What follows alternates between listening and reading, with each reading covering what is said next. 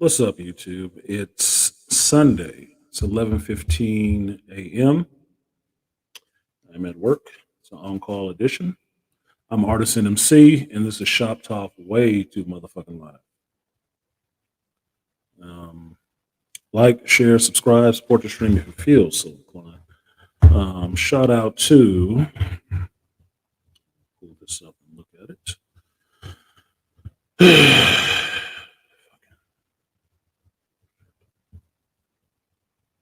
Y'all will forgive me for being late, but I was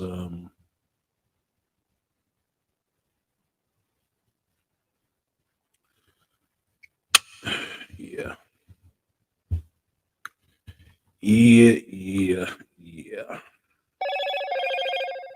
We'll get into this shit. Just give me a minute to fluctuate my fucking mood. Shout out to the Aqua Techie. Appreciate you, Aqua Techie, for coming through. Supporting the stream. I am looking for 15 contributors today. Super Chat, Cash App, PayPal, either way is fine. But definitely support the stream because I do this at great personal sacrifice to myself. Apparently. One second here. So, shout out to Aqua Techie, the #1 wrench in the building. I do appreciate you supporting the stream, and I will give you the 3B salute. Appreciate you, Aqua Techie.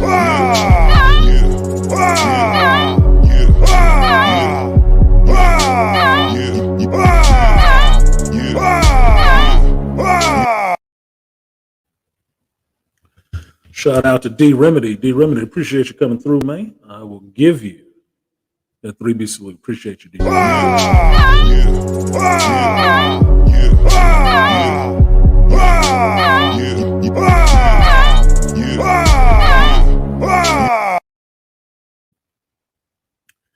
And next one goes out to the package man.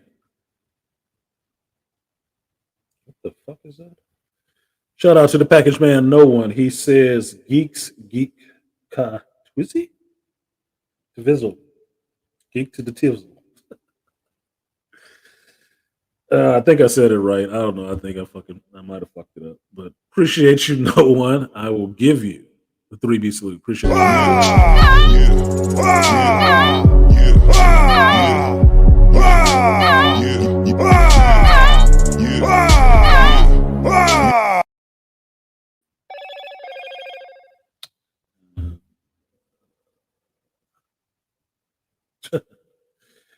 And next one goes out to the no one again. To the package man. He says, from the Geekverse, Maestro, please. Thank you, no one. I will give you the guts and butts. Appreciate it. Double up. 3 or 4 times. I ain't telling no lies. Run it up. Never let a hard time on the was. No, I did put a title up there. Why was it not showing up on the StreamYard? It wasn't showing up. All right. So thank you guys for coming through today. Yeah, I was just having a fucking argument. I'm not going to mince words since I was called a liar. I'm not. I don't. But let me see who's in here before I start getting into some other bullshit. Shout out to my cinephilic brother, Malika Me Bain, brother Malika on the profile pictures. Shout out to Malika, appreciate you. Shout out to Aqua Tech. He said geekelite transform and geek out. Yes, sir. We will maximize and terrorize this bitch today. Thank you for reminding me what I was actually supposed to have my brain on before I started this shit.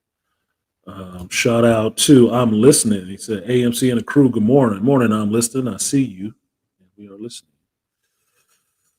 D Remedy, he said salute to AMC in the chat. Appreciate you, D Remedy. I do like people who have manners. I really do appreciate that shit. To Triv, the 211 to Triv, appreciate you.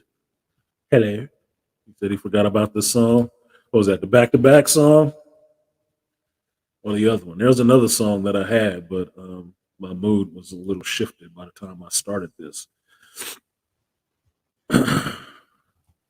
What up, Toya? What's good? She said, tell him, Toya. Tell Toya. Tell Toya everything. She wants to know. Shout out to Rainfire Designs. Hey, everybody, I'm actually awake for the start of the live stream. Because you're working them shifts, man. This ain't even that early. This is like late for California. 11?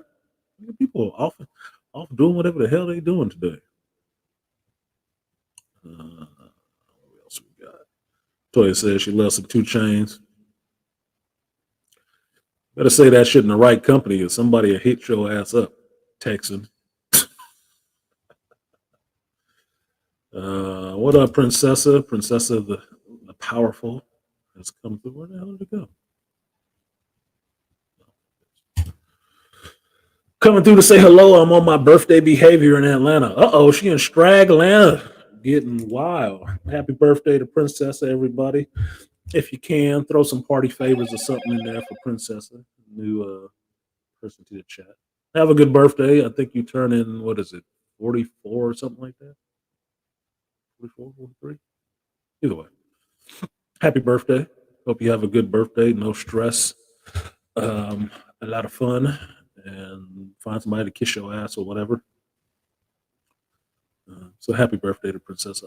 I do have claps. I'm sorry. I'm at work. I got my deck on. So for Princess's birthday, we will give her the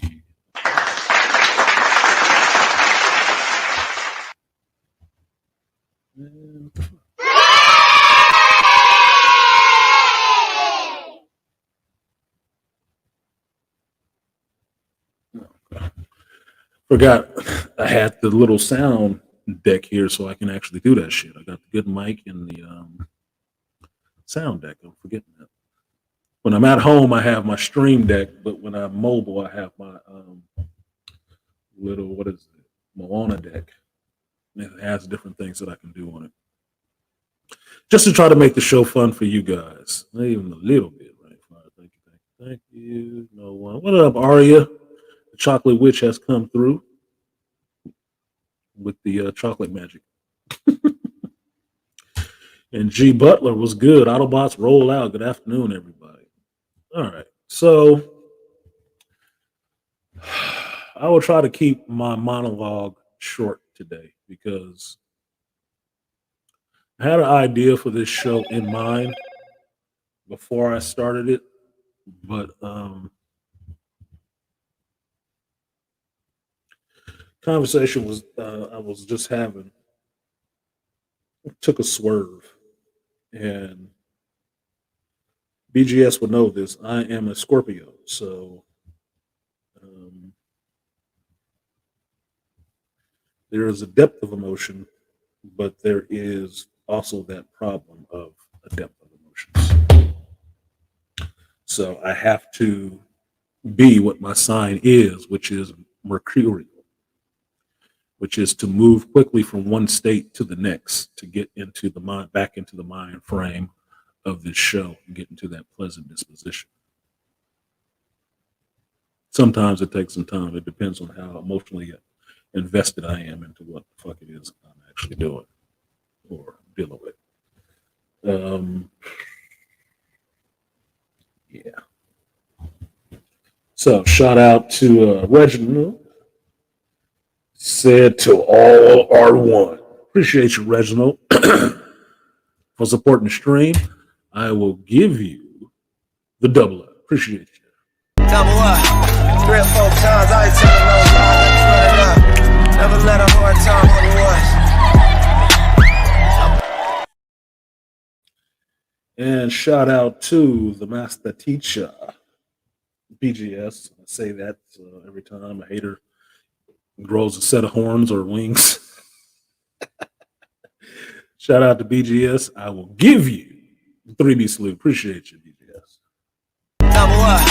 3 or 4 times. I ain't telling no lies. Run it up. Never let a hard time on the was. Arya said the chocolate witch may be at BlurredCon. Yep, I might be too. Still have not bought my ticket or arranged a hotel yet. I had some things going on personally, so we'll see if we can get that shit ironed out. Get that done because I do want to go fuck with Charles at BlurredCon. I've been talking about that for a minute, and I want to go do it just so I can hang out with Charles. Probably hang out with Artie Edmore, ugly ass. And then just hang out with some fucking geeks. I've been missing geeks, y'all. I really have been missing geeks. It's June. It's a year since the, debacle with the shop. I have been missing geeks. I've really been missing geeks. That was a counterbalance to my force for a while. It was my recharge. And I have not had that. So I've been completely steeped in only real life adult shit without too much fun. I have some, but a little. I'm listening. Says, Artisan, you look exhausted. Thanks for telling me.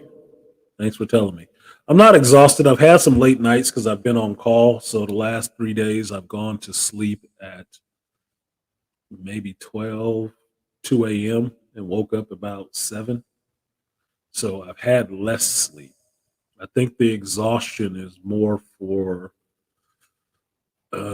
emotional exhaustion. Put it that way. Some things wear on you. And yeah, some things wear on you. And it has a physical effect if you give a shit. If you don't give a shit, it doesn't matter to you. You can do it like scraping shit off your shoe and wiping your ass. It won't matter. It doesn't matter once it's dropped in the toilet. But if things matter to you, it will take a little bit of a toll on you. Some things matter to me. Some more than others, and some more than they need to. Or is deserving. What up, Lonzo?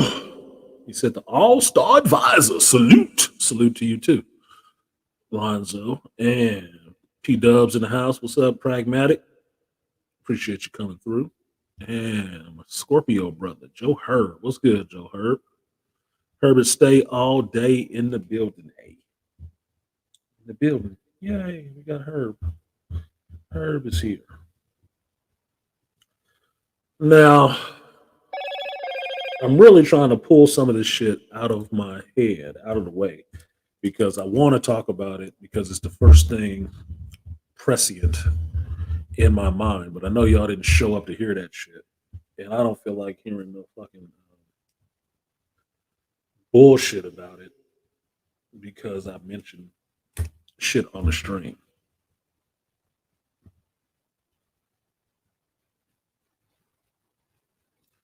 Life is stupid. Life is fucking stupid. Anyway, fuck it. Y'all came here for the other shit. So, a sound of people in the chat. Who has seen the Transformers movie? Who has seen the new Rise of the Beast movie? Or are you looking for me to tell you everything about it to see if I can convince you to go see it or not?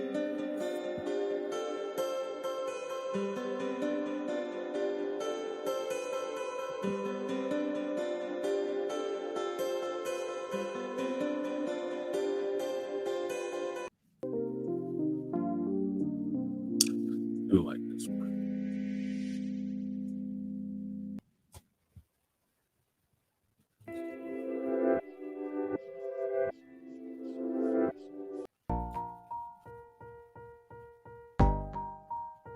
Those don't fit. I have to pick a different song to put on here for that. Oh, I could probably do it right now, can't I? Oh, you guys are answering those questions. We got enough people in here. Let's also please get the likes up. I am trying to break out of the YouTube dungeon. No, I didn't upgrade everything on the screen to have a whole set and the nice lights and all the rest of that shit. But do what I do when I can do it. And it's not going to be all of that shit right off the top. Where are the songs? Oh my fucking God.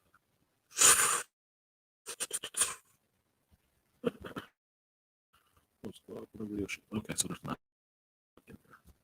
Fine. Fuck it. Whatever.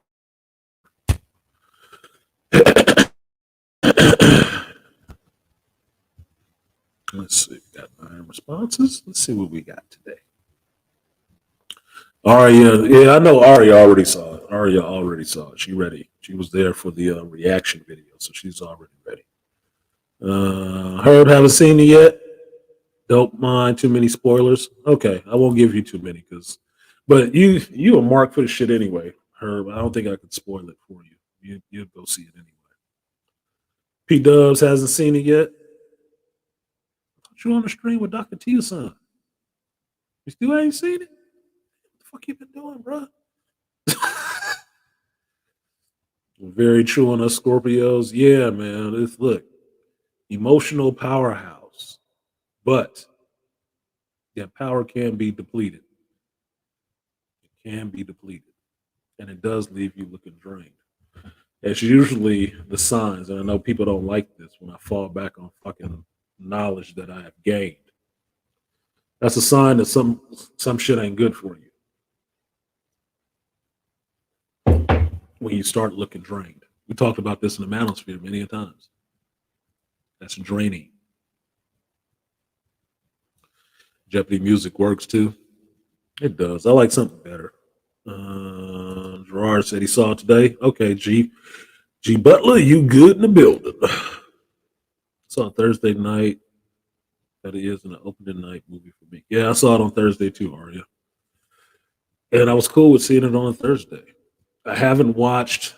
I watched some people's reviews on Friday to see what they thought about it.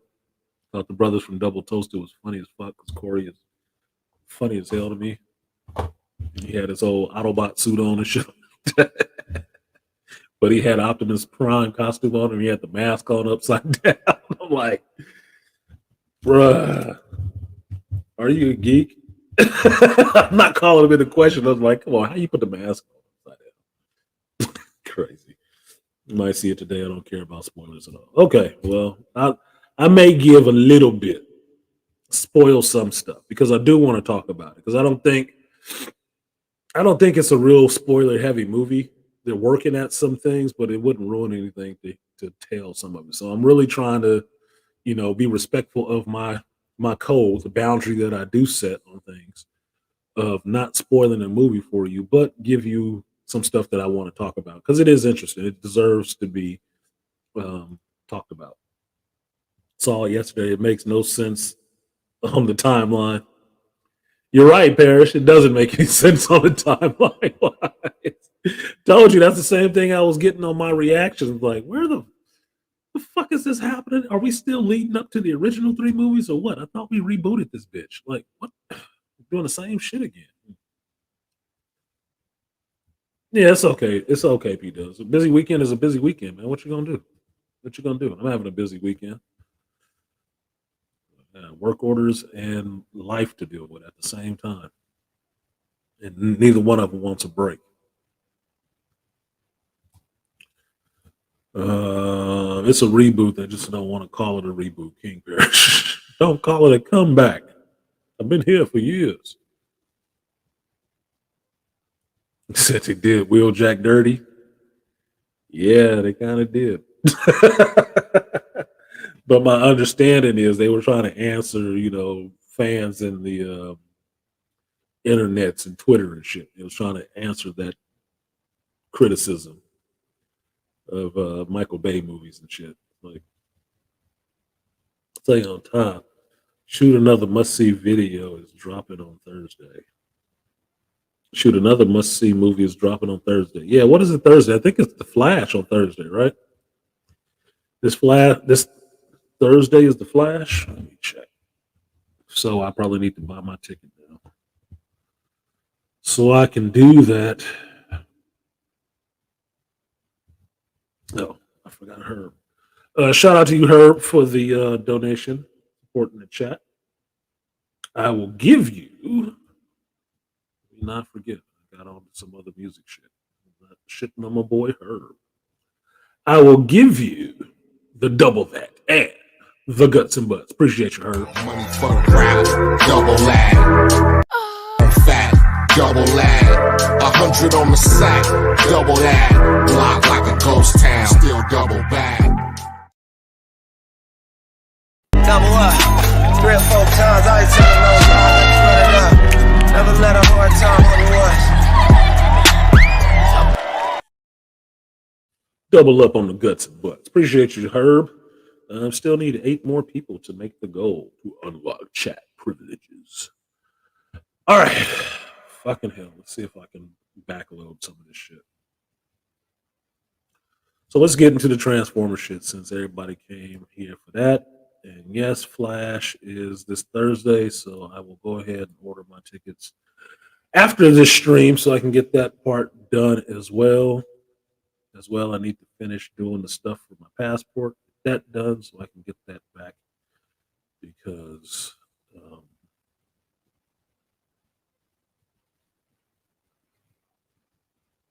really do feel like I want to leave this place.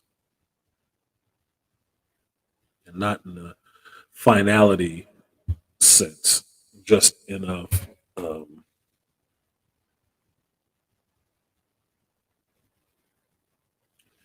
just in the sense that some shit should actually change up. Maybe it's something different somewhere else. I don't know. I have to say on top. Continuity has never been a strong point in the Transformer franchise. No, it has not. Accuracy has never been a strong point in the Transformer franchise at all. Accuracy left the building or rolled out the building on the first movie. It wasn't accurate. So we ain't gonna shit on it for that reason. It's the same reason why Fast X ain't getting a lot of crap from me about ridiculous car stunts. They've been doing that shit for a while, dude. They've been doing it for a while. It's too late to start complaining about that shit now. Shut up. Shut up and take your medicine. Friend, Transformers not being accurate, it hasn't been from the jump.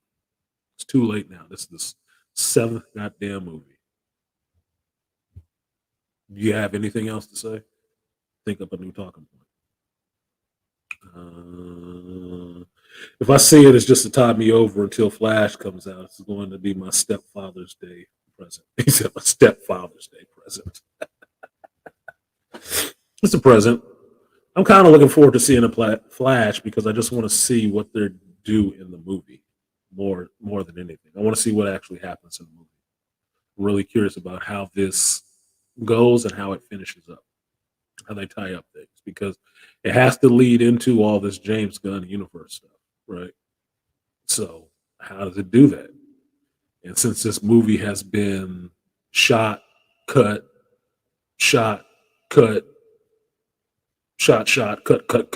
more, I don't even know what the fuck is left in this movie. But I'm not going to be remiss in remembering this is the same piece of shit that some people was worried about with this, female replacement for Superman showing up. It's still part and parcel of that same stuff that was there in DC before Zaslav showed up. It's still part and parcel of the same thing. It's still the same fucking movie. They just have to put it out to turn a profit on it. But it's not going anywhere. I mean, it's a dude running on the track. Okay? Pun intended. It's a guy running around on the track. It's not going anywhere. It's going to start in this movie and end in this movie. Maybe they throw some stuff in there to lead into some James Gunn first, but you already know most of these people is not coming back and being recast. So it is like just running a lap around the track one time. That's all we're doing. Like, oh, that was fun. Okay, so what else you got for me, DC? Warner? That's it. Like, so I'll see what I see. FYI, I heard good things about the Flash movie. Did you? I haven't heard anything about the Flash movie because I haven't been listening to anybody who's seen it already. I mean, I know insiders already have their videos up for reactions to the Flash and stuff like that. I have not watched those. Like I told you guys before, because I'm a content creator on YouTube and a lot of that stuff comes up in my feed. If it's about a movie that's coming up, first thing I do is I hit watch later. I watch the shit later because I don't want what they say to influence how I receive the movie when I see it. And that's why I switch from not doing reaction videos very much to doing initial reactions right after I've left the theater because I'm getting my thoughts down documented as this is what I saw in the movie right after seeing it. So if you heard the shit later on from somebody else who did a review and they're using the same shit that I said, the way I said it, you know where the shit came from. That's just me trying to get a little bit of respect for the shit that I do. That's all it is.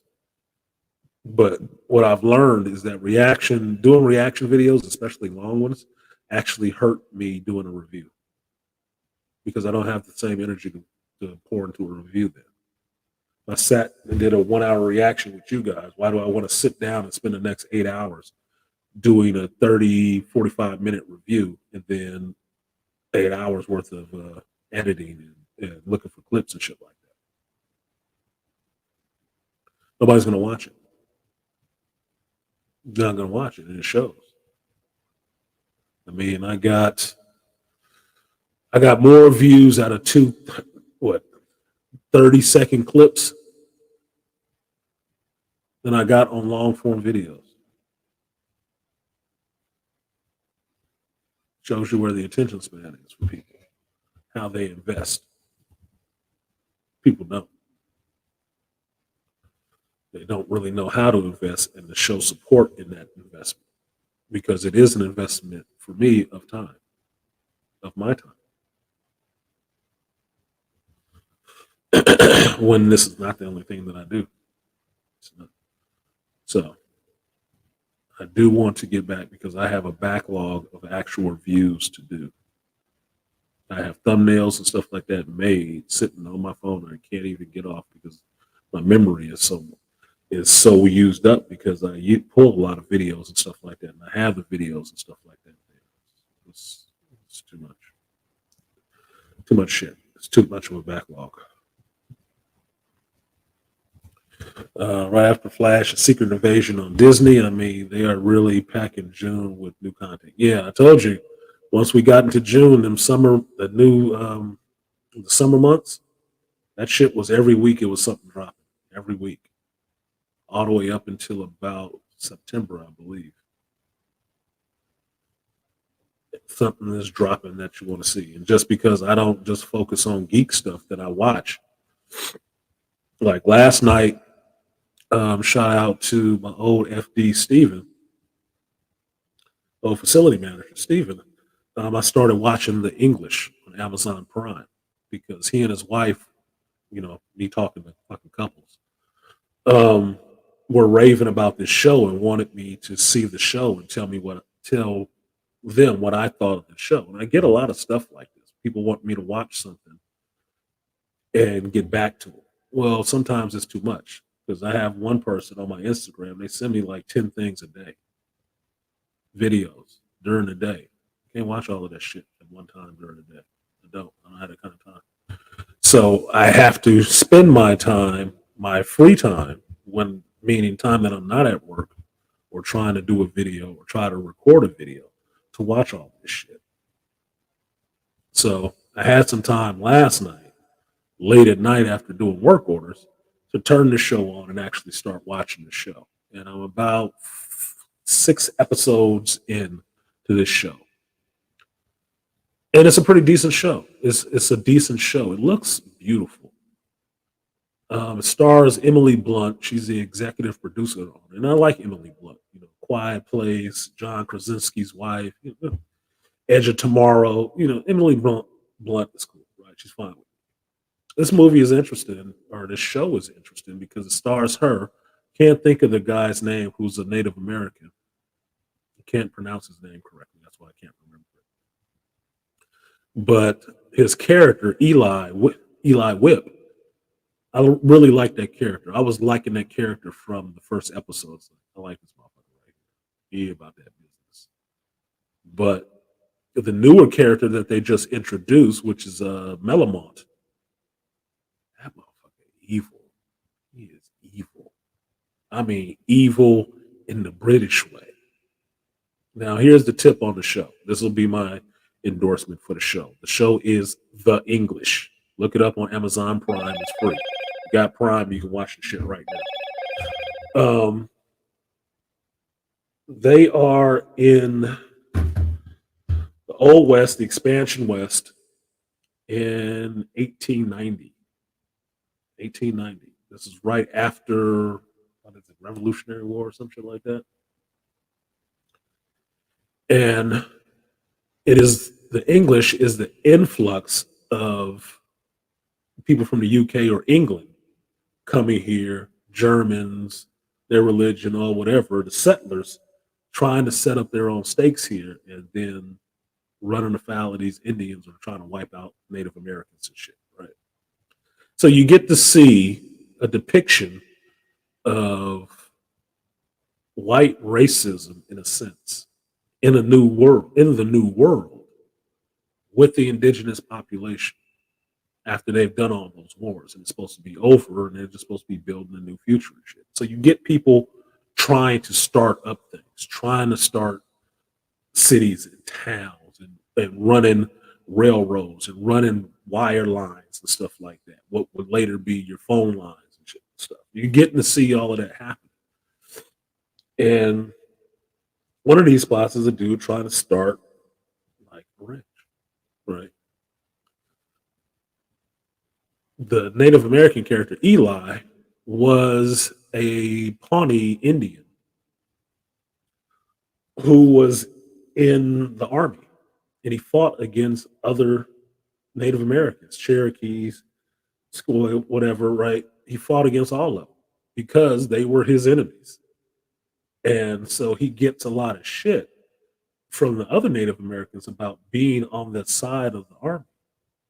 But he also gets shit from some of the people in the army because he's a Native American too. They don't like his ass either. But he's really good at what he does, which is killing motherfuckers. So they kind of don't mess with him too much. He gained rank. He wants this land. He wants some land in Oklahoma. And he ends up running into the Emily Blunt character because he walks into a town to get a drink. And the dude in the town set upon him, beat his ass, and hang him up somewhere because they don't like the color of his skin. Now, Emily Blunt, she's English, from England, has just come here. This is her first foot onto American soil. And bringing that English sensibility here and nobility, in a sense, high society, whatever the fuck you want to call it, into this frontier, which is brutal.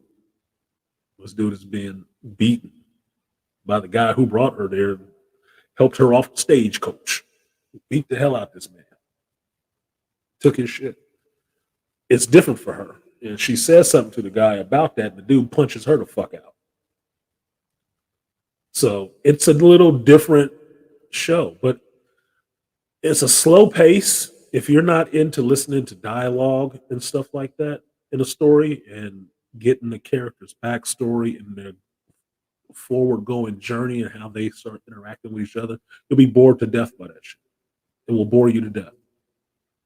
But if you get into cinematography, how frames are set, camera angles, dialogue within characters, intent or subtext,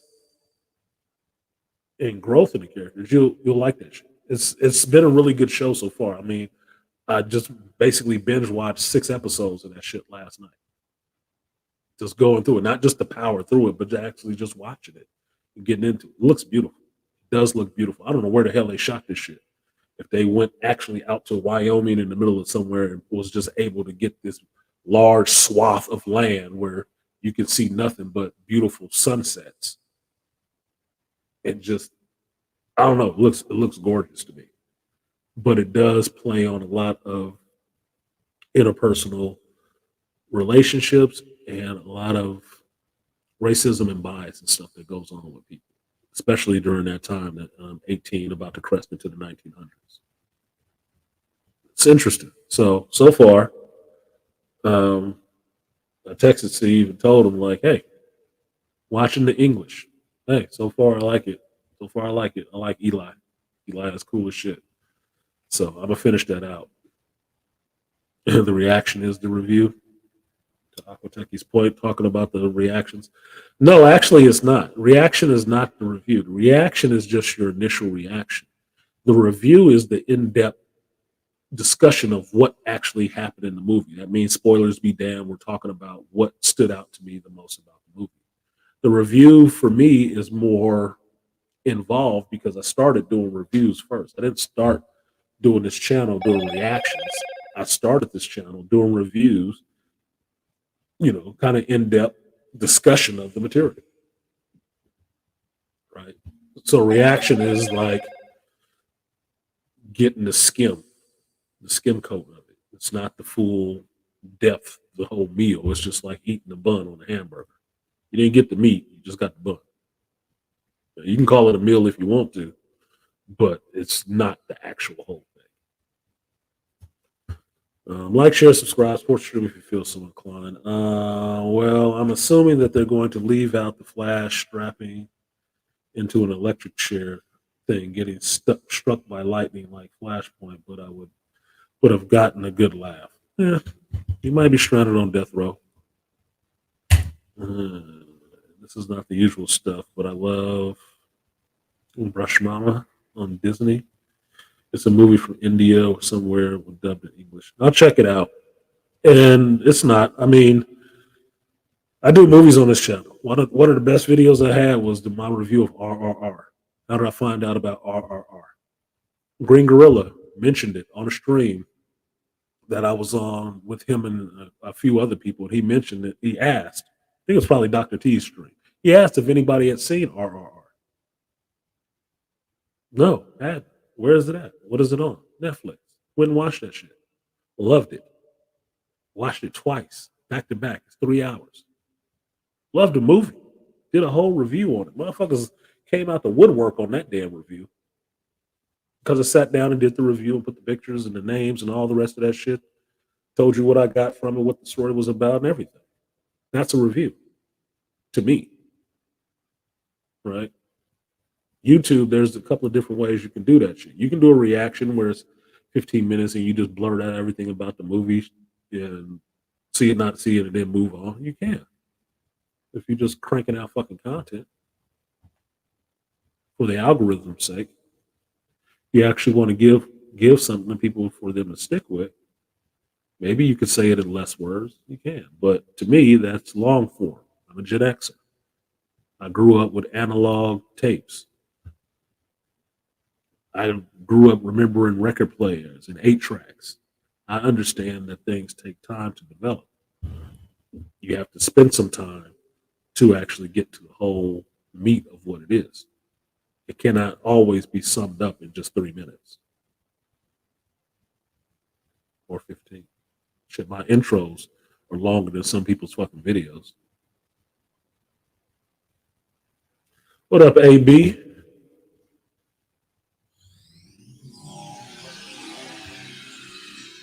AB Media beaming in. What's good with you? A bizzle to the mediaism. Ensign Media. So, for a short burst, that was about the English. If you want to check it out on Amazon Prime. It's on there. Pretty interesting.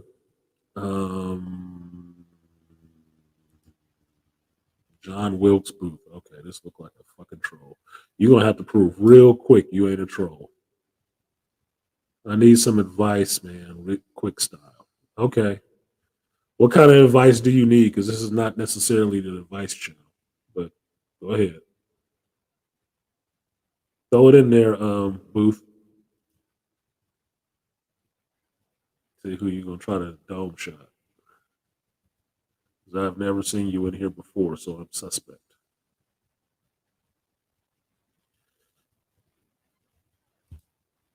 Babysitting my nephew right now. He's not listening. He's not listening to what?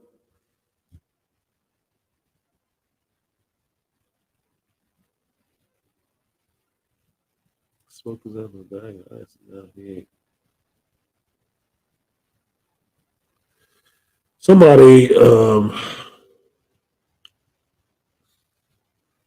dude, if you fucking around, this is gonna be so fucking irritating. If you have hurt a child, call 911. Don't get online. Call 911. Okay? You need some real advice. I smoked his ass with a bag of ice and now he ain't moving, big dog. What the fuck are you talking about? He must be on the he's probably on the Geek Elite assembled side.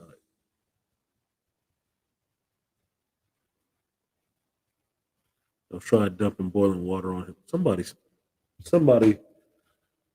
for the love of God, dude. For the love of God.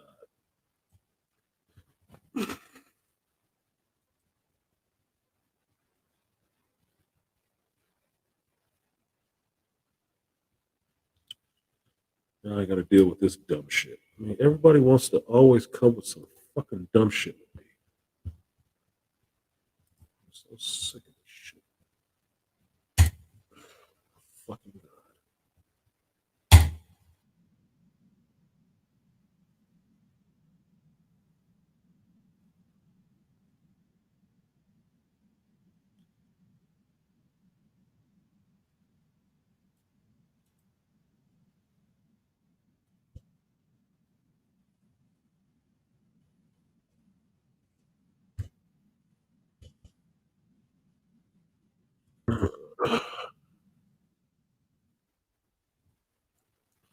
Derail. Get my likes up. Give me a like.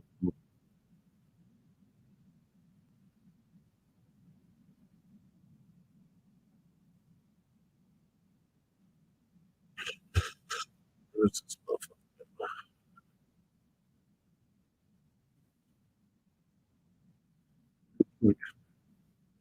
Not showing up here at all. And only streaming two things. Yeah,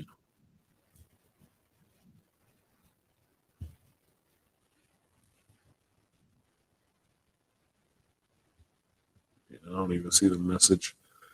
I don't even see the message that he was actually timed out.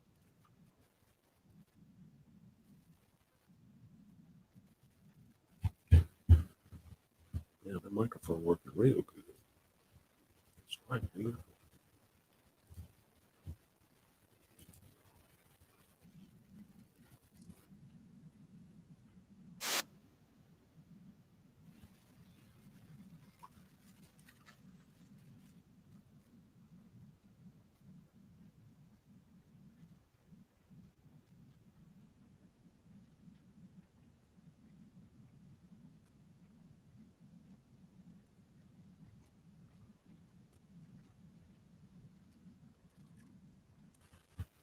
I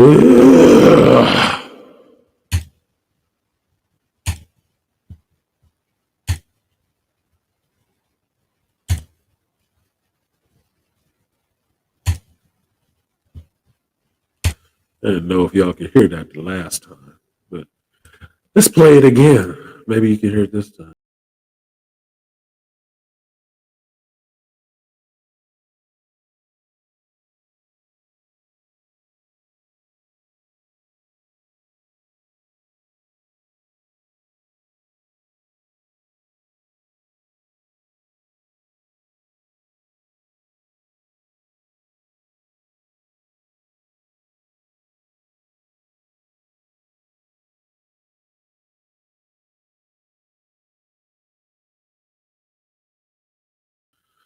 All right. Moving on. Yeah, Donnie Mac. What's so good, Donnie Mac? Yeah, that bass line. I remember when my brother first rolled up on me playing this song. When I first heard this song, it was the Desillusion, Delusion, not Delusion,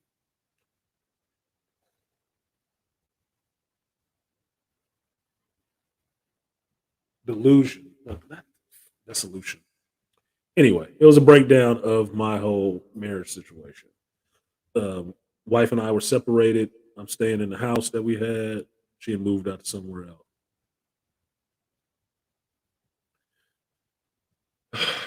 Does anybody see this motherfucker in here now? Says he's on YouTube. So if you are not calling the actual 911, you wasting time online telling me about what's going on. You are fucking around. So I am reporting you for child abuse to YouTube.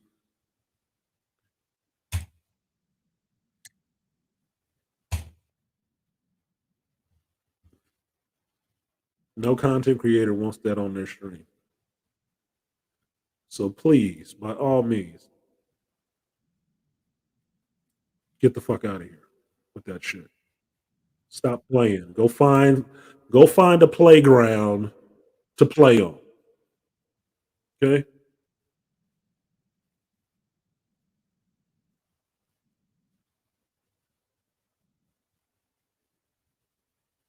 I don't know why. This is why I do not like trolls. This is why I don't like trolls.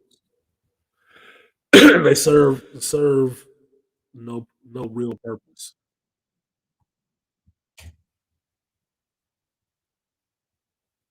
Come on to fuck up shit. Like Toya lost the whole channel behind some motherfucker wanting to jump on her open chat and show some goofy shit. I got a whole video I got to take down now because somebody jumped on my chat and said some foul shit. Now I got to take down the whole goddamn stream. Got demonetized. Stop coming to other people's channels doing dumb shit you wouldn't do on your shit. So I told you I never really cared. I never cared up front about the monetization thing because it's too easy to lose that shit. It's like a carrot. One motherfucker jump on your shit saying something stupid, and now it's all, oh, you ain't getting no money now. Motherfucker. Some of the shit you can't even fucking control. Anyway. Yeah, exactly, Herb. Exactly. Pretty fucking twisted. Why even bring up some dumb shit like that? Even if it ain't fake. I gave him the advice. Call 911. What are you, fucking brain dead? He's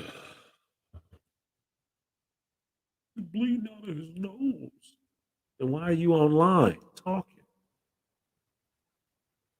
Get the fuck offline and handle some shit in the real world.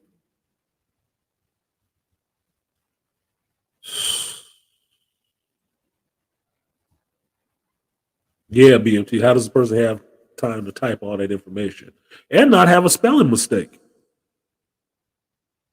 Right? BMT, you understand this better than a lot of people of how people respond under duress, right? Hands be shaking and shit like that. I know it just because I study psychology. Duh. People under duress don't do things functionally normally. They have to be trained to function normally under duress.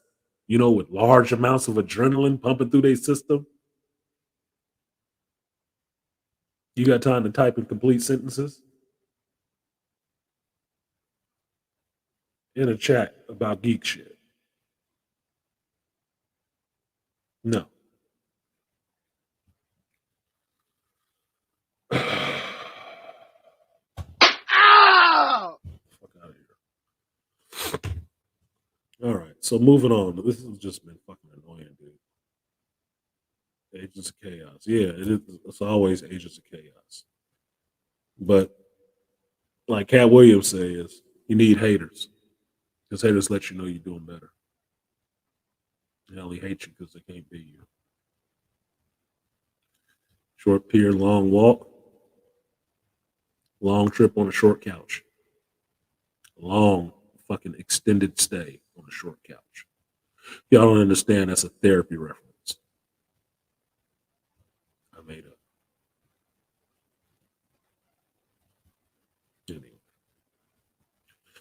Thank you, Arya. So did I. So did I.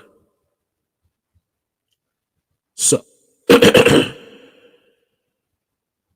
yeah, thank you, BMT. I will. I'll go on.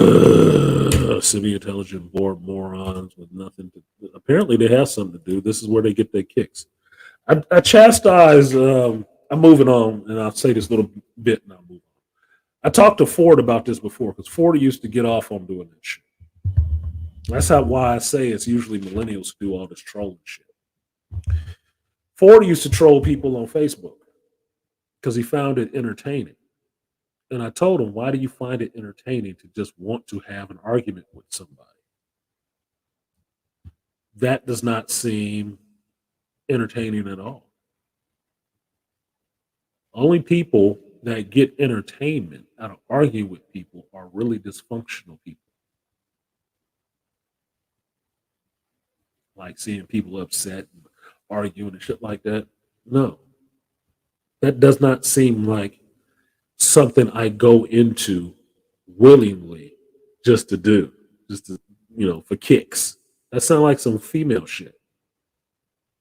Arguing for the sake of arguing. I ain't trying to argue with anybody because most of this shit, there ain't nothing to argue about with people. Because most things are petty. Little petty shit. And you've seen it, you guys have seen it on here, right online. I can have a disagreement with somebody. I ain't about to sit up there and fucking argue with their ass forever about it. Why? Because it don't fucking matter. It's small. You don't see it that way? Who gives a fuck? Fine, don't see it that way. It ain't changing the way I see it. And I'm not changing the way you see it. So there you go. What are we going to do about it?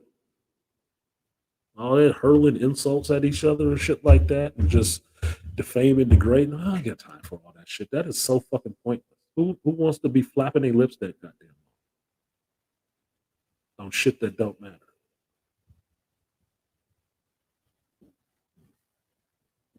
Yeah, back to the previously scheduled program. Anyway. Like, share, subscribe, support the stream if you feel so inclined. If you see a troll, like, I will reiterate what I said last week. There is a standing kill order on all trolls. Just automatically. Automatically. I have no love, no safe haven, no harbor for fucking trolls, especially not trolls who want to talk about other content creators in this space. It's not the place for that shit. You think every panel is an open forum for you to air out your shit? No, the fuck it ain't. No, it's not. Every channel on YouTube is about the content creator, what they want to put out, and the message they want to put out. It's not an open forum for you to come there and drop your shit off. That is what your platform and your channel is for. It is. So if you look at these channels like people's houses, how are you coming into this person's house? Everybody quick, there's an emergency.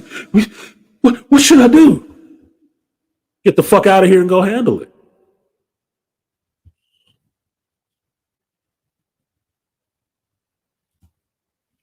Or Arya said, the only reason to argue is if someone claims that they don't like Black Noir. That kind of reckless talking needs to be handled right away.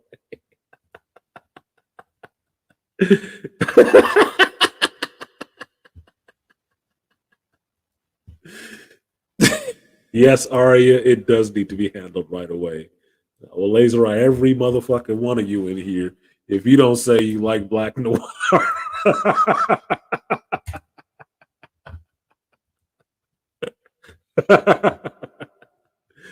What up, Beastly? I saw Beastly coming here. What's good? Yeah, respect the house. Exactly. But most people have no goddamn respect. I don't say that shit because I don't know anybody. I'm not saying that shit in a fucking vacuum. Part of what I do, and I had to reiterate this shit earlier, part of what I do and what I have learned to focus on is studying people, relationships, social structures, history. I know a lot of shit. My head is not big because it's fucking empty. I know a lot of shit. And I bring what I know to bear in every situation that I'm in. You don't got to like it. You don't have to appreciate it because predominantly people don't. But you're not going to make me disrespect it. I'm not. I value it because it has been learned, not just from personal experience, but from the experience of others, from people who study this shit, just like I've studied. And they are further along in studying than I am. And that's why they pass back information so I can learn it earlier.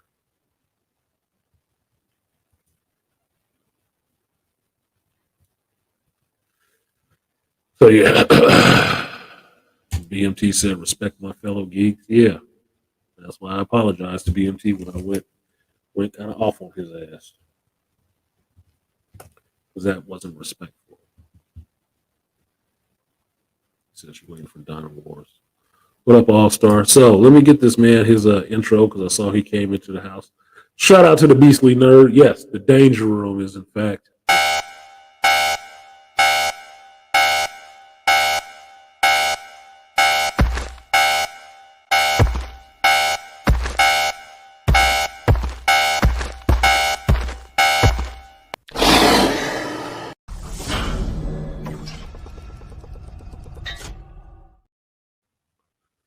All right, so where are we at? 109, 110. Let's get into this Transformer shit so we can get this Rise of the Beast and not the beasts that are dumbass. Motherfucker, he made another one and came back again. My dog ate my nephew.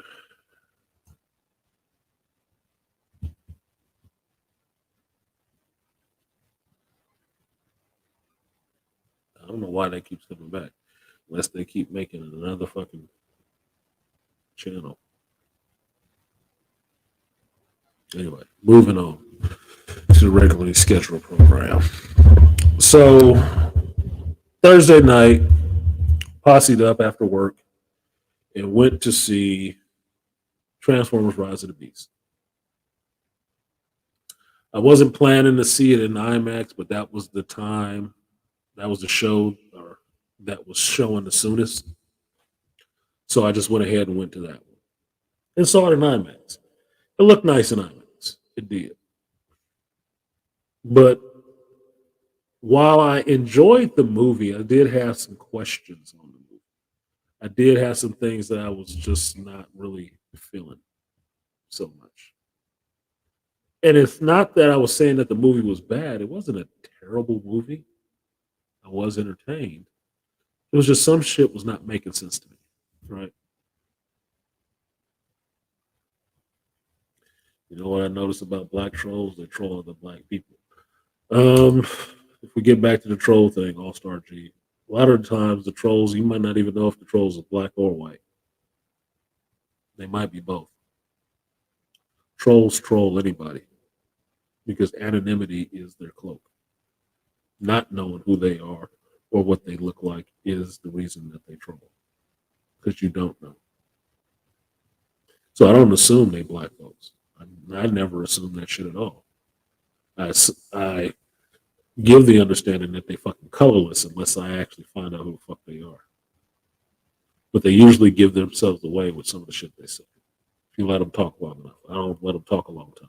I'm not trying to engage them. I have a small enough channel where I know everybody that comes through this bitch because I've had interactions with them in multiple places.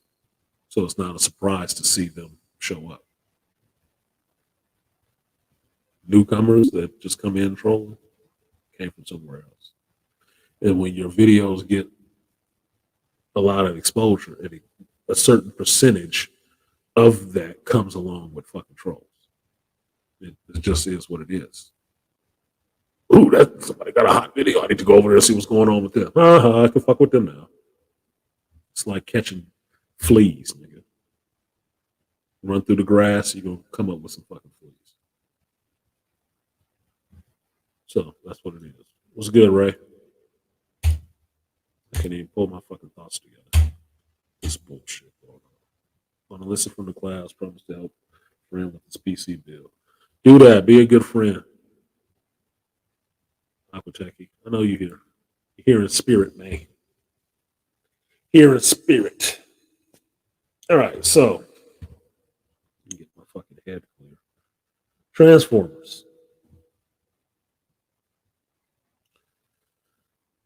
See if I can build this goddamn sandwich.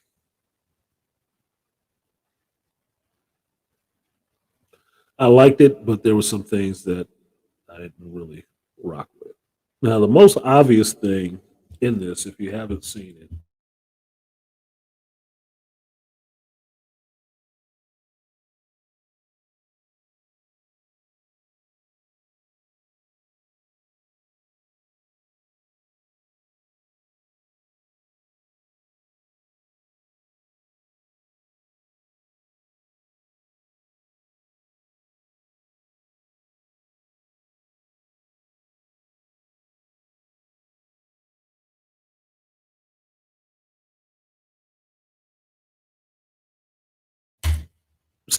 thanks for that, Lion. I knew I hit something. I didn't see anything different, so I didn't see what it was. Thanks for pointing it out. Thank you. I muted. What was I saying? Just to jump to the nut of the problem, the thing with Transformers is mid-credit stinger is that the main character Noah in this movie is being offered a security position, but his security position is not what he thinks. It's not just a security guard job. It's actually a security position in GI Joe. Now, for me, this is not overly a surprise that they put GI Joe into this, because for me, this was something that would have been put into my review, and why I invoked the name of my buddy Ron Bundrum. Shout out to Ron. When we saw the first movie, and Tyrese and I'm forgetting that other dude's name now, they look like GI Joe from the first movie. They always looked like GI Joe. And all we said was, when are they getting to the GI Joe part? They should just mix these two together. So I always related to those Ness soldiers and stuff like that. Josh Duhamel. That's Josh Duhamel. I always related to those Ness soldiers in the Michael Bay films as GI Joe, because Tyrese looked like Roadblock. He did. They were always GI Joe to me. So it's just was never said as this is GI Joe, because they had their own separate movies going on and the universes weren't shared at that point. Yeah, Sector 7 and Ness. That was always GI Joe to me, right? If you saw the Crimson Twins show up, it would have been like, and they got twins in this shit too. Well, yeah, that's Tomax and Zaymont. Nigga, what the fuck? But it wouldn't have been that big of a deal. This movie, they actually go for it. They actually go for it. Noah thinks he's getting a job to be a security guard, and the dude hands him a business card, and it's basically GI Joe.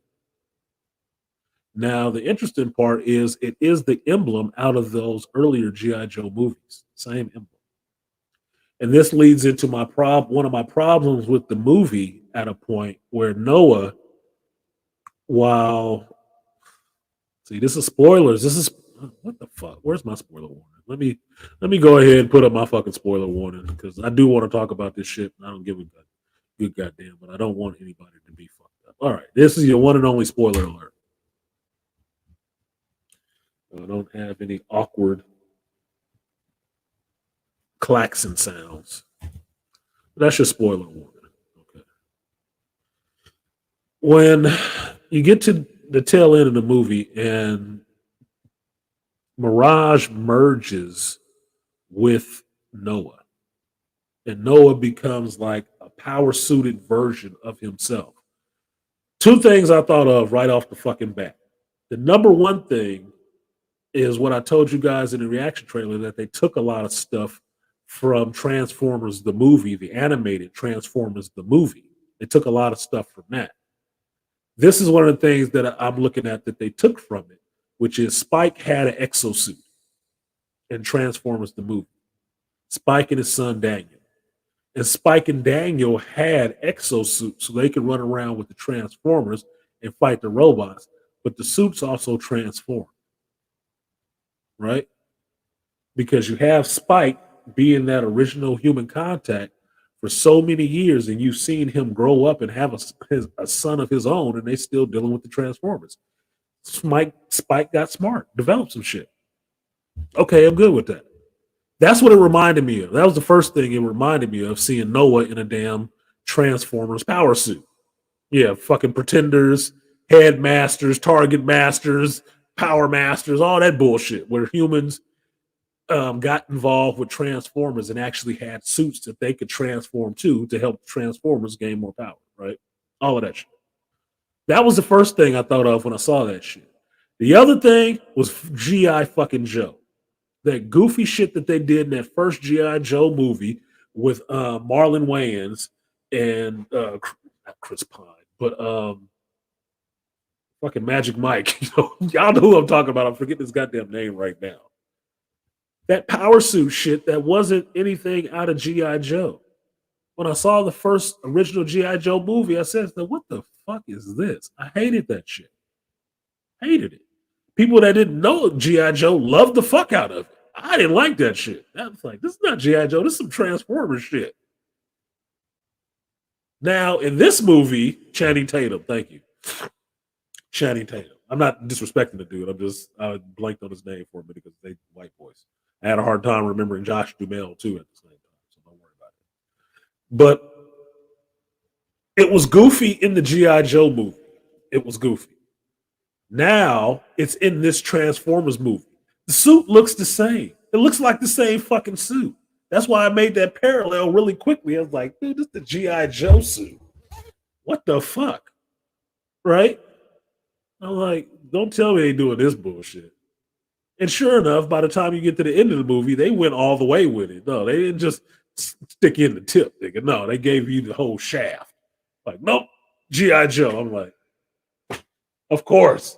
And that's why I was in the movie groaning and laughing at that shit. It got to that point, he turned over that car, it had a G.I. Joe symbol on it, said, a fucking course. Of course. It's fucking Hasbro. Why wouldn't they?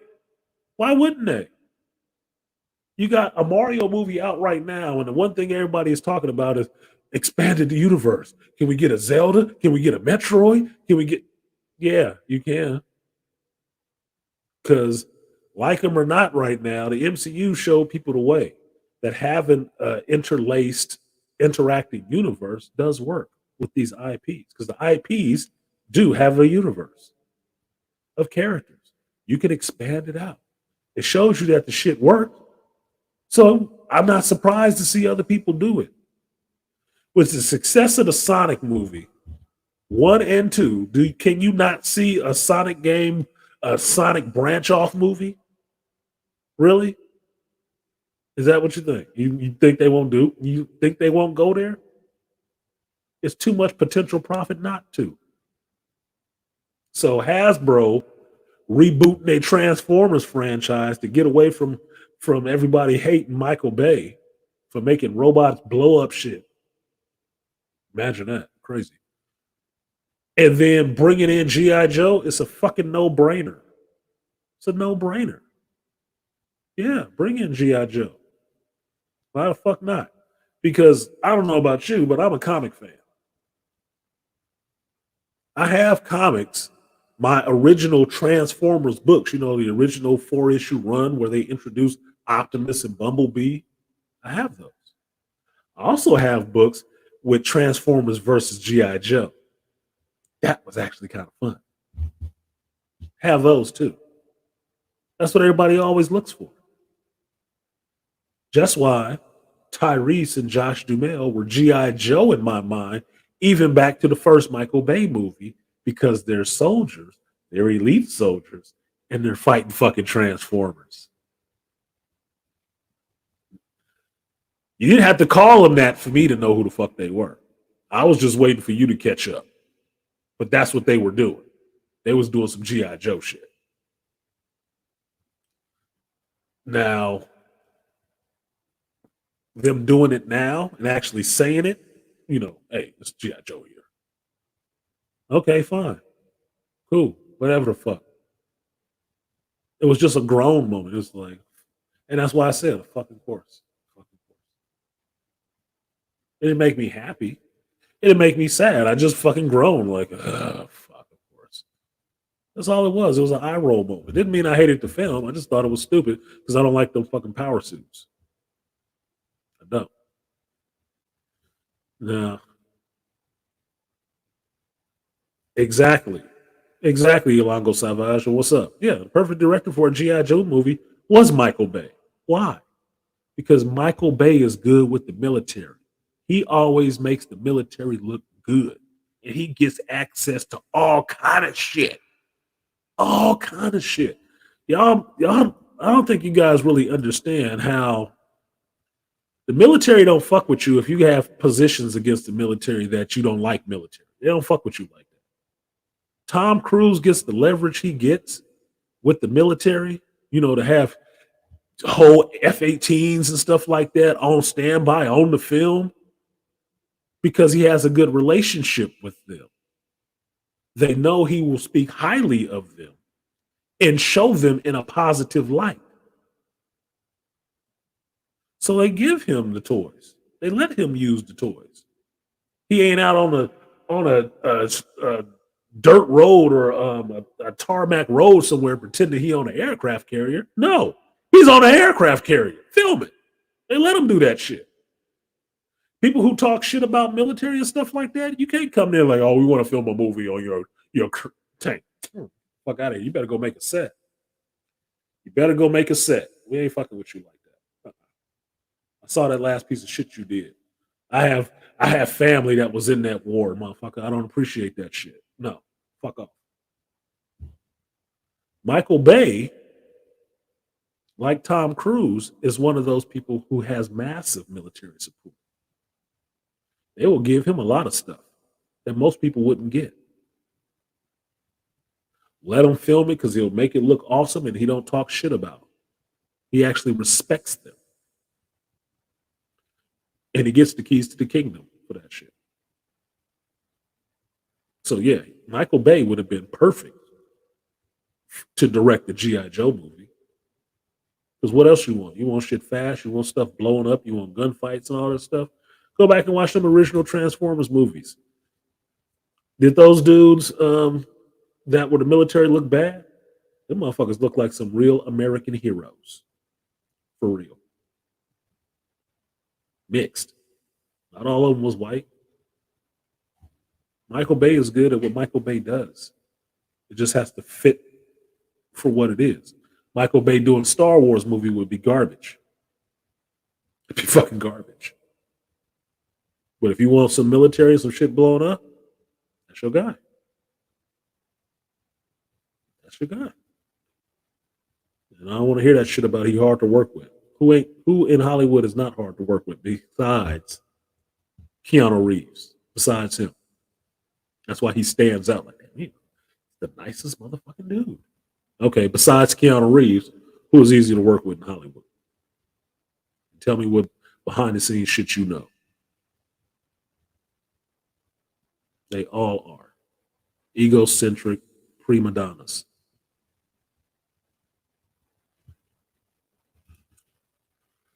Artisan, in the first two Transformers movies, the Special Forces soldiers were betrayed how the way G.I. Joe was supposed to be in movies. Exactly.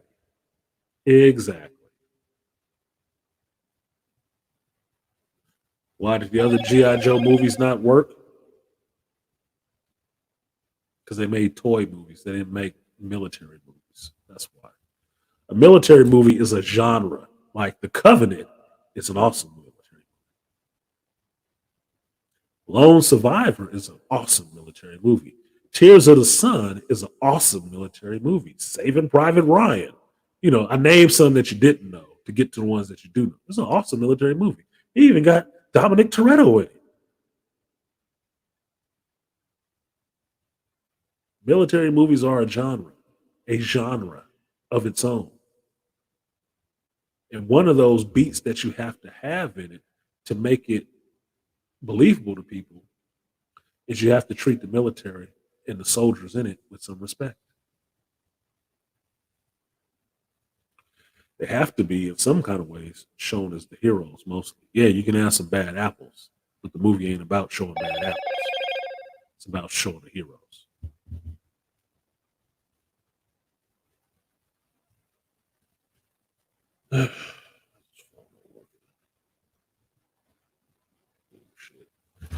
Shout out to King Parrish of the Bingo Nation for supporting the stream. I will give you that 3B salute. Appreciate you, King.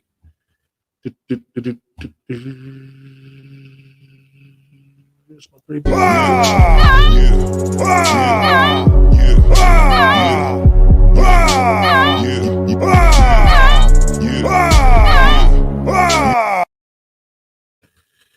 And also shout out to Rainfire Design on the PayPal side.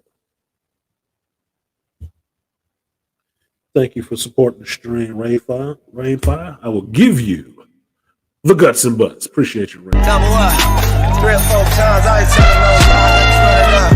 Never let a hard time on the ones. Gotta remember to check the text messages for the PayPal because they send a text message.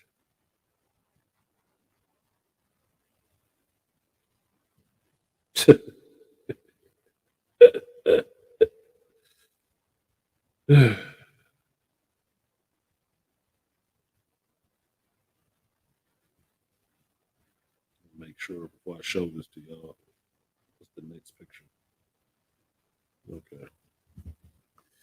Look at that. Don't they look like a real American hero? Google be funny sometimes. Google Photos is funny sometimes. Putting together shit that you ain't even thought about. Like, why are you doing this? Oh, we made this collage for you. You're going through my goddamn picture. I didn't want to see this shit. It's a 3-year ago picture. Picture from when I actually first met my crazy ex. Weird that comes up right now.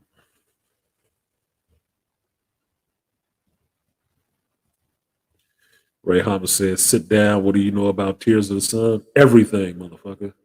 What do you know about Tears from the Sun? I just mentioned it. I ain't heard you mention it once. So I know a lot. Start fucking with me, Ray. 13 hours. I didn't see 13 hours yet, so I can't say yay or nay on that. I just mentioned some because I can go back to Kelly's Heroes, Dirty Dozen, Bridge on the River Kwai. I can go back to some older fucking movies and get into it, but I ain't the stream. So anyway, that was one of the things that bothered me about the Transformers thing. Some of the other things, and I will read you from my fucking review notes. I will read it from my review notes. See that shit? I told y'all I don't fuck around. It's a lot of goddamn notes. That tells you how far out of the movie I was fucking pulled. Yeah, you should check it out, Lion. Tears of the Sun, Antoine Fuqua. If you like Training Day, Equalizer, you need to watch Tears of the Sun. Bruce Willis. Damn, why am I forgetting the brother's name now? There's a lot of good actors in it that you would know. Watch Tears of the Sun. And the story is important for Black folks. The story is important. Bruce Willis, Monica Bellucci. I like Italians. And I'm forgetting the brother's name because I'm forgetting the brother's name. But I did remember the titties.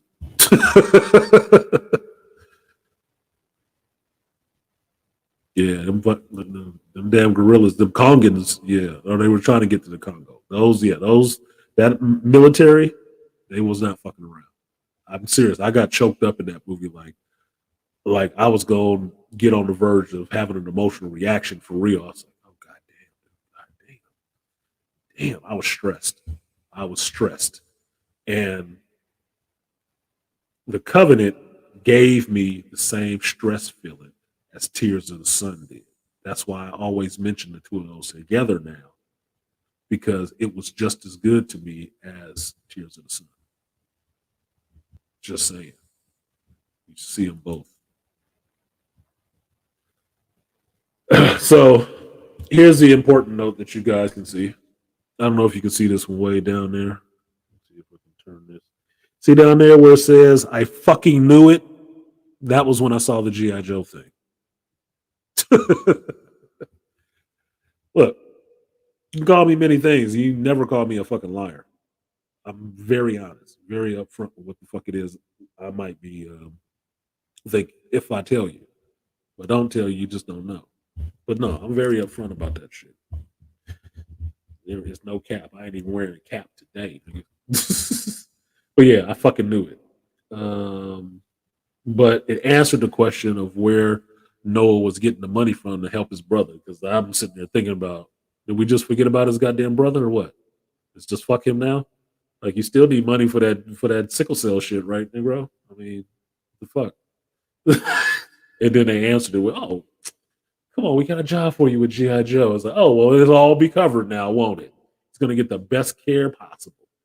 I don't know. I'm sitting there thinking, since you introduced GI Joe ain't the best care available. You might want to talk to Dr. Mindbender, nigga. You'll get that boy up and at him. They made a whole person from DNA from great leaders, nigga. Yeah, you might need to go holler at Koba. You might need to go holler at them because they got some next level shit. They will like rebuild your whole genome and get you a new body. Might not want to talk to GI Joe. That's still American medical care, I guess. I'm guessing government medical. I don't know.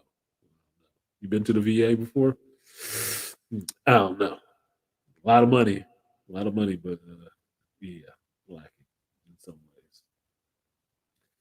So I'm gonna just go down this damn list and shout out to, I think it was it Aquatechy or somebody on my reaction stream about who Scourge was, and my brain finally kicked in to remember who Scourge was. Scourge in the Sweeps from Transformers the movie, because I was getting fucked up initially watching it when they introduced Unicron into the shit, right? Said, okay, they got Unicron, and he actually looks like Unicron is supposed to look. Big ass coochie mouth, eating on planets, the two horns pulling them in. Got you. Yeah.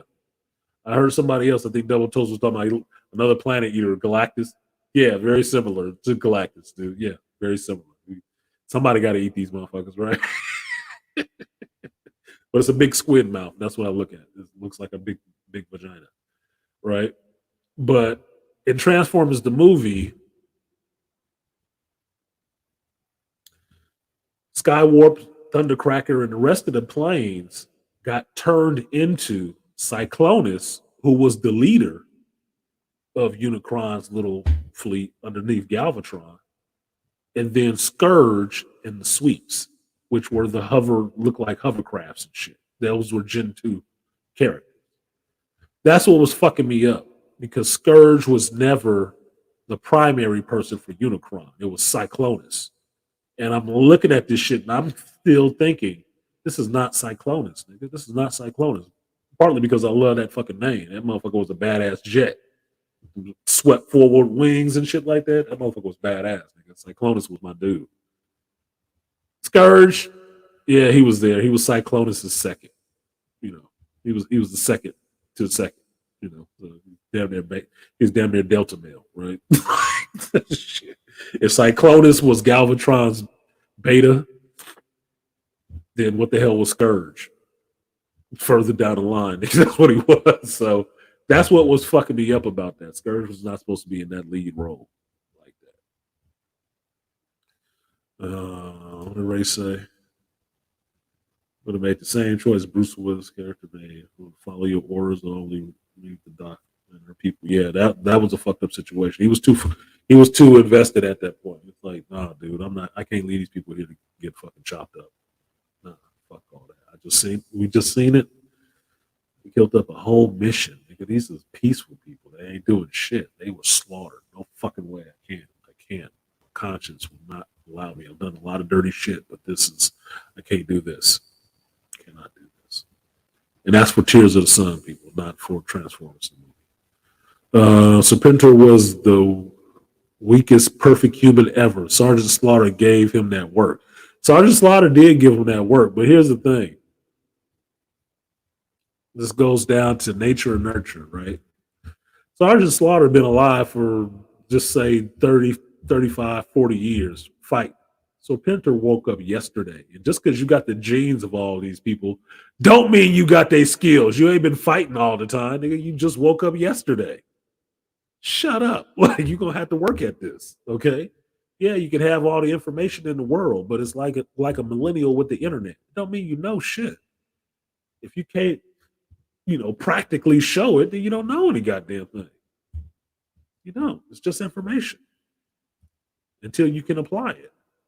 Then it's knowledge. Everyone at school in the playground was trying to do that Cobra la la la la la la la la chat when it came out. Yeah. Who was my dude in Cobra la la la la la la la la? Nemesis Enforcer. Nigga. Love me some Nemesis Enforcer. I still got that toy. It's not as good as what he looked like in the damn show. But Nemesis Enforcer was my dude. Good in there. No business, no talking. Fuck you. I'm in there. Nigga. I want to fight. I want to smoke. Probably why I like Warren Worthington's The Fallen, because he looked like Nemesis Enforcer with them damn leather ass bat wings and shit. But I got a thing for wings. What was the other thing I saw? The Insecticon patch on Scourge's shoulder, the Insecticon insignia, and some other animal insignias that he had on there. That was a good Easter egg that they threw in there. It shows that Scourge been taking out some of these other people, and some of these other people actually exist. That's why when he kept sending out little Insecticon-like creatures, I was like, oh, that's kind of cool. Those are Insecticons. I mean, it's not the ones I'm looking for, but they're insects. So whatever. Like seeing the Twin Towers. Like seeing the Twin Towers in the movie. It was based in '94. They were still standing then. That was a good little Easter egg. Let me correct Joe Herb right now. Sergeant Slaughter gave Nemesis Enforcer the whooping though. He got over. They had fought like 2 or 3 times. He finally got a win on him. He fucked them guts up. That's what he did. This is for me. This is for her. He started doing some wrestling shit. You got a big man flat on his back. You should be whooping his ass. You got a big man off his feet and flat on his back. You should be giving him that damn work. Y'all watch the MMA. What do you not do in the MMA? Don't hit that mat, nigga. You better be a Gracie. Don't hit that mat. Don't go down on that mat on your back. There's whole schools training you in just that. Do not get flat on your back on that mat, nigga. This is not the time to do the LeBron flop. No. You gonna get fucked up. No, and he did. He got over on his ass. This is my command. I'm like, this is my command. Get that shit on the sound clip. This I command.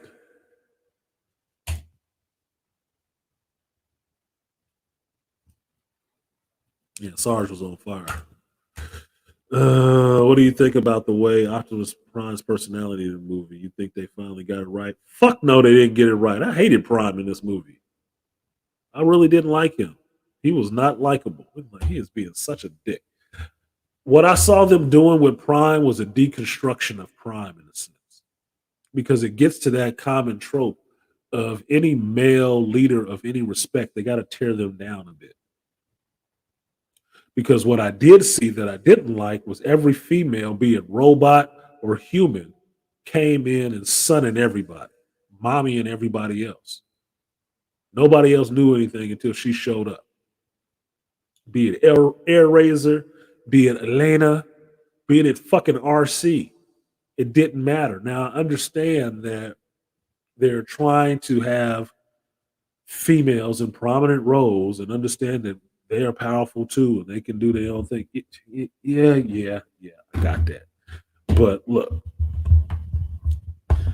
that does not come to the exclusion of everybody else having to be an idiot. Because I don't know about you. First time you see some of these characters on the screen, they talking shit to dudes and chastising them like little kids. Like, who the fuck are you? What authority are you over them? None? Should probably shut up. I don't like that shit. That shit bothers me. In a movie, in personal life, the shit bothers me. I have the same fucking reaction consistently. I don't like that shit. That is not respectful. It's not talking to grown-ups like grown-ups. You come in and you just need to be telling people shit. Fuck no.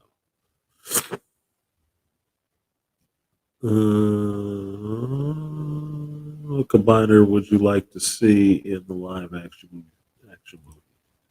That was off the topic, MC, but I didn't really get into the combiners.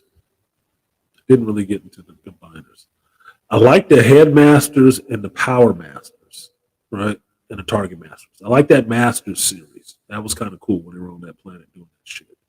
But the combiners, never really liked that shit. To me, that was a cheap toy sale. It was a cheap toy sale.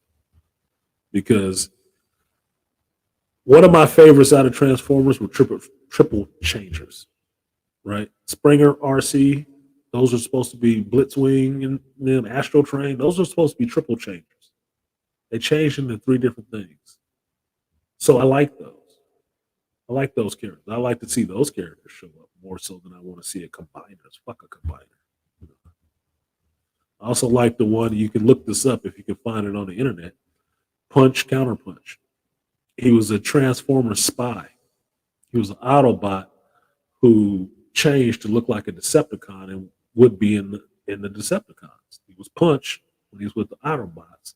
He was Counterpunch when he was the Decepticon. And the toy did the same shit. So those are some of the things I'd like to see. But I wasn't that into the combiners. That was too much extra shit. But because that was the fallout of this Masters series. Target Masters, Headmaster, Power Masters, that shit.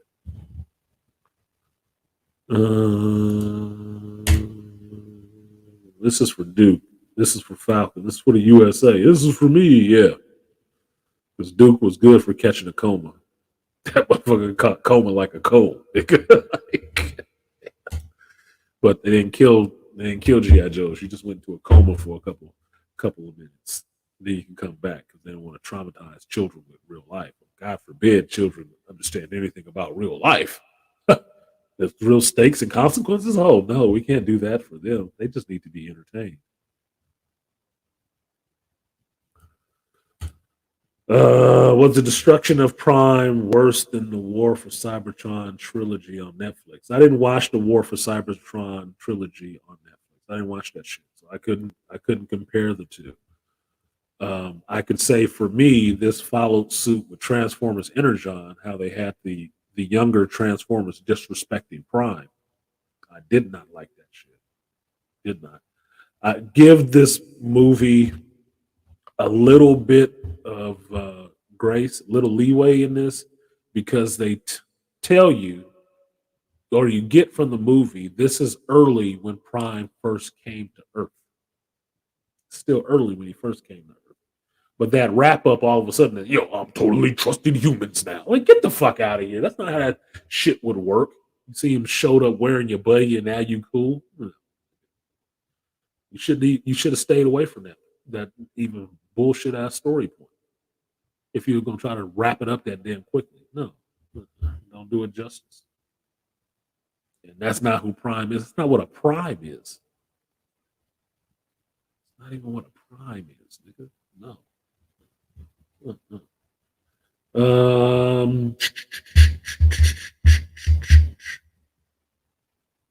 I already told you about Lauren. What's her name is in this? Miles Morales' mama is in this, and her actual full Puerto Rican beauty. She's in it. Cool. That was hot. I do think, though, at this one point, I think they stole something from the Manosphere. I think the writer watches the Manosphere content. There's a scene in this movie where Noah is talking to his little brother. I forget his little brother's name. I don't know if it was Josh or whatever the fuck it was. But they're talking, and they just got rejected for getting his sickle cell tribute, which I think is I think that is I don't think it's a HIPAA thing. I think it's a breach of the Hippocratic Oath. But if you bring a patient in who has a sickle cell trait and his hands are swelling and he's losing numbness, and you turn his ass away because he has an unpaid bill, I think that is a lawsuit. That's what that's called. I think that's called a lawsuit. Like immediately. You're not supposed to do that. Bill or not, you still supposed to take care of them. You're gonna send them out to the street. What if they have a whole fucking, attack in the parking lot and die in the parking lot of the hospital? You were liable. They stepped on the hospital grounds needing help and you refused them and sent their ass away for some money? Oh, 3 months late on your bill. Well, nigga, add this to the tab. Fucking hell. That sounds like a lawsuit. That was bullshit to me. But in that scene, after they went through that, Noah tells his little brother something that we talk about in the Manosphere all the time. And Dr. Tia-san, I was waiting to see if he actually said something about this shit. But he's like, no one is coming to save us. No one is coming for us. I'm like, whoa, nigga, what you been listening to? I know where I heard that before. Two little brown skinned men talking. A man talking to his younger brother, letting them know nobody's coming for us. We got to save ourselves. Holy shit. They need to pay some royalties. Somebody need to be paying some royalties. That to me, that was a big nod, like, oh, okay, people listen. Yeah, Chris, thank you, Beasley. Yeah, Transformers in the John Q collab. Yeah, I guess John Q was in the hospital with, unless John Q was in Philly. Wasn't he? Like, god damn, dude. Was he working with the same hospital? Anne Heche hiding around one of these doors somewhere? What the fuck? Here you go. In my review tonight. Awesome. You should be doing your review now then. BT Starscream Megatron taught me to watch your right hand, man. You always watch your second, because if you want to think about it and you want to cross geekdoms one more time, Megatron and Starscream's relationship is the same relationship between a Sith master and a Sith apprentice. It is your job to try to take out your master. It is your job. That is what your job description is being his second. If he marks you as his apprentice, he is also marking you as his possible successor. You have to become more powerful than him. If you cannot overthrow him, take him out at some point, and are not actively trying to take him out at some point, you are not shit. He will kill you. You are wasting his damn time and tutelage. That is part of your job description. Do what the fuck I say and try to take me out. It keeps the master sharp and it sharpens the apprentice. That's what Starscream was. Megatron always knew Starscream was going to try to take control, but that's what kept Megatron sharp. That's what kept him sharp. But Starscream would still do what Megatron told him to do. He would. But he always had to be thinking more steps ahead of Starscream than Starscream was thinking of him, because you got to be watching for that shit. It's not, look, dude, being in the lead role, being the lead sled dog is not an easy job. Knowledge is a burden. It's a burden. That's why ignorance is bliss. You ain't thinking about all this other shit that the person in charge has to. You're not. So that's the relationship. That's why he kept him there. Yeah, you watch him. You have to. But that's what keeps you sharp. That's their job. So let's get back to this shit. That was a little little side thing, but it's whatever. 90s music was cool, but like I told you, I just think some of the music didn't fit right. Didn't fit right. Did not fit right. I liked it, but at some points, like we discussed this on the reaction stream, when Bumblebee got into the fight. Do I like Mama Said Knock You Out? Yeah, I do. I do like Mama Said Knock You Out. It's a little later than the time frame that they were given, but I do like it. But it would have been, that scene would have went over a damn sight better if they used Party Up by DMX. If they used that shit, that would have hit. That would have hit hard. And the lyrics in the song work with how the action goes. It works. Totally fucking works. I'm waiting for somebody to recut that shit and put it up on YouTube so I can watch it and enjoy it and give them a like and a share. Maybe even a subscribe. Just saying. My next note is stunning, brilliant, and brave. What am I talking about there? Malika knows. Anytime they put a sister in a movie, now she got to be stunning, brilliant, and brave. Now, this is the problem I had with the Elena character. Not the actress, the character. To make it clear for the dumb people in the room. Elena as a character was unbelievable to me because she's smarter than her curator that she works for. Right? But she never says how she got so fucking smart. She talks about her dad, how her dad got smart. But the same way that Serpentor having the genes of Genghis Khan don't make his ass Genghis Khan, Elena's daddy being smart and coming from his jizz don't make her smart automatically either. What work did you put in? Where are you learning this shit? Because everybody wrong because she know better than everybody else. Well, how? How? Where did she get the knowledge from? Do you realize what it takes to become a museum curator? Of any museum, even if it's a comic book museum.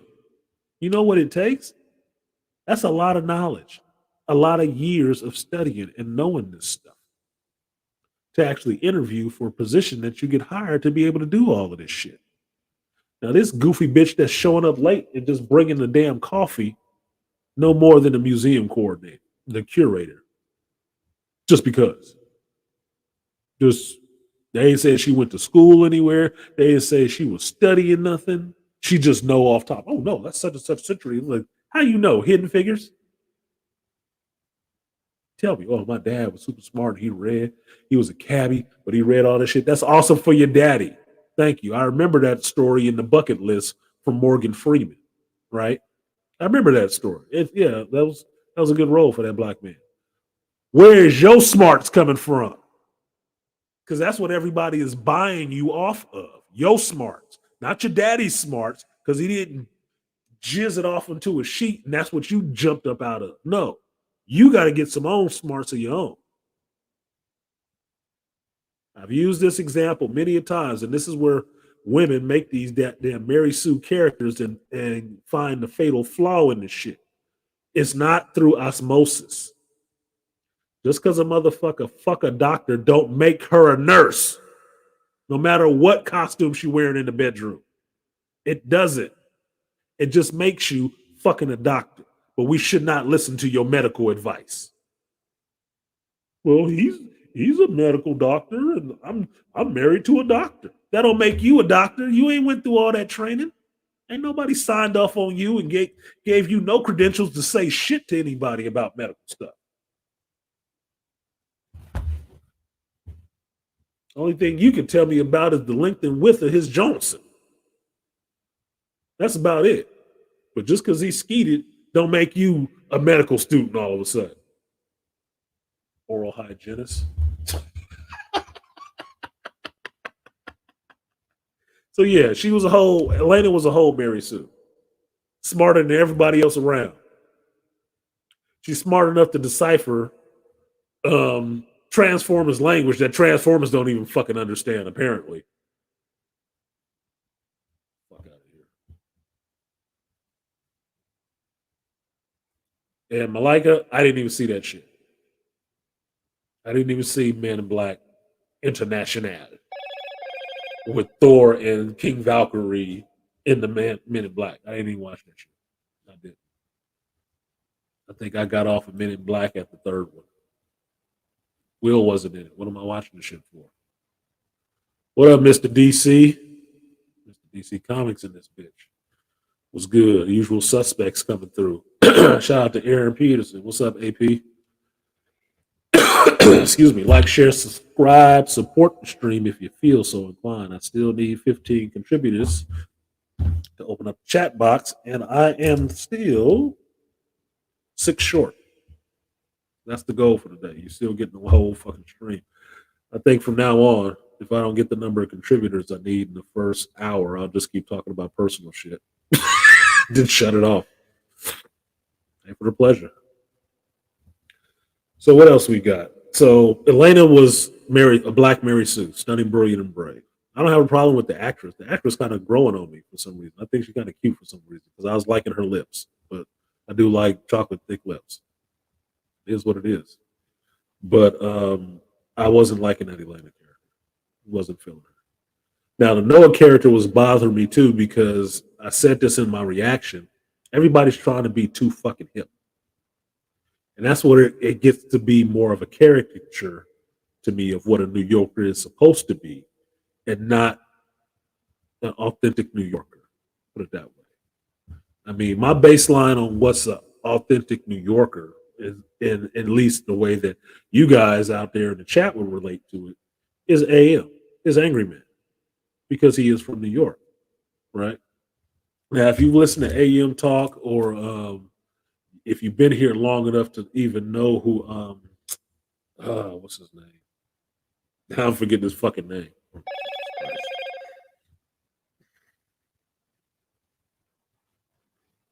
I'm forgetting his fucking name. Jesus Christ. Anyway, other New Yorkers in the space, right? I appreciate you, Aaron Peterson, for the Aaron Peters for the geek toll. Thank you for paying the Church of Geek. Appreciate that. I will give you that 3B salute while I try to remember this brother's fucking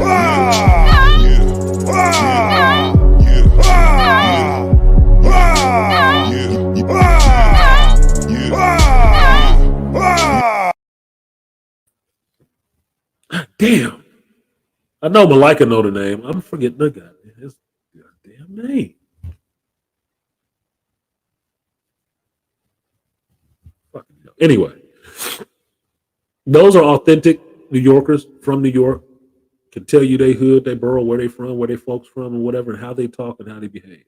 What I saw in this movie was caricatures. It's like saying you're gonna put a gay man in the show and he's just a flamer all of a sudden, doing all this over feminine, flamboyant shit. It's like, dude, that is a stereotype of what a gay person is. I don't know if y'all live in close contact with anybody who's gay, but that ain't necessarily it. That's not it. That's insulting. So that's what I saw it as. They were trying too hard to play that up too hard. They were trying to be too fucking hip. So it wasn't, to me, it wasn't accurate. Is one too, but you know who I'm thinking about, Malika. He's a brother. He used to be an AM cap way back in the day. Way back in the day. and he still does content. He got his daughter. He in the military. I think he's still overseas right now. I'm forgetting his goddamn name. Just it's not personal. I'm just forgetting his name, just like I was forgetting Josh Duhamel and Channing Tatum. I haven't eaten breakfast. I dined on caffeine and fucking righteous indignation and irritation. So I haven't actually had food, which I probably need to have so my brain will work. No, not Grinch. Grinch is from ATL. Yeah, Grinch is from Strag Lennon. There you go. Pragmatic got it. Jay Shine. Thank you. Fucking Jay Shine. No disrespect, but Jay Shine was who I was thinking of. I couldn't remember his fucking name. I was thinking of the image. The name wasn't coming to me. Yeah, Jay Shine. Jay Shine is a New Yorker. Him and Angry Man talking. You can hear New York in them, right? You can hear it.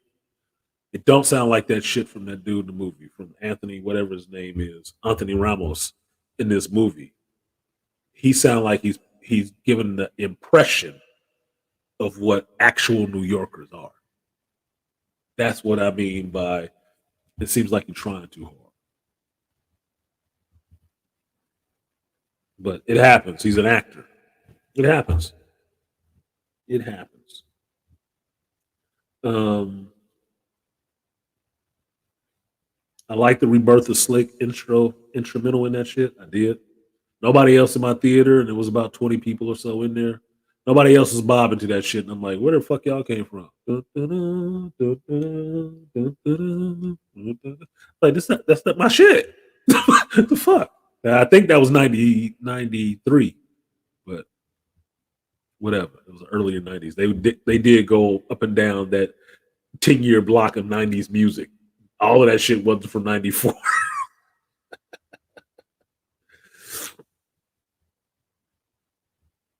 Yeah, I like seeing her. Lauren, I'm forgetting the rest of her name. She got the three-part name. That three bar harmony name. Let's see. Let's see.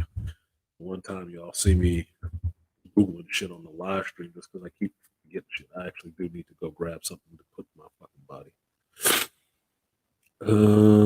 Rise of the Beast.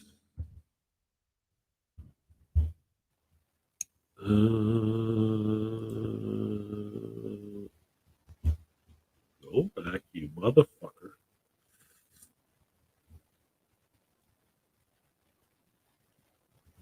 Show more. Oh my fucking god. Lauren Velez. Damn, this picture got her looking like goddamn Oprah Winfrey. Y'all want to see this shit? Oh, god damn it. Urgh.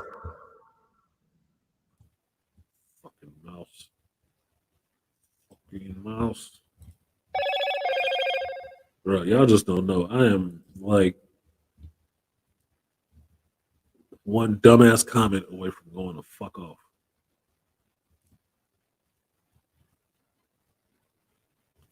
Little cutie ass. All right, let me share screen. What up, F Holiday and Lion? Appreciate y'all coming through. All right, Lauren Velez. She cute to me. Always have been.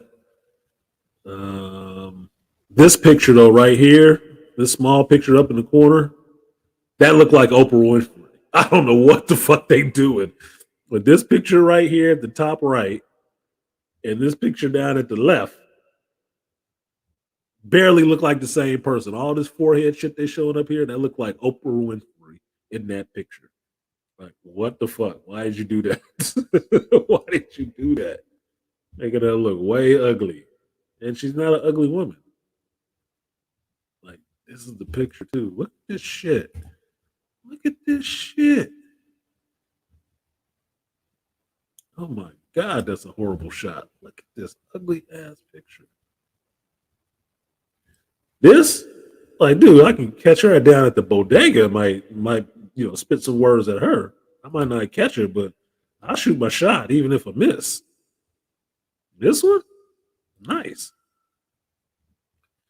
The fucking mouse got a mind of its own sometimes. Misfires like a motherfucker. This with little legs and stuff. Like, all right, sweetie. All right, I see you, Miss Velez. Lips and smile. Look, dude, I'm getting Rosario Dawson vibes off of this shit. Y'all know how I like some Rosario. Fuck around and find out. So yeah, she's not a bad looking woman. Let me turn this shit off. Put that away in the spank bank.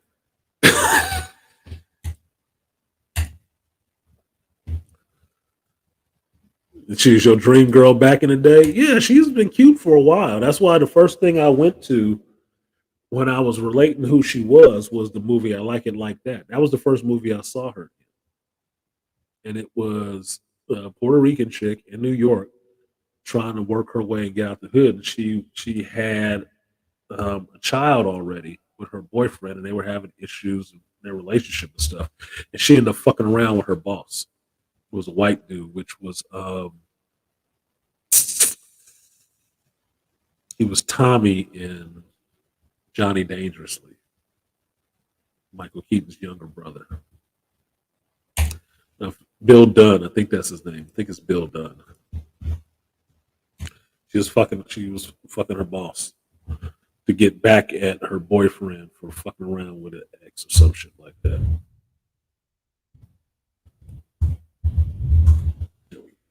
Pete Rodriguez. 1994. See, they could have had a clip from this movie in this Transformers movie, which would have been hilarious if anybody had seen the fucking movie, other than me. Griffin Dunn, not Bill Dunn. Griffin Dunn.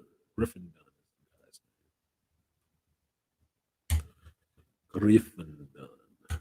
I do remember her in New York Undercover. That was a good series she got on, but this was after this shit.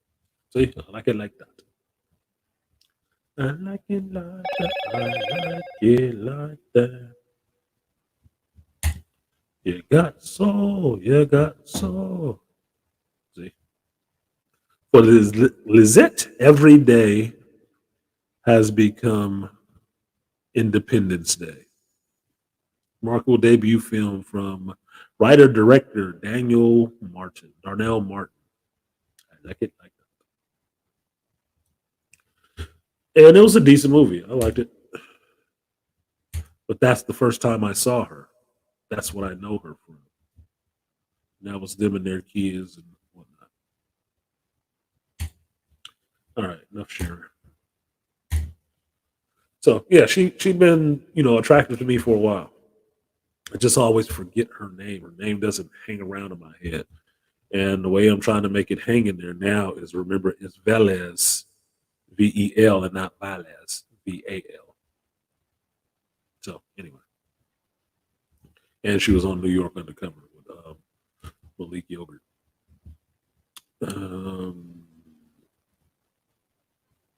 Was she really good in the recent Shaft movie? I didn't see the recent Shaft movie. And that younger actor that I actually kind of liked was in it, and I didn't see it.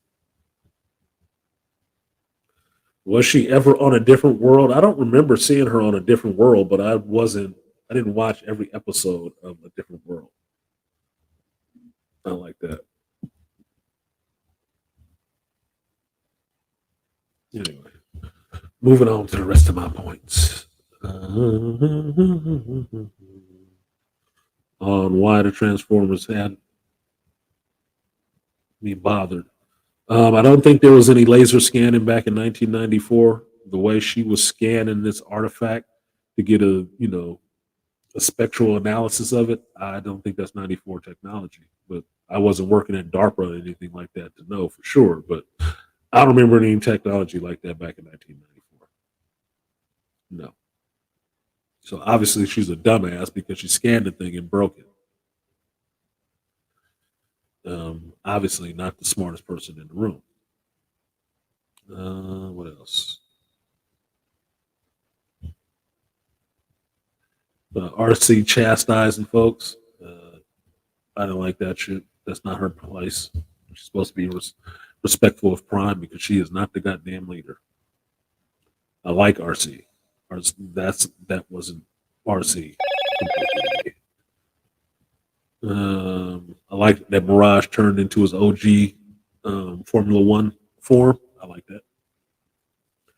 They killed a lot of security guards and cops in this shit and didn't even think anything about it.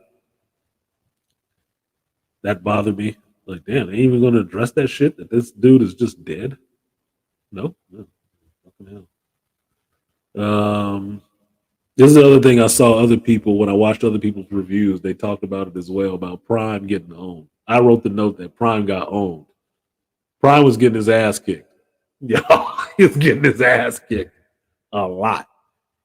And this points out something that was a flaw in the storytelling in this movie. Once you understand that the Maximals have used the transwarp key to transport from their planet to Earth in the year 1994. While on this planet, they met older indigenous life and have been chilling on the planet for thousands of years. How the fuck did the Terracons show up without a transwarp key? Because you remember, and this is where the timeline stuff gets fucked up for me because maybe I know the cartoon and some other shit, but as I recall,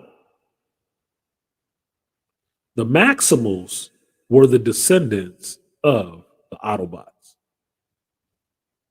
They were. They were from the future. They got stuck back in the past, but they were from the future. Now, they kind of played with that here, that they went back in time. Okay, they went back in time, meaning Unicron can't follow them because he doesn't have a transwarp key. So how the fuck did Scourge and company get back in the past without a transwarp key? Because that's why Scourge can kick Optimus Prime's ass, because Scourge is a later version of a Transformer with a little boost from Unicron. That's why he's kicking Prime's ass. They're not contemporary to the same time frame. They weren't even contemporary to the same time frame in the Transformers, the movie that they pulled this shit from. Prime was dead by the time them fucking Scourge and everybody showed up. He was long gone, nigga. He was dead and gray. Okay, the Matrix had passed. They don't even know of a fucking Prime. They know Ultra Magnus, bitch ass. They don't know no Prime. They didn't get a Prime until Hot Rod took the Matrix and powered up on their ass in the Rodimus. That's the only Prime they know. So I'm trying to figure out the fuck is happening in this movie. That he's kicking, we got Scourge in here kicking Optimus Prime's ass, but that's because Scourge is supposed to be from the future. But what the fuck, and how did he get back here in the past? Without the transwarp key. Beacon or otherwise. How did he get here? That's the part that was a sticking point for me. Like, this don't actually work. Yeah, Prime is getting his ass kicked. That's a problem on multiple levels. That was one level. The other part that was a problem is having the matrix of leadership and being a Prime, you are the best. Nobody, no other regular Transformer is supposed to be fucking with you. Because basically they given Scourge and this shit the Galvatron treatment. He was already a badass as Megatron, and he got a little upgrade. Had that too from Unicron. No. Regular Decepticons can't take Prime one-on-one. They get their ass kicked. Because a Prime is a Prime. There's a certain level that they can actually get to and that you're dealing with, which makes them a problem. They're not a mini-con like Bumblebee, Cliff Jumper, and shit like that. No. This is the full-grown robot, nigga. Leadership. You got a whole different set of problems happening with them.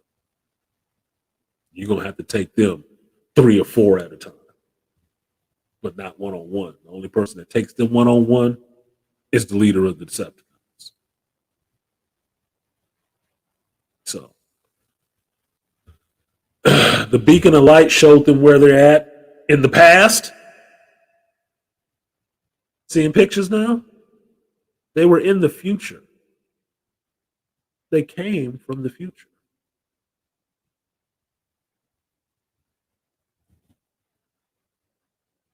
So this can be cleaned up really cleanly to say, hey, in contemporary 1994 time, this is when this shit was happening on the Maximal planet where Unicron came and ate that bitch.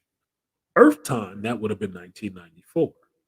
But because the Maximals used the trans warp key to go back in time to Earth, that's why they were hiding out on Earth for a while. But they didn't say that in the movie. They didn't give you that understanding in the movie that, okay, this destruction of this planet happened in 94. And they left this point in time and went back into the past. And now, because they've lived all the way up to this point, didn't shut down, didn't malfunction, nothing, they get back up to this point where they left. And the beacon let them know where the fuck they went. They didn't explain that. See how long it took me to explain it? I'm not making a fucking movie. I'm just a live stream. I still don't understand how they got from this Unicron to the previous Unicron that's embedded in Earth. Exactly, Gerard. And that was one of my other sticking points. I was like, didn't we just do this whole Unicron eating the Earth shit? Didn't we just do? Wasn't this just the last fucking movie? I thought this was the last night and all that shit. I thought that was it. Thought we just did Unicron. Apparently, we didn't do it right. They want to do it over again. Oh shit. Okay. Oh well. I guess we're back here. So I don't know. I don't know exactly. That's the part that's it seems a little confusing. And even the answer that I just gave you about the time travel situation still means that they missed something in telling you. Just what it means. Now,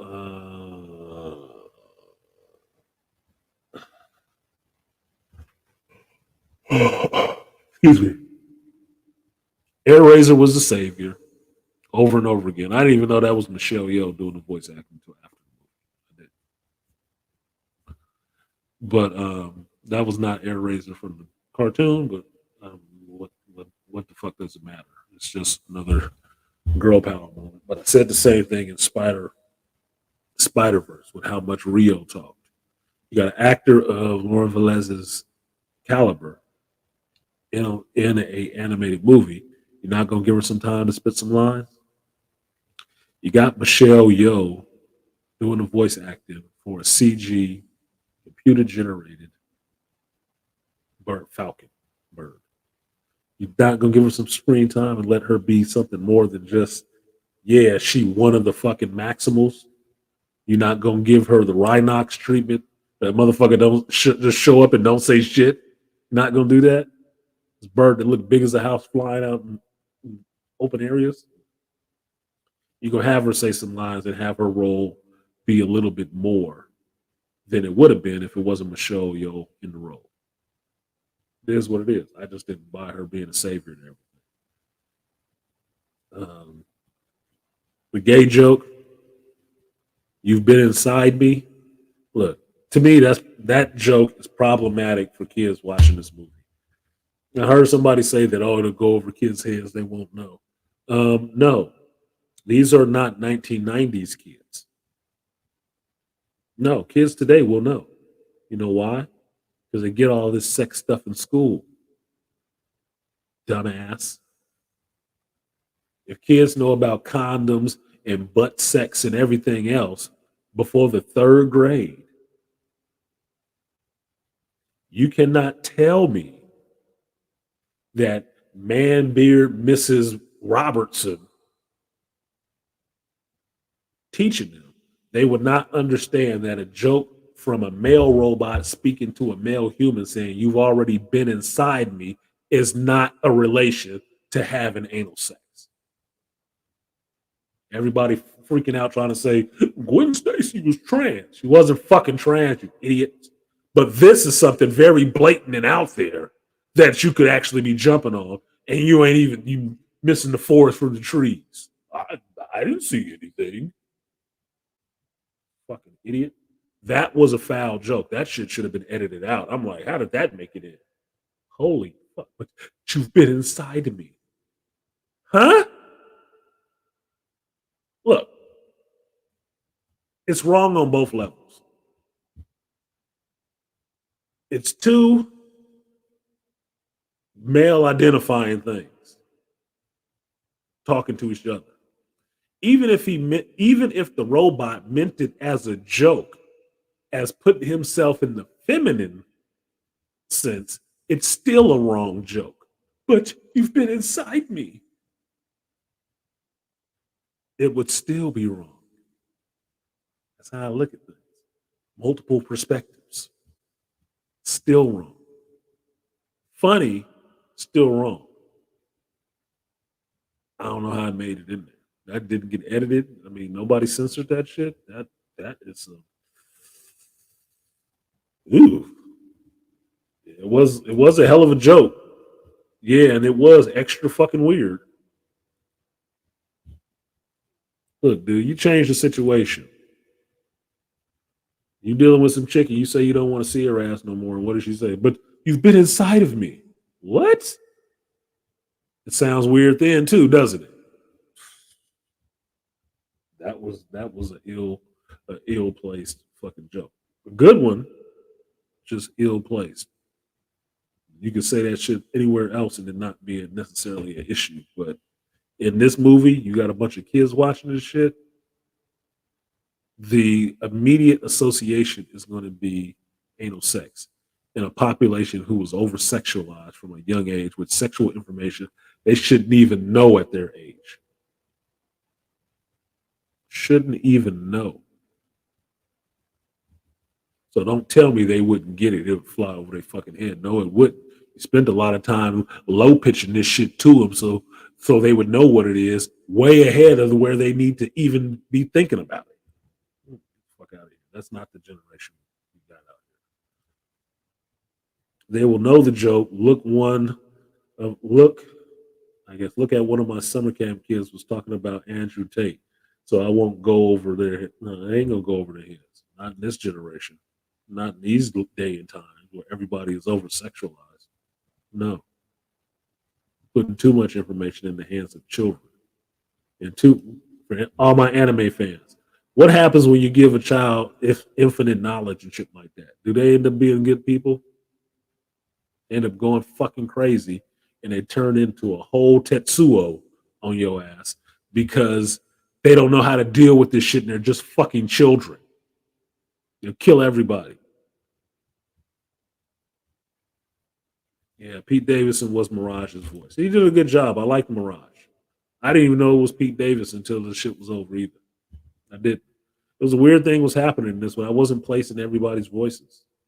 I wasn't placing any of these characters' voices. So that must mean I'm just accepting it for what it is. I'm just accepting these characters as being new characters. And these are the characters. I'm not even thinking about, oh, this is so-and-so's voice. That means they were actually doing a good job of getting me past what I know of the real world and just being into the story with these characters, accepting these characters as they are. They're doing a good job of that, apparently. Because I wasn't thinking about, oh, that's Michelle Yeoh. Oh, that's Ron Perlman. Oh, that's that's Pete Davidson. Wasn't thinking about that shit at all. I was thinking about that character just made a goofy ass joke. I always loved Air Razor. Her voice sound nice. God damn. Optimus Primal got some resonance. Nice. Didn't know who was doing the voice until the shit was over. Yeah, Peter Dinklage at Scourge. I didn't even hear that shit. I was like, really? That was Peter Dinklage? No, I guess. No, they were actually doing some awesome voice acting. They actually were. Because that never came up for me thinking about it. That's a better joke than Highlander. What's the matter, Connor? Huh, huh, huh. You gotta remind me about the Connor joke. That's way off the beaten track.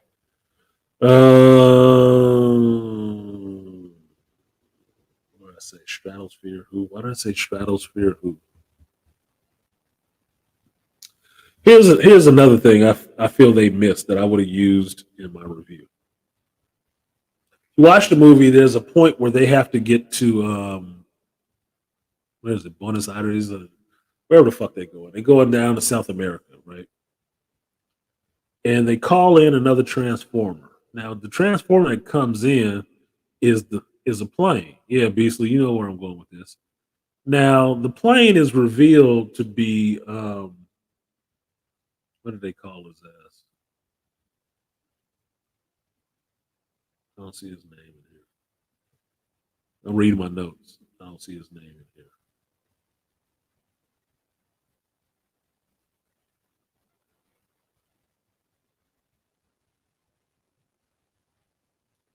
I knew I put a note in here about it. What was the plane's name, y'all?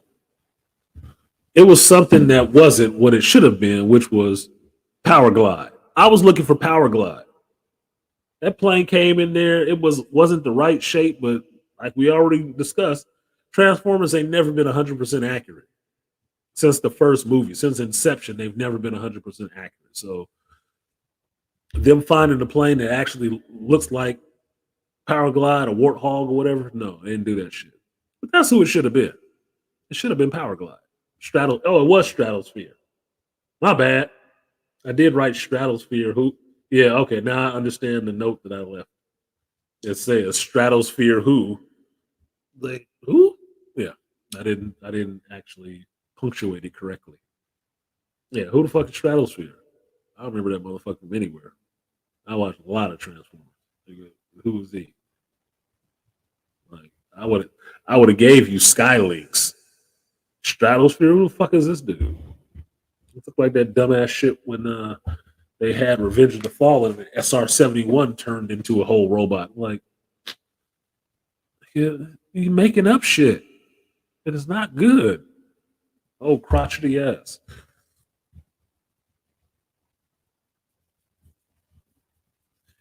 Thanos was Optimus Primal. No, no, he wasn't. Optimus Primal was Ron Perlman. Beauty and the Beast. Um, not Teller. What was his name? Kane or whatever from Sons of Anarchy. Hellboy, the original Hellboy. Yeah, Ron Perlman. Yeah, that motherfucker that was in Blade too. Like, can you blush? Yeah, Reinhardt. Yeah, that's Optimus Primal, not Josh Brolin. Josh Brolin was Thanos.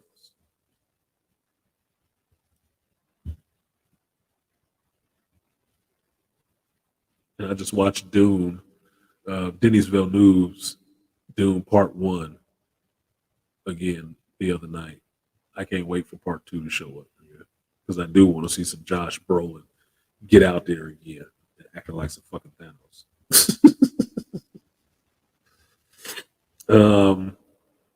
One of the things that was interesting that I also didn't like was Optimus Prime self doubt because I liked and disliked it. I don't like seeing Prime broke down like that and not being confident, but it was interesting story wise because you never see it. And the only reason I was accepting it a little bit is because Prime was new to the planet. He hadn't been a leader that damn long. He hadn't been Prime for a long time. So it's an interesting dynamic to put the character through, but I didn't like it. Didn't like it. I like my Prime knowing what the fuck he's doing and why he's doing it, and trying to get you on board because that's his job. Um, Somebody else said it earlier about Wheeljack. Did him dirty? Nah, they jacked him, nigga. That's what the fuck they did. They did wheeljack his ass. They did wheeljack him. Like that shit was stupid. Like, and from what I understand, it's a commentary against Michael Bay saying that he made these characters stereotypical when he was doing the Transformers movie to black folks. And then they came in with this motherfucker dude. They're in a Latin speaking country. And he come in with an accent calling people racist. I'm like, why would you have a fucking Spanish accent anyway, robot?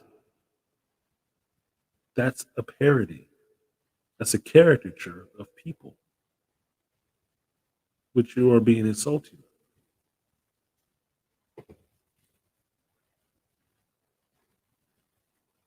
And now you're going to tell the human they're racist. It's not the way that shit works. But I thought that was stupid. That's off the topic, Mr. DC Comics.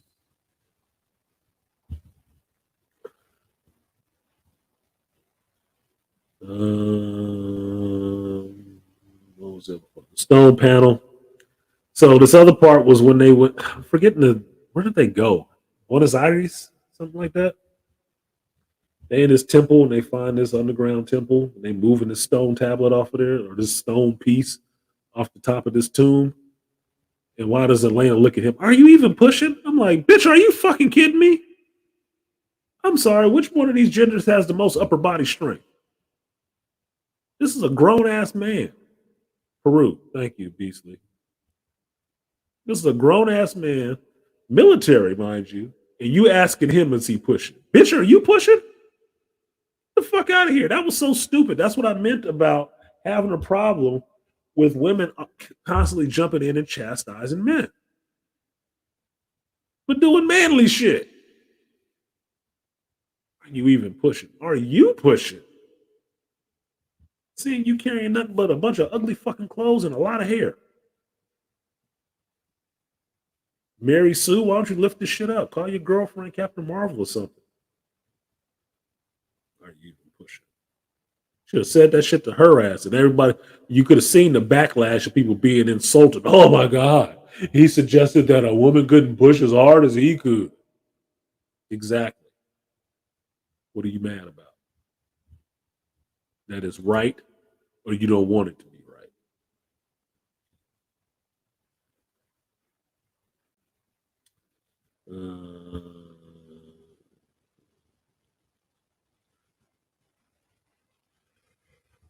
The last part was my question on how the fuck did the at the end, if you saw it, when they were attacking a little warp point or whatever the fuck they made, where did the tunnel inside the mountain come from? Where did that come from? And was that just some specific spot where they were supposed to be that all that was just chilling, hanging out there, waiting for Unicron to possibly one day show up? No. Where did shit come from? Nanobots built all that. They built a tunnel system only big enough for human beings to get through. But you can all of a sudden find it on a fucking schematic as you scan the mountain. That is some contrived ass shit. That is contrived as fuck. I cannot buy that. That's bullshit. That's bullshit. I'm calling bullshit on that one. That was lame. That was very lame.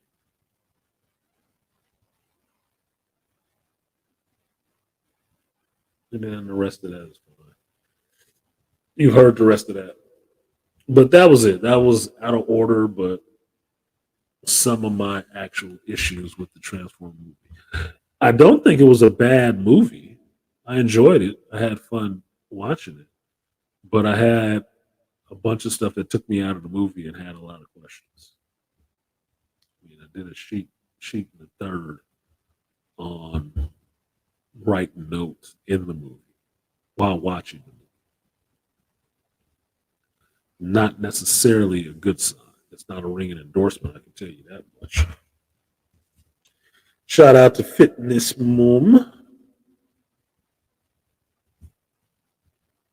for the support.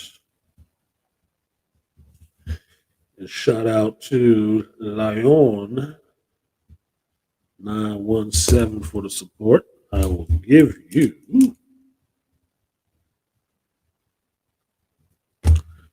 the 3B salute. And yeah, I'm like, plot holes, anyone? Yeah. They're not as big as a David S. Goyer plot hole, but they are there. You can see the shit, motherfucker. Like, hey, what about that? What? No, what the fuck is that? What is that? You didn't think about that? Shout out to Fitness Mom. Thank you. I will give you the guts and butts. Appreciate it. Double up. 3 or 4 times, I ain't telling no lies. Run it up. Never let a hard time on the was.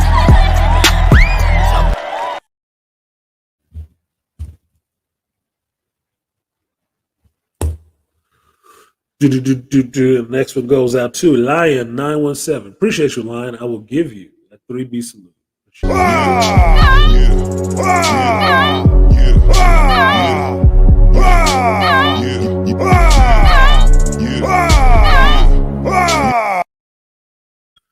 All right, so to backtrack to Mr. DC Comics, ask some questions that are not directly related to what I was talking about at the moment. That's a derail. What are your thoughts on that Bumblebee movie? Bumblebee movie was fine. I don't have a problem with Haley Seinfeld. I don't. She's fine. The Bumblebee movie did have a little better heart to it, but I echo somebody else's sentiment. I believe it was on Double Toasted. I echo their sentiment that I'm tired of seeing fucking Bumblebee now. He is not the heart and soul of all of this shit. Not. So it's fine. Can't keep pulling that thing where Bumblebee's gonna get hurt and think I'm about to have an emotional reaction every fucking time. Look, no. I tell you, 2 people you can kill off right now, and I wouldn't give a shit. Bumblebee and Optimus Prime. Wouldn't give a shit. You know why? There's a whole list of other Transformers I'm waiting for y'all to get to. Can we speed it the fuck up? I'm not gonna live forever. That's why I'm tired of seeing Batman movies. I'm tired of seeing Superman movies. You're not giving me a Man of Steel 2. I don't give a shit about what you're doing with Superman. Because I was already in for the completion of one story. I do not need to go on to another one. I don't have ADD. I have OCD, not ADD, which means I need some goddamn organization. I need a story to begin and finish normally, not just broken because you don't want to go back and do it. Yeah, they downplayed Noah's tech skills. You'd think he was a dumbass, but between him and Elena, which one can you verify that was actually trained to do anything they knew about?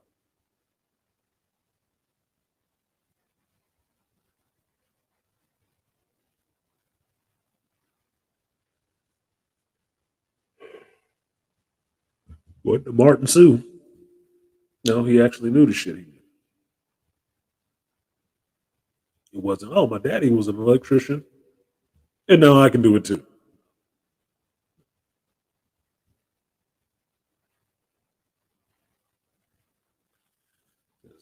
I had to watch my step. Yes, that's my main critique on the movie. My main critique on the movie is that I didn't see enough of the Maxims. I did, like many others have said, I showed up to see the Beast. I showed up to see the Maximals. I got very little Maximals and a lot more fucking Autobot all over again. And that bothered me. It also bothered me that I didn't get barely any words from Cheetor or Rhinox. These are main characters. You left out Rat Trap altogether to make sure you stuck Air Razor in there as the female. Okay. But why aren't Rhinox and Cheetor talking? Because you know Rhinox was Optimus Primal's second. Cheetor was that little hot-headed kid, you know, like Hot Rod. That's who he was. Rat Trap was that generation's version of a cliff jumper. Or a bumblebee. He can eat some shit. He gets into stuff sometimes, but it's kind of useful.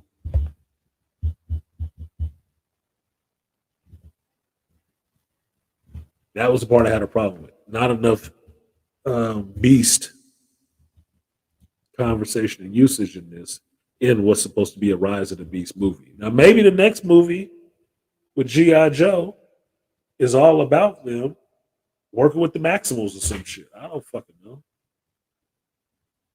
But this one did not have enough of what they built it on. You built it on showing me a goddamn gorilla with green eyes smashing in the water and shit like that. Then that's what I'm expecting to fucking see. I'm not expecting to spend another movie running around with the Transformers, the Autobots the whole time. I am not. I'm expecting to run with the Beast, nigga. And that's not what I got. They might as well be cameos at this point. Because otherwise, they ain't driving the story nowhere. They just along for the ride, too. So a Maximal movie would be a great idea. Since we've had the Rise now, Enter the Beast. Enter the Beast. Drop the Autobots out, and let's roll on with the Beast story.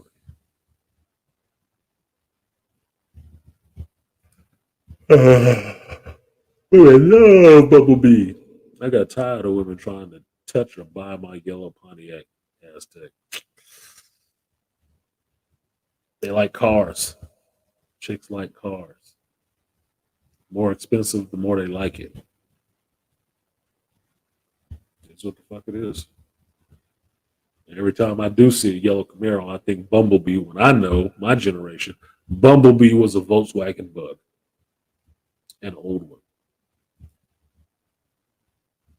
The upgrade changed them into something else completely. Because technically, for me, if you're gonna go yellow like that, might as well have made him Sunstreak, and not been calling him Bumblebee when he don't look shit like a Bumblebee. But black and yellow, black and yellow, black and yellow, black and yellow. The shit works for me. So fuck it. Whatever. Shout out to Michael Bay for having some connections with people to get concept cars in movies.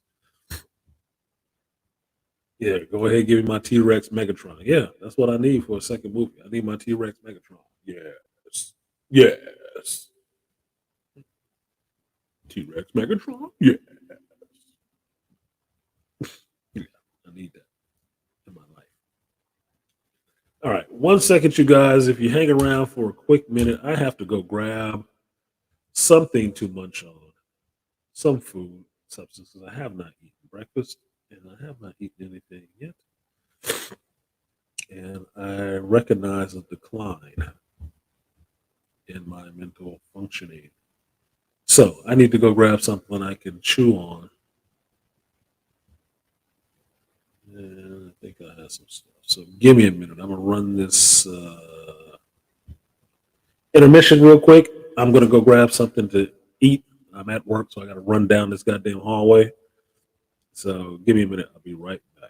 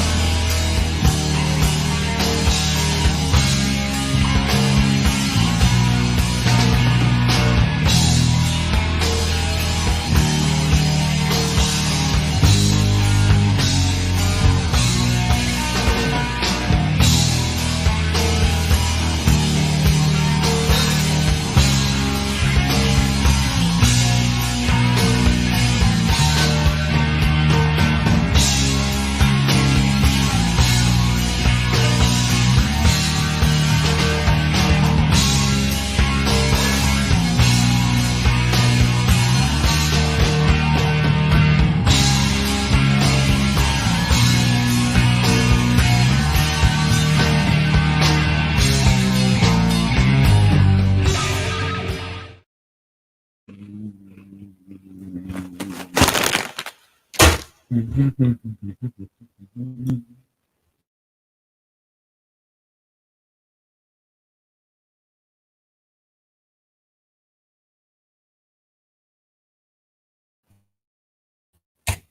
right, I'm back. Mm, you think Shia LaBeouf would be, or the cast of the first one is coming back? No, it's supposed to be a reboot. And the one part that's not is I'm sticky on is this is a reboot in the sense that you're basically telling prequel stories leading up to what was the first movie, or is it a reboot meaning you're starting all the way over again and none of this shit connects? That's what I'm trying to figure the fuck out. Because if it's the first one, that would explain why Megatron is hanging around in the future. I mean, not Megatron, but Unicron. A piece of Unicron is on Earth in the Last Night movie because that happens further in the future. You could get to Optimus looking like a completely different truck, but dealing with Shia LaBeouf and being nice because he has been here for a minute. It wasn't like you saw in that first movie where he just showed up, crashed into somebody's pool, and took that form. No, he's been here for a while.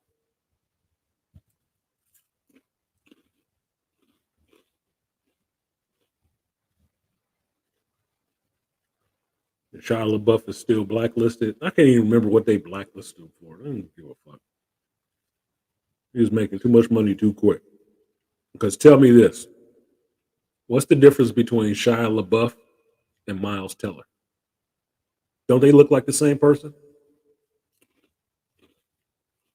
You know, Hollywood has types, and they always cast people as the same type. That's why any blonde, half big booby blonde chick in Hollywood is basically up for the same fucking roles. They swap them interchangeably. Hollywood eats women like that. That's what it feeds on. There's always another one. You don't think so? Okay, name the hot redhead in Hollywood. Name the hot brunette in Hollywood. Name the hot blonde in Hollywood. You know, the A-listers. What's the difference between a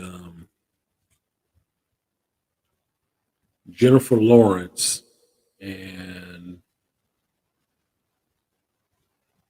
maybe Keira Knightley, or what's the other chick they're using now?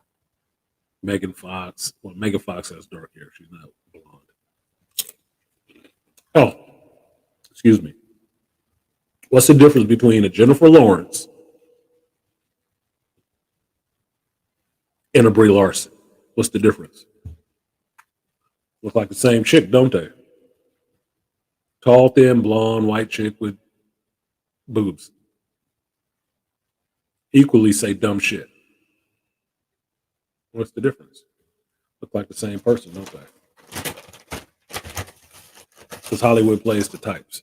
So, in terms of Shia LaBeouf, I remember he was doing some wild shit. But what does that have to do with Hollywood?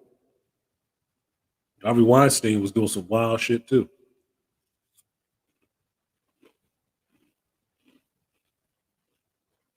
He was in power for a long time, doing wild shit. Shia LaBeouf is just an actor. He ain't producing, he ain't writing, he ain't directing, he ain't even doing the grip. His job. He's just standing on his mark and saying his lines. To greater or lesser degree. Amber Heard ruined a whole man's career. Tried to.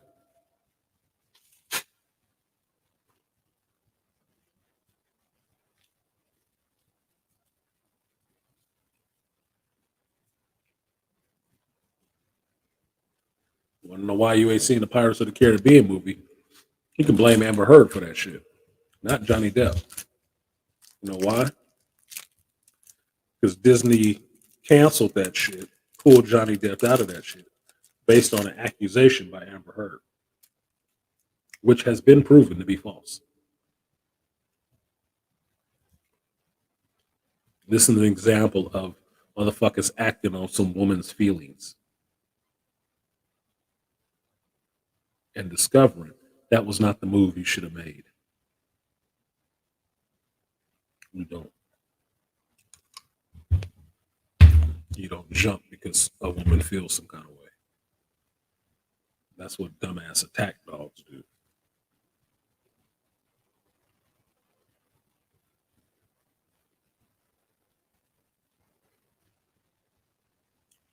Touching this, so if I touch it's gonna go off. So, alleged domestic abuse, animal cruelty, and saying racist stuff to black cops. Okay, so what? I'm sure he can get his ass kicked just like that black dude that them black cops beat up. Or Rodney King. I'm sure he can get his ass kicked by a cop. He ain't that big of a star. Like I told you guys before, I don't really worry too much about people saying racist shit because I assume white folks always say that shit. In front of your face or not. You just deal with it differently when it's in your face. At least you know where they stand. And they ain't sitting there hiding it behind your back and saying it when you turn away. Think they cool. Can't stand that. Animal cruelty. Prove it. Alleged domestic abuse. You're going to have to prove that because allegedly means you don't know. And if he's getting some punitive damage for some shit you don't know that has not been proven, you're actually fucked up. You are actually doing the abusing.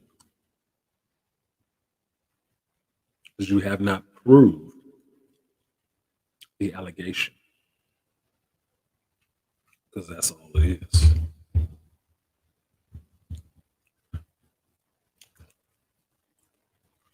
We need to stop this shit running with banners.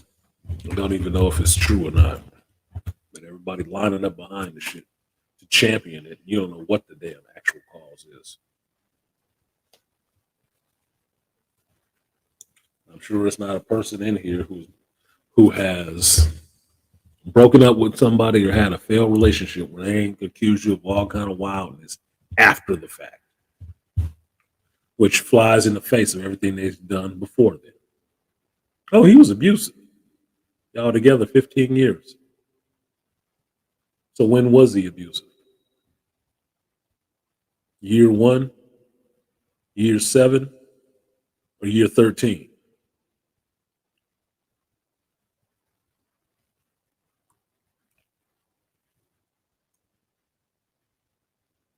Because all of that accusation acting shit is just that, an accusation. You're acting in an accusatory fashion. And trying to get some results with no proof or no reasoning. So, anyway.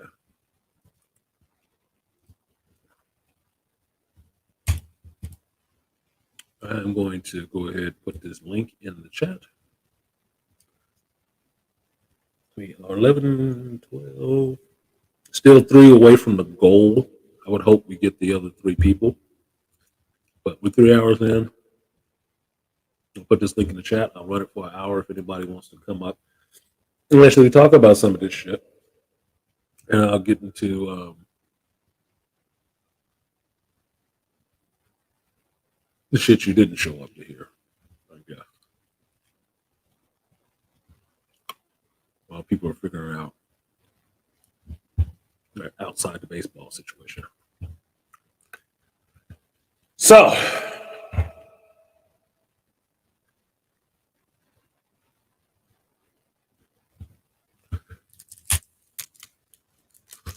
there's some interesting information came around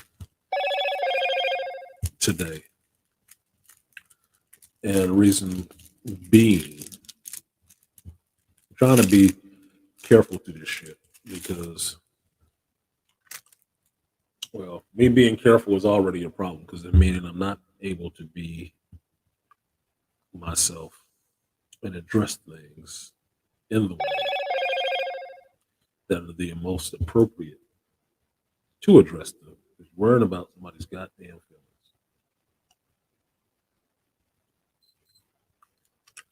You're right, Pearl. The level of delusion is astonishing.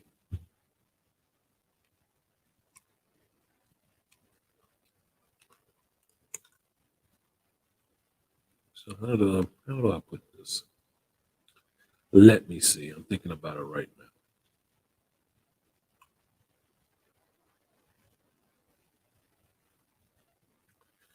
If I say a term like, let's just see some crowd interaction. If I say a term like kitchen sinking to you guys, put a 1 in the chat if you know what that means.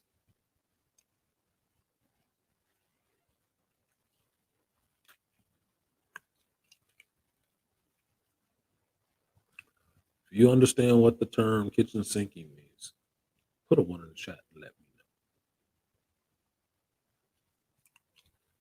know. I personally don't care for accusation and allegation when it comes to abuse in relationships. To me, leave quietly. You don't to be with the person. You should have the right to destroy them. Yeah. If you don't want to be with the person, you don't have a right to destroy them. But that's not how females go about it. Because the female leaving a situation wants you to be destitute without them. So they are going for the destruction. That's why if you understand men and women, women are the ones for the chaos.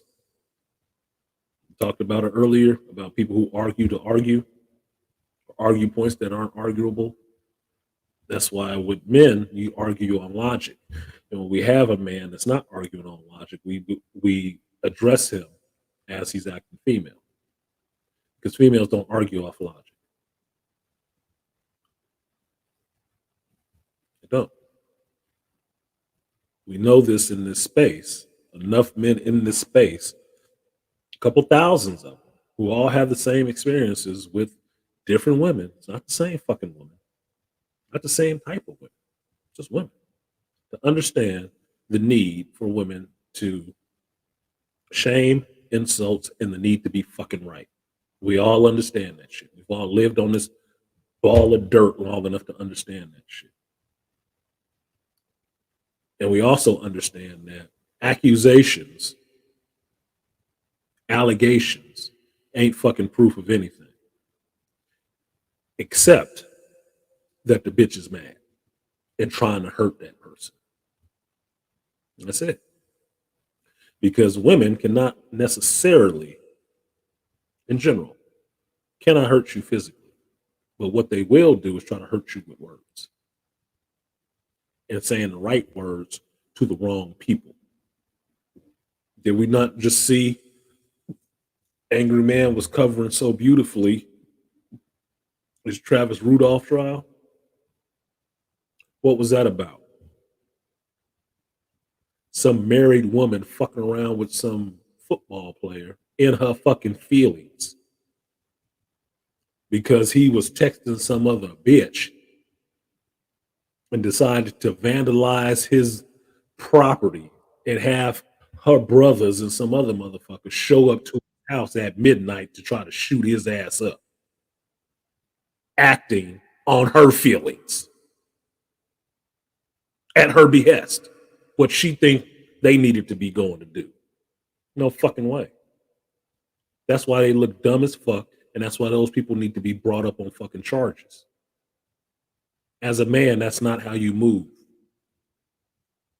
You are not, as a man of any fucking standing, supposed to be operating on a woman's wants and wishes and her feelings. No, the fuck you don't. You have to move in your way. or you ain't no grown ass man. And who says that? Other goddamn men. Because that's who holds counsel on who are men and who are not. What up, Beast? Nothing much. That's why if I listen, I always say, "Where your pops at?" Where your That's daddy a, at? that's why I always ask, like, "Where your pops at?" Because I already Well, know. that's why I always ask the question: what's your relationship with your father? Do you respect your father? That's for me. That's the telling question. Do you respect your father? Where is he, and do you respect him? If he ain't nowhere around and you don't respect his ass, you ain't gonna have no love for me. You're gonna have a whole problem with me because I am a father, and I know what respecting a man is. So I'm really sensitive when that shit ain't being given in that way. So since Beast came up here, let me give him his little intro. Appreciate you, Beast, for coming up. The Danger Room is now open.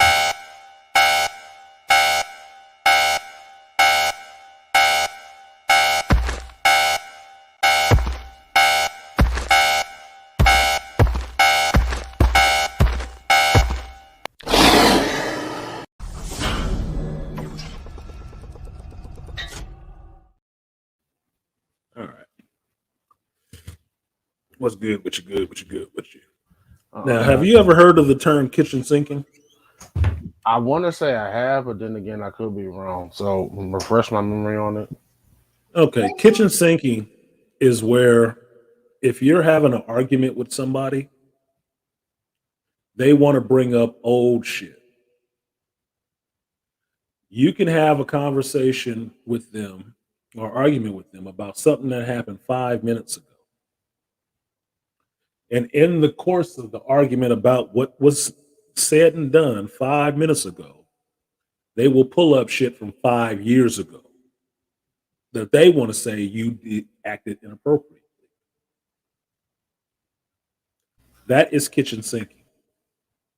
It's the equivalent of standing in a room with somebody, arguing with them, and just reaching for the next thing you can find to throw at them. Yeah, you just desperately grasping for straws to win an argument. Exactly. And it is just what you said, to win an argument.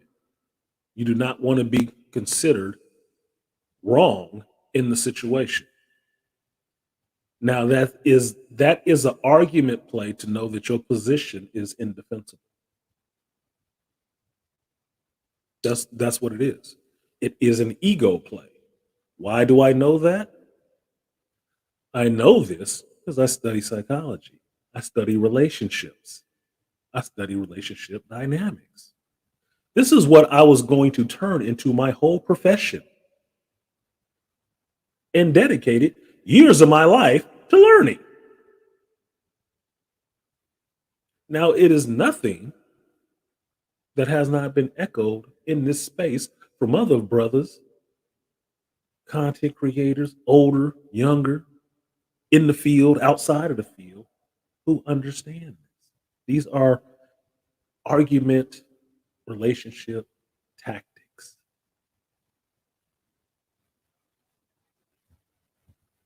To try to win. My point is there is no win in an argument. There isn't. The fact that you're in an argument proves you lost. What was Bruce Lee's thing about getting into a fight? Nobody wins a fight, right? Why? Once you're in a fight, you already lost. Everything you could have did to avoid being in a fight has failed. That's why you're in a fight. You failed already. Now the only thing you can do is save your goddamn life. Because you're already failed at not getting into a fight. You forget that. That part is over. Once there's hands being thrown, you failed at the part about walk away from the shit. You're done. Diplomacy is no longer an option. Out the window. It's no longer an Negotiations option. have failed. It is. Negotiations have failed. Yeah, Rainflower, throwing everything at you but the kitchen sink. That's why it's called kitchen sinking. Because it has no basis on what the grounding is at this moment. You're not grounded in the moment. You're just looking for emotional leverage. Remember that time this, remember that time that, and then way back when, and then I just asked you if you want burgers or tacos, god damn it. Burgers and tacos.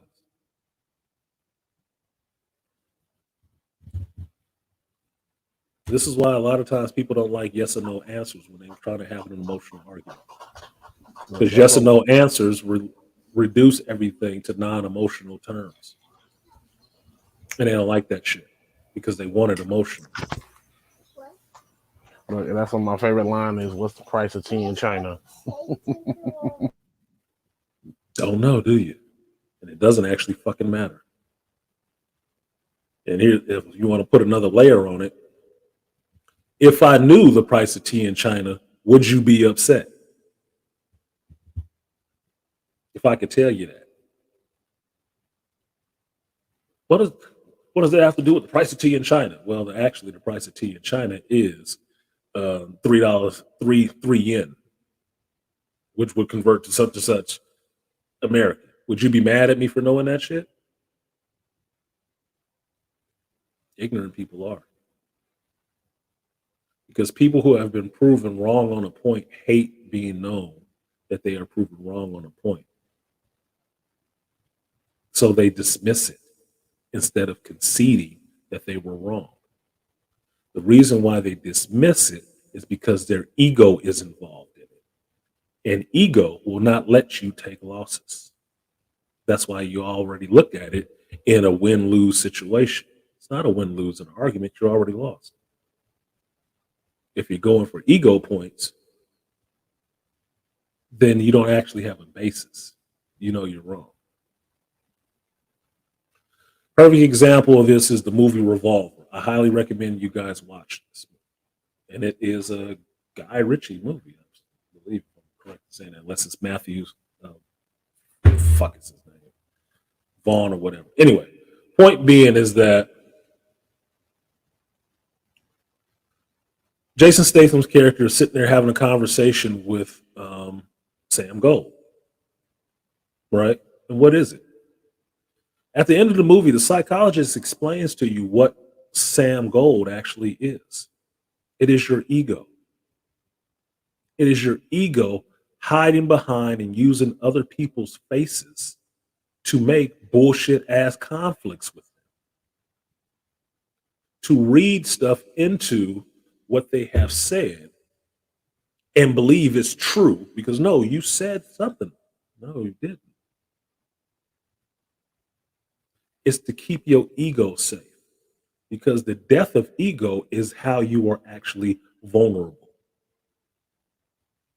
All those scenes in the movie Revolver where you see Ray Liotta's character, Macker, thinking and talking to himself and shit like that, that is his ego talking to him.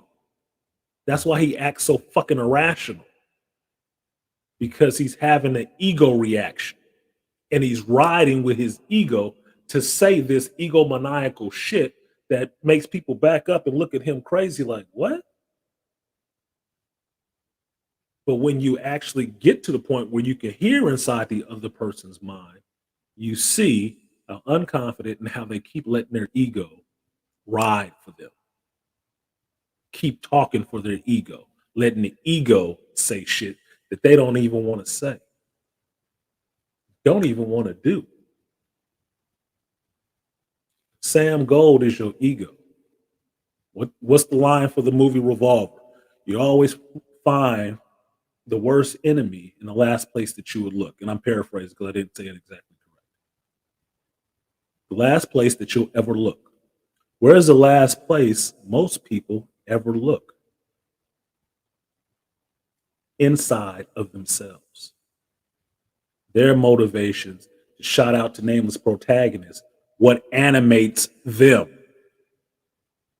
What animates them to act the way they act, what animates them to say the things that they say. Where does that come from? Because it doesn't come from without, it comes from within. That's where this shit comes from. Now, I'm not a dumb nigga. I can say some dumb shit. I can do some dumb shit. But I'm not a dumb nigga. And just because I know shit doesn't mean I have to dial that down so people feel comfortable. I will not. Because that's not my fucking fault. And it's not a burden I have to fucking carry. I have to have the burden of knowledge, which means a lot of shit I don't do. It's like knowing that it's a waste of time for me to play a game of tic-tac-toe with a fucking 4-year-old. You're going to lose, kid. You're going to lose a lot. And when you get smart enough to where you're not losing, it's going to be a cat's game every fucking time. So I already know it's a waste of time. I can't make believe that I'm stupid. Like, oh, what am I going to do here? Oh, goddamn. You got me again. That's catering to the child's ego. So they can't be wrong or they can't lose. People do this all the time. Go ahead. Look, kids learned that this last week when they was playing games with me. Like, oh, come on, play with us, coach. I'm like, look, I will hurt your feelings playing this game. I'm gonna go easy. If you put your feelings in it like that, yes, they will get fucking hurt. And one little boy, I just kept whooping him in Connect 4 because he wasn't looking. I said, look, you got to pay attention to what you're doing. You keep missing the Connect 4, and it got to a point to where like I'm giving you the Connect 4, and you keep missing it. Like he'll put one space over where the Connect 4 should be. I'm like, dude, Connect 4. He's oh, I don't want to play no more. I said, nope, we're gonna play. Exactly. I said, you asked for it. You're gonna keep playing. Mm-hmm. We're gonna keep playing until you get this, because I'm always gonna teach you, whether we on or off the mat. Yeah, because that's how you get that quitter's mentality. People stop playing kid gloves with your ass. You actually have to stand on what you got. What you got is not enough. Now you want to quit and not play anymore. No, get your ass back in here and actually learn how to play this shit correctly. That's the quitter's mentality. That it's only fun if I can win. Well, you can only win if you're better. If you ain't better, you ain't about to fucking win. And that was a conversation I had too. I said, we're not gonna have I said, look, in order for you to get good, you gotta actually practice, you gotta actually play the game. It was like they were playing Smash Bros. One of the kids was like, nah, you gotta actually play the game and learn how to play. No, I'm just sitting and watch. Like, no, everybody gotta participate in this activity. You're gonna play. Mm-hmm. And you're gonna learn how to play. You're gonna learn how to play better, or you're gonna get a lot fucking worse. But usually people who get their ass kicked learn how to fight. Look, I ran everybody out of here talking about this shit. This ain't geek stuff. It is fucking geek stuff. It's related. It's related. This is the blender, motherfucker. All of this shit revolves around geekdom in some senses. Geekdom, shout out to my boy Artie Idmore for giving this definition, which was cool on the interview stream that y'all motherfuckers didn't watch. Geekdom, by his definition, is whatever you geek out on. I also, outside of comic books and movies and geekdom and anime and video games and shit, I geek out on science shit, philosophy, psychology, sociology, history, geography. I geek out on a lot of different shit, nigga. I am geek supreme in this bitch. I am a geek and a nerd. And I know the difference between the two. I don't use them interchangeably. And my nerd side is all this academic shit that I learn and read people research papers and shit like that. So I know what the fuck it is that I'm actually talking about and not just sticking a trumpet in my ass and blowing it. Or excuse me, I should say a megaphone. I don't know what I'm talking about. I shut up. That's usually how you know. I'm learning. I'm not talking. Speaking of geeking out, man, I wanted to say this towards the end of the school year, what happened with my 12-year-old cousin. So he basically I watched the video one day at his award ceremony. basically they are the late people at the local Houston Museum of Natural Science basically wants to put him in a program that if he stayed in eighth grade, that if he stays into all the way to high school, they'll pay Mhm. for his college to pay Yep. for full college to be a paleontologist. Because the He should lady do said, it. Shit. "Oh yeah, he is." I tell her because I said because he hang out with me so much. I said, "Damn, you know that's what happened when you watch too much Jurassic Park with me." And so, and he Kids said, find their interest. because they said what made them want to put him in the program was they noticed how he would be the only one talking and paying attention whenever they would go to the museum on a field trip and the rest of the kids would be playing, and he would be talking and knowing. Everybody was like, "See, that's what happened. He'd be with you all the time." I say, "Well, yeah, you gonna Mhm. learn this shit." Play up. You play up. And so they Yeah, put him in that. kids play to the room. If they're around a bunch of dumb motherfuckers, you can't expect them to do something really smart. They herd animals at that age. They will do what the dumbest motherfucker in the room is doing. If that's the popular narrative, that's what they'll do. But kids always play up. When I was a kid, I like hanging around older people. And since I was the oldest, I was always around older people. So I learned how to behave like a grown up very fucking early. That's why I feel so old at this shit now. This none of this stuff is new to me. I'm 40, about to be 50 years old. I relate to stuff and see things that people do like that is juvenile. That is childish. Why do I say things like that? Because the people I deal with that I consider peers that I understand that I relate to is in their fucking 60s and 70s now. I am not a young ass minded motherfucker. I am very old thinking, very old in my thought process. That's where it comes from. Because I wasn't hanging out with a bunch of young motherfuckers. I can tell you right now, I told you, when I was a teenager, I didn't even like fucking teenagers. I don't. Why? Because it's too fucking willfully stupid. That's what makes it juvenile. Mm-hmm. Then I had a patience for a lot of that shit. It's been exemplified many a fucking time. Shout out to Lionel. Yeah. Hold on 1 second. Let me get Lionel's because his chat is up here. Thank you, Lionel, for the super chat. He said, people lack respect for others. If they see that other person isn't connected to someone they don't want to piss off or has access to opportunities. Yeah, I think I get what you're saying, but we're far afield of that part of the Get in where you fit in. Yeah. Let me give you your salute, sir. I do appreciate you supporting the stream. And I will give you that previous salute. Appreciate you. All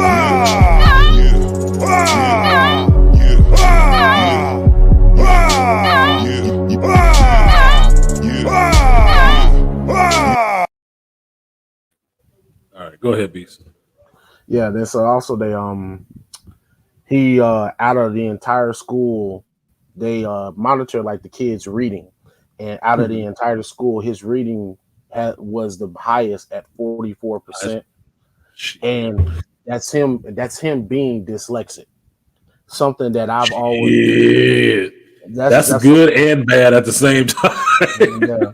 That's him me on him telling him, it's like, look, we're not gonna let this stop you from doing what you're doing. I don't want you to ever think you're different, and just being on him about reading stuff. That's why I've even tried to like go find comic books at one point that he could read that would help him with his dyslexia, because he sees the words backwards and stuff.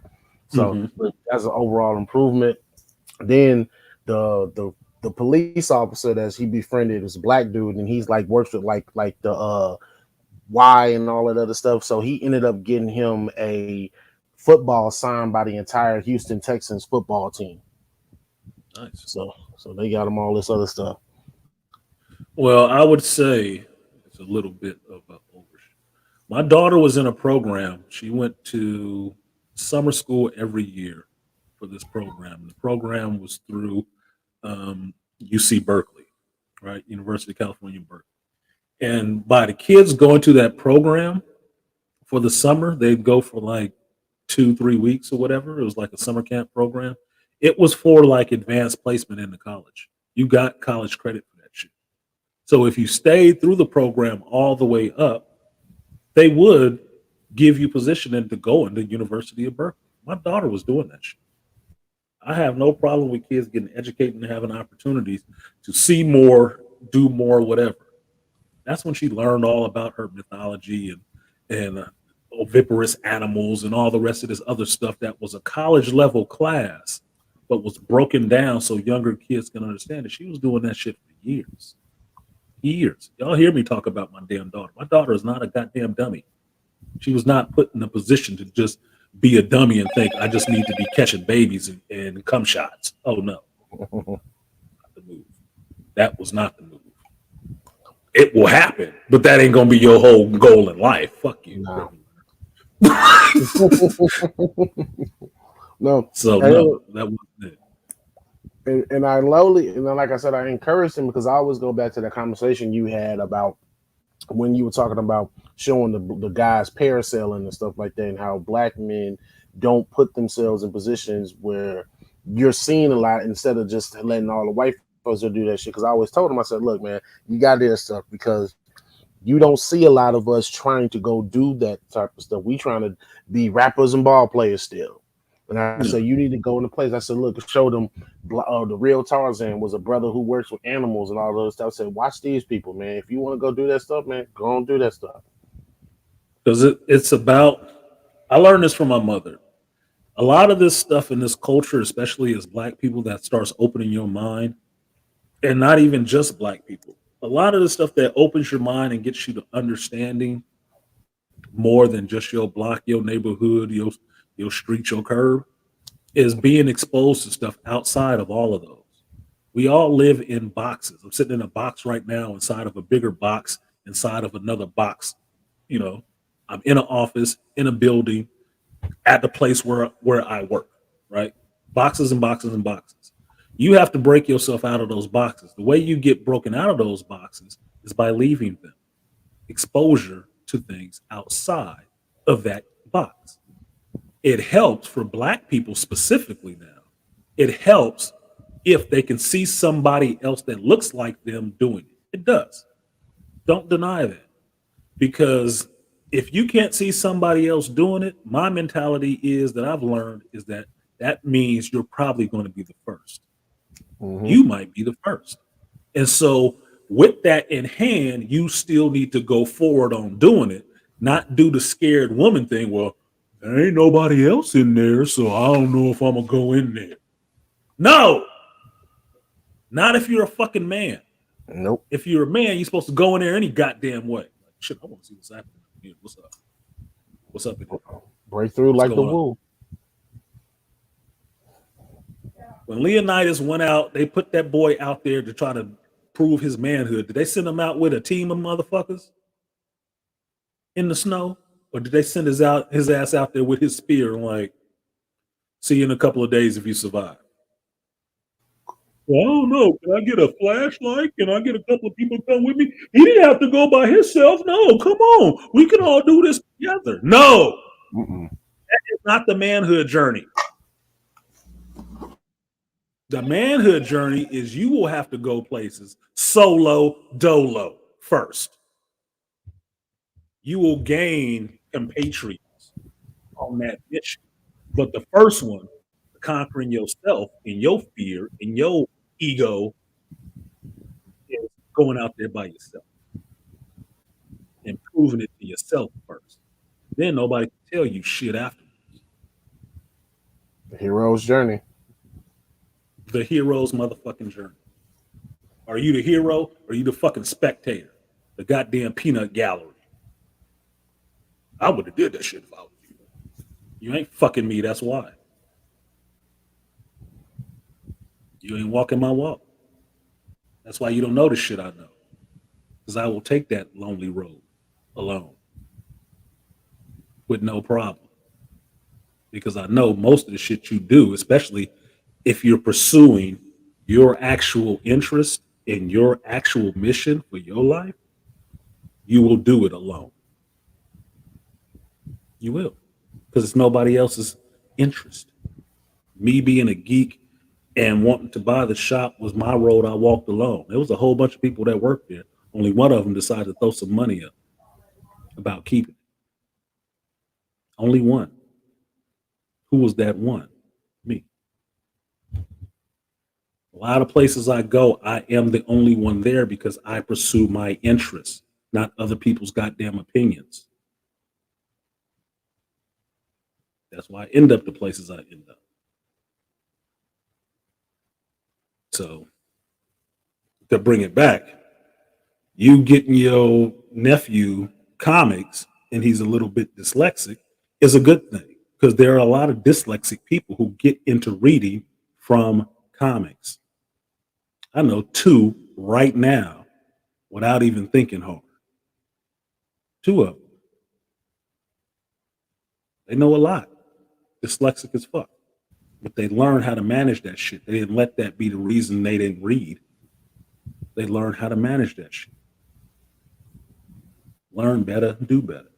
The other thing is if he had a 40% in his school and he's dyslexic and he's being seen as one of the best readers, that's awesome for him. That's terrible for that fucking school. That's why I said that is both a good and bad thing at the same time. Mm-hmm. That means your nephew is doing awesome. That school is sucking ass in teaching kids to fucking read. They need some funding pulled or something. They need to get somebody else in there. That's coming from HISD too. With HISD, the government just took over HISD school district because it's doing that bad here. And that's why the government came and took that bitch over. It was like, no, that's terrible. You're doing too bad. You're not turning out the products we need. We need these motherfuckers to at least be able to read. You cannot stamp these bits and parts and pieces if you don't know what end of the stamp to turn up right. No, we need at least the minimum basic knowledge. Because at least the school district that he's at now is the one I graduated from. It's much better than the HISD, but still, your improvement better than everybody else. 1 second, you guys.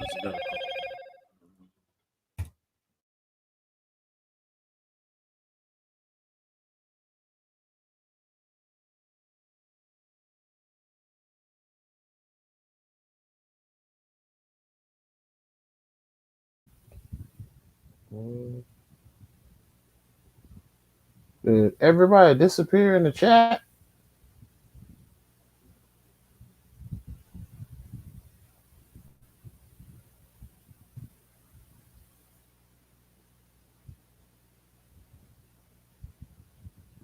Oh, yeah.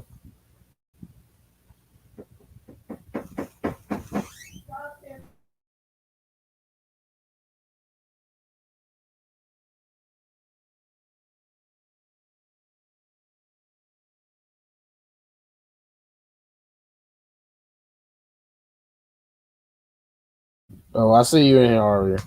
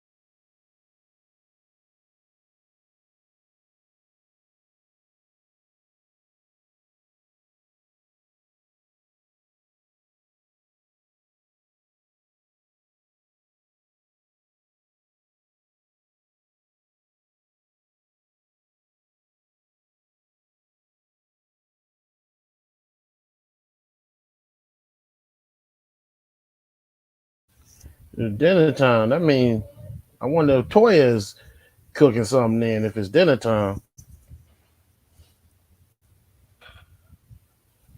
Some people do not understand the essence of emergency. Oh, God. A broken window up high because you're moving out it's not a fucking emergency. At best, that means you'll get charged for the broken window and we'll fix the window after you get the fuck out. Not an emergency. Yep. Jesus Christ.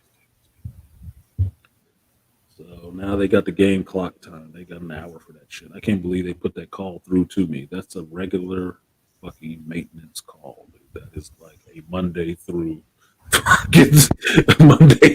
Friday call. That is not an emergency call. Jesus Christ. Anyway, yeah, everybody ran out of here, Beastly, because I started talking about women and shit like that. Everybody fell off for that. They just wanted to hear about the Beast Machine, or almost said the Beast Machines movie, Rise of the Beast movie, and then I got to talking about some actual personal, serious shit. And like, I don't want to hear that shit. Fuck you. Yeah, fuck me. You still gonna deal with it. You still gonna deal with it. I'll talk about it or not. They put it down as an emergency. It's not a fucking emergency. Oh my god, dang God. Window in the living room is broken. Did you see the part that is up 8 feet? Ain't nobody breaking into the house at 8 feet high. Only professionals. And that's not. We don't even fix windows. We have a vendor that does that. He's not available on the weekends. It's not a fucking emergency. I gotta call my supervisor to get her to downgrade this shit. Oh, I can't believe they did that stupid shit. 1 second, let me leave this note real quick because I do have to notarize this shit. This is what makes my day take so long. Everybody didn't know. 1 second.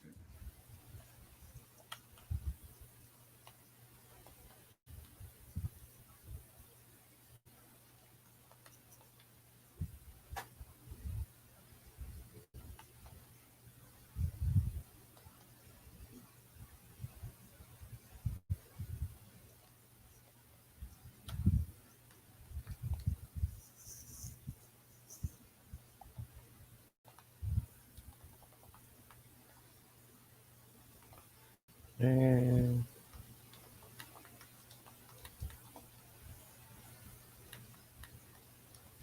All right, y'all. Dumb shit. I could not escape dumb shit.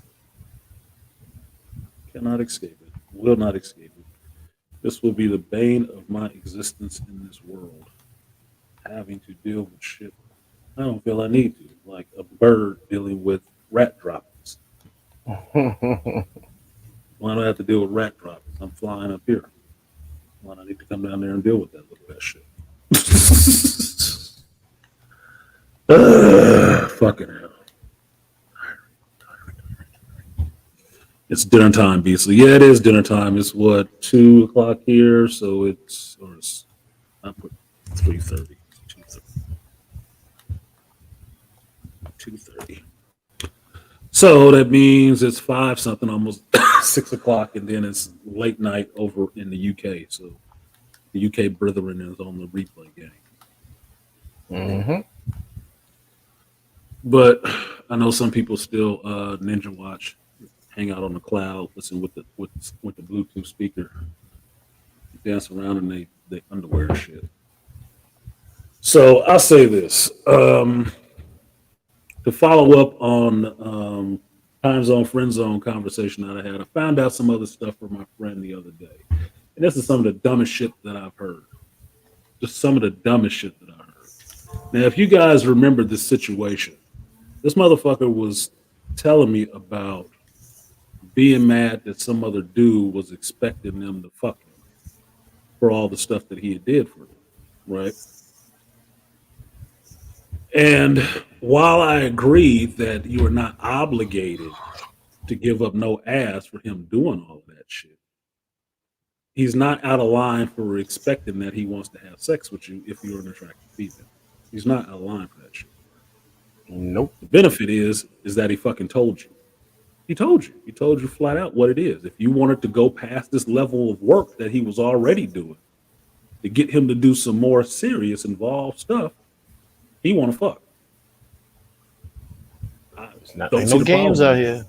There's no games. I don't see, oh my God, he wanted to fuck me. Like, bitch, you got 2 kids. What, you ain't never had sex before? Fuck out of here. Stupid.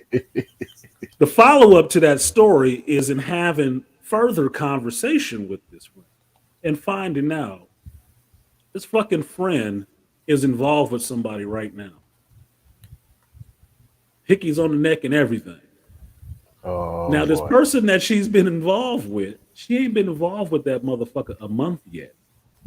Not a month. Do you think she's all grossed out by the fact that this dude wants to fuck her? No, I don't think so. Like, I don't think she's grossed out by that at all. But this points to the stupidity of young thinking. You're mad at this other guy who's a grown-ass man, older than the guy she's messing with now, but a grown-ass man telling you what it is. You mad at him for that shit. He been, looking after you, taking care of you for months. You mad, oh, he wanted to fuck me. He doesn't really care. I'm just going to withdraw my friendship from him. And then get mad at me for asking us, like, what is removing your friendship from him supposed to do to him? Exactly. I'm just curious. I'm just really just curious. Is that supposed to punish him in some kind of way? Because he's doing shit for you. You ain't doing shit for him. And equally, you are a grown-ass woman. You shouldn't have to do shit for him. So what is that supposed to do? I don't see where you doing anything to him that is not what is he gonna do? Keep his money in his pocket?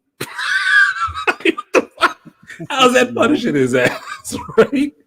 But you balk at the idea that I told her that most of us know this shit in this space. Any woman got at least 5 dudes around her that want to fuck her, right? That want to get in her pants, if not to be so crass about it. There's at least 5 dudes around that probably want to get in her pants. We as guys in here understand there's women that we see all the time that we know we probably want to smash. The lady at the bank, the lady at the chicken spot, the lady at the little corner store, the male lady, if she's looking nice and got them shorts on with the little socks and the big calves. It don't matter. It's not nothing, dude. It's like saying water is wet. It's not that big of a deal. But this person, me telling this person this shit, was so shocked and offended. But then the very next day tells me about this person that they've been dealing with for a month, leaving hickeys on them. But they ain't putting the correlation together like, well, what about that guy? You're not shocked and amazed that he wants to get in your pants? Like, what the this shit is so fucking goofy. It's so fucking goofy. It's like, I'm glad I'm not young anymore. Is this what these motherfuckers is dealing with out here? Pretty much. What they dealing with? Like, oh my God, dude. I can see why young boys is like, nah, we don't fuck with them. I'm staying in the house. I'm gonna jerk off this game. I'm gonna jerk off this PlayStation, nigga. I'm gonna play with this stick. Because that shit is retarded. That is pretty much what is happening. Yeah, so I'm hearing this shit and I'm just blowing my head back because I'm sitting here matching this shit up to my daughter. And I'm like, this is not what my daughter is on. But this is her cohort. I'm like, God damn, these people are fucking wild. They sound like they smart. They dumb as fuck. Dumb as fuck. Like not seeing the illogicalness of it, right? Now, I told y'all when I did that stream that there was one of 2 situations that was probably going to be happening with this person. And sure enough, the very next day I found out one of those situations is exactly what I thought it was going to be, right? It's like, okay, well, we know what's going to go down this road. And we've talked about it in the Manosphere a bunch of times. It don't matter how much shit you do for a female. It don't matter how much shit you do for her. She gonna fuck the dude who make her pussy tingle. It's just what it is. Yep. And that's from what she's describing. She's pissed off at the dude who she wanted to come remodel her bathroom in her house because he'd been buying her lunch and all the rest of this shit for months. But now you mad at him because he doesn't want to remodel your bathroom without you giving up some ass. But this motherfucker who brought you food one time at a restaurant and asked for your number Within 3 weeks, he about to get some of this pussy. Yep. He ain't primed the pump. He ain't did shit. This is why the dude that she wanted to do the remodeling was pissed off. This is why he was pissed off and making it that plain. Like, no, you want me to do this, you're gonna have to fuck me. That's why he's making it that goddamn plain. Because your scale is fucked up. One person ain't paid nothing into this shit. The other dude has been, trying to be respectful and paying into this shit for you. Mm-hmm. You telling him go fuck yourself, I'd never touch you. But this dude who ain't paid nothing into it, yeah, he about to get this shit this week. That is so fucking goofy. That's so fucking goofy to me. The cherry on top of that is now you know what actually will happen. She will probably end up pregnant again, which will make her a 3-time loser. Mm-hmm. Already 2 kids, 2 separate people. Now there's a third guy in here, and this guy is younger. He ain't looking the way that fucking old dude was looking. He can't, I don't think, but this generation is goofy. I don't think that little motherfucker is coming in there trying to be stepdaddy to 2 kids. No, not happening. And I'm not trying to completely get out there, but 2 kids don't even match each other, if y'all understand what I mean. They don't even match. So this person ain't gonna match with them either. So that makes it really fucking goofy.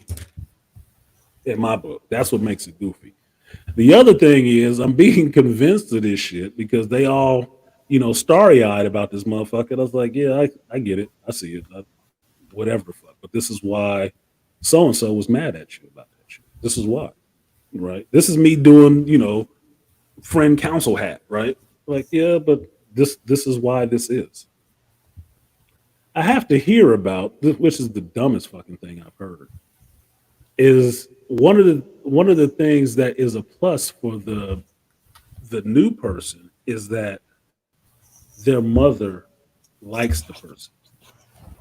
Now, just for context, this is the same mother that this person has said picks shitty men and actually picked the husband who did something to her.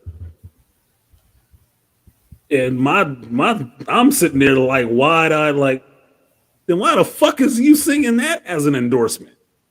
Wait a minute.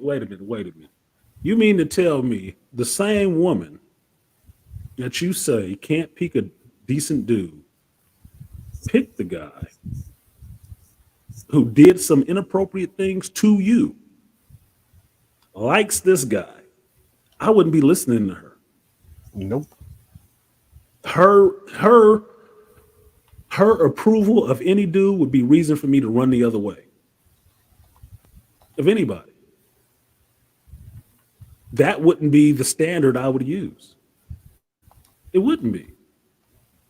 And I'm like, this is what makes this shit so fucking irritating with people sometimes, is listening to this dumb shit and they don't actually fucking hear themselves. It's all about feeling, nothing about fucking logic and common sense. None of it.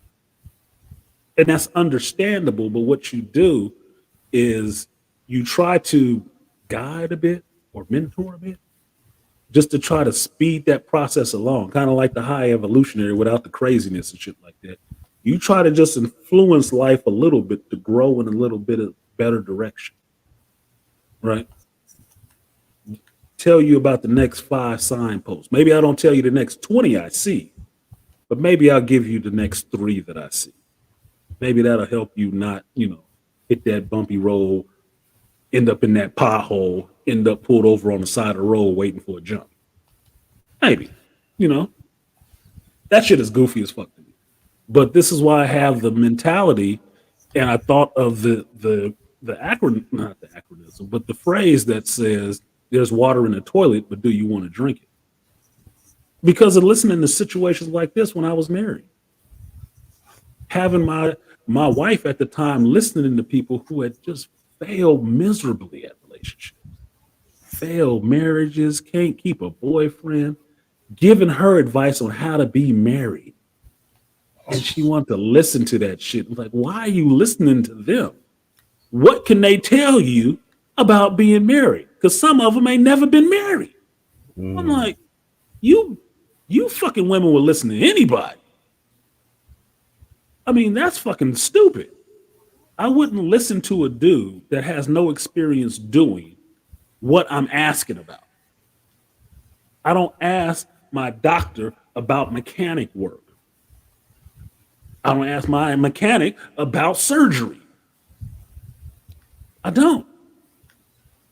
If I want to know about robotics, I'm not talking to the motherfucker who can't even watch a sci-fi show. No, that's not who I'm going to talk to. I'm going to talk to people who actually have the experience doing this shit. Because I can tell you this, if you wanted to be rich, you would talk to a financial person, Robert Kiyosaki, Dave Ramsey, somebody who had made some goddamn money doing some shit, right? I wouldn't talk to the hobo on the street. Just saying. Even if I was willing to sit down and get his backstory after a couple of bottles and listen to him for an hour, that's not my first go-to. Chances are he could know a lot, but that would not be my go-to. I would actually want to talk to somebody who's actually doing the shit right now. That's how you learn. You want to be a basketball star, you better start going to some of these basketball camps. Yep. Don't sit there and talk to the baseball players. And you want to play basketball. Nigga, that's stupid. That is absolutely stupid thinking. But this is what this motherfucker is telling me with a straight face. And she likes it. I'm like, that is not an endorsement. Nope. It's already been proven that their criteria for judging people is fucked up. It's off by a lot. By a lot. So much so it affected you negatively. I would not be using that as an endorsement of shit. Not a damn thing. Other than, like I've also said, there's only two things people can teach you: what to do or what not to do.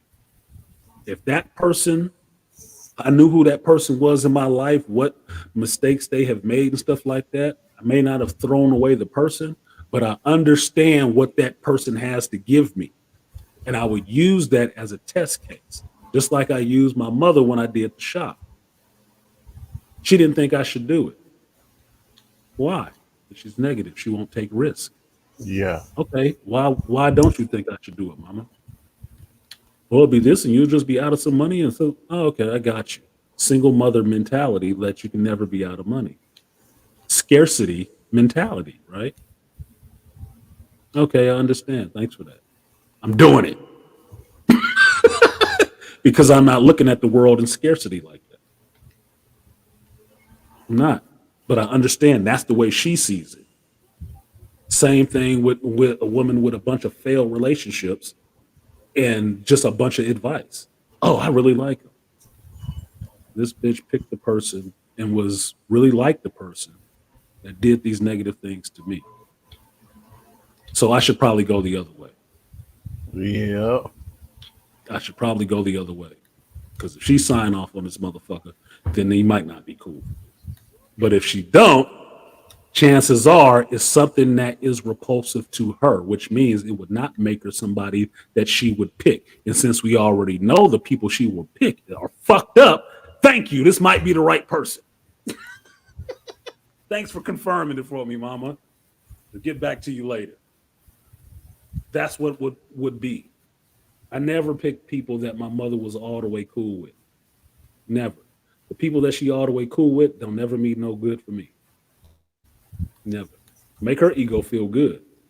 Don't do me no good whatsoever. And I've proven that many a time. She didn't get cool with my ex-wife till we was divorced and separate. Then she wanted to be real cool with her. Praise her, think she the best thing since sliced bread. When I was dating her in high school and when I was married to her, she didn't even want to come to our house when we was living together.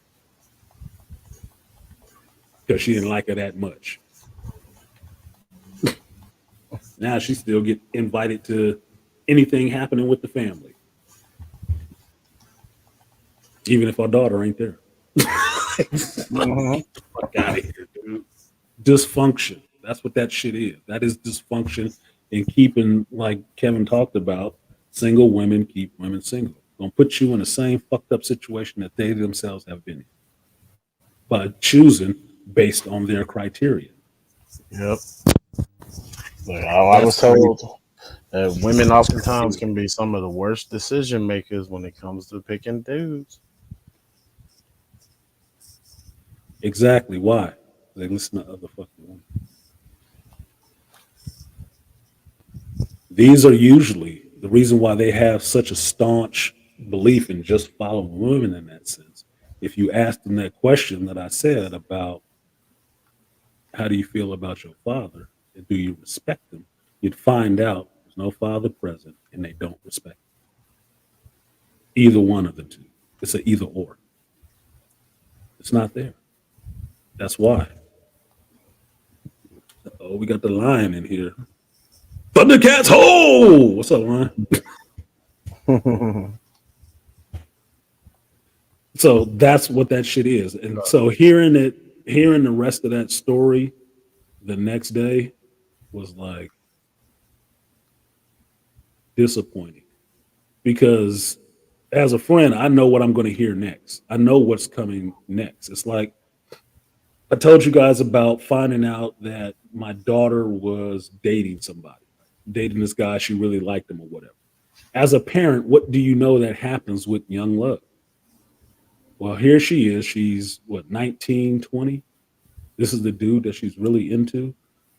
As a parent, from having experience in life, what do you know is probably going to happen with that relationship?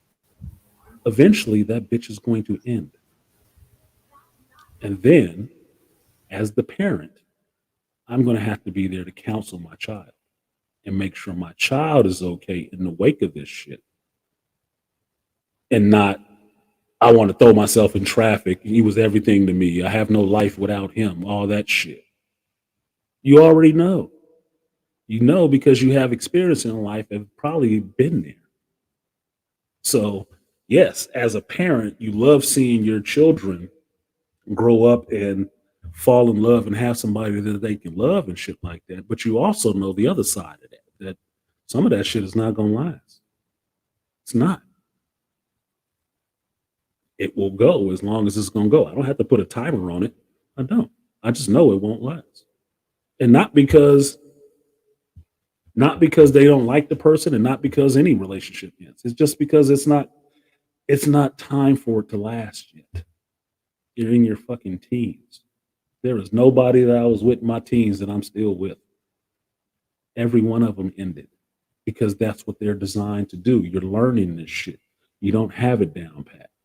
So it can't last. It's not designed to last. You're lucky if it can, but chances are, 90%, it won't. So I know I have to teach you with how to deal with a breakup after you have your first boyfriend. I'm going to have to teach you how to deal with a breakup. That's just a given. So being a friend is the same thing. Well, this shit is only going to go one of a few ways. And one of them ends with a breakup.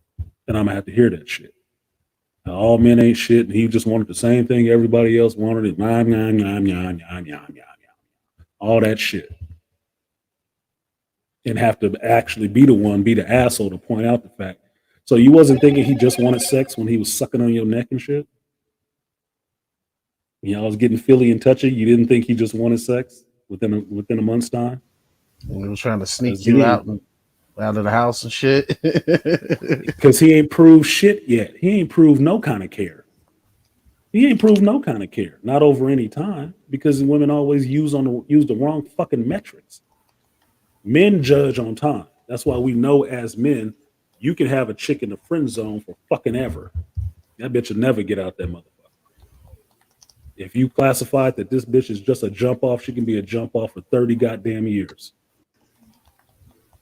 Huh, why won't you take me serious?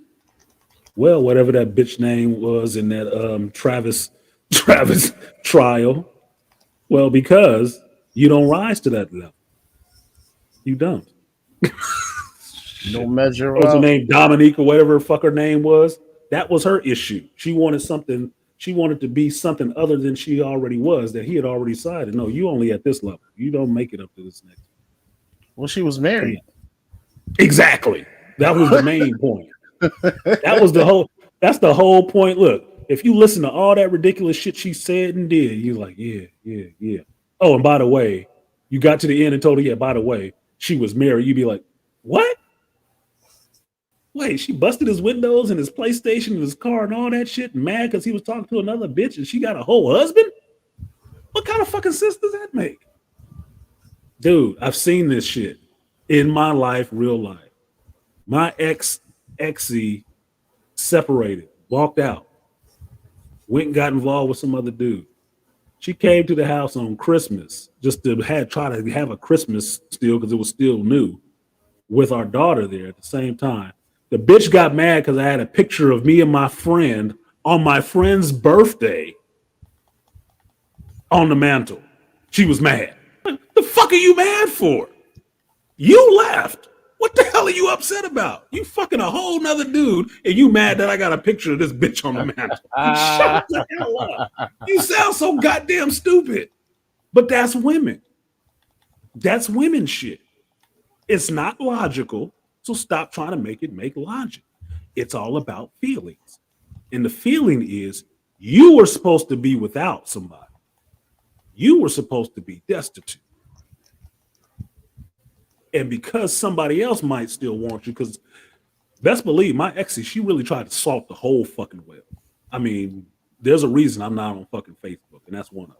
She tried to salt every well. She didn't want me to have a vagina after her. She didn't want that shit at all. And she went trying to do scorched earth.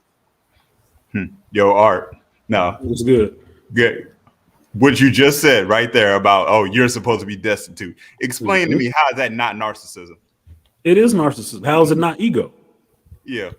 That's an ego. That's narcissism to the nth degree. Some of this shit, like I was trying to explain to somebody, gets into that abusive relationship stuff. That's a manipulation of you, cutting you off from everybody else. What I was just getting ready to talk about was manipulation of everybody else around me to cut me out and leave me alone. And these were people that I had known for decades. That was the manipulation. That was the abuse of a relationship. Didn't abuse anybody, didn't have to. But what you did was abuse. That's why most of what women throw at your ass is projection. That's what they do the most. Project and deflect. 95% of the time, yes. 95% of it is projection and deflection. That's why they always hear shit you didn't say and always reacting to stuff you didn't do. Because that's their projection. It's not yours. And always like facts. Speak on it, brothers. Yes, Minister Malika.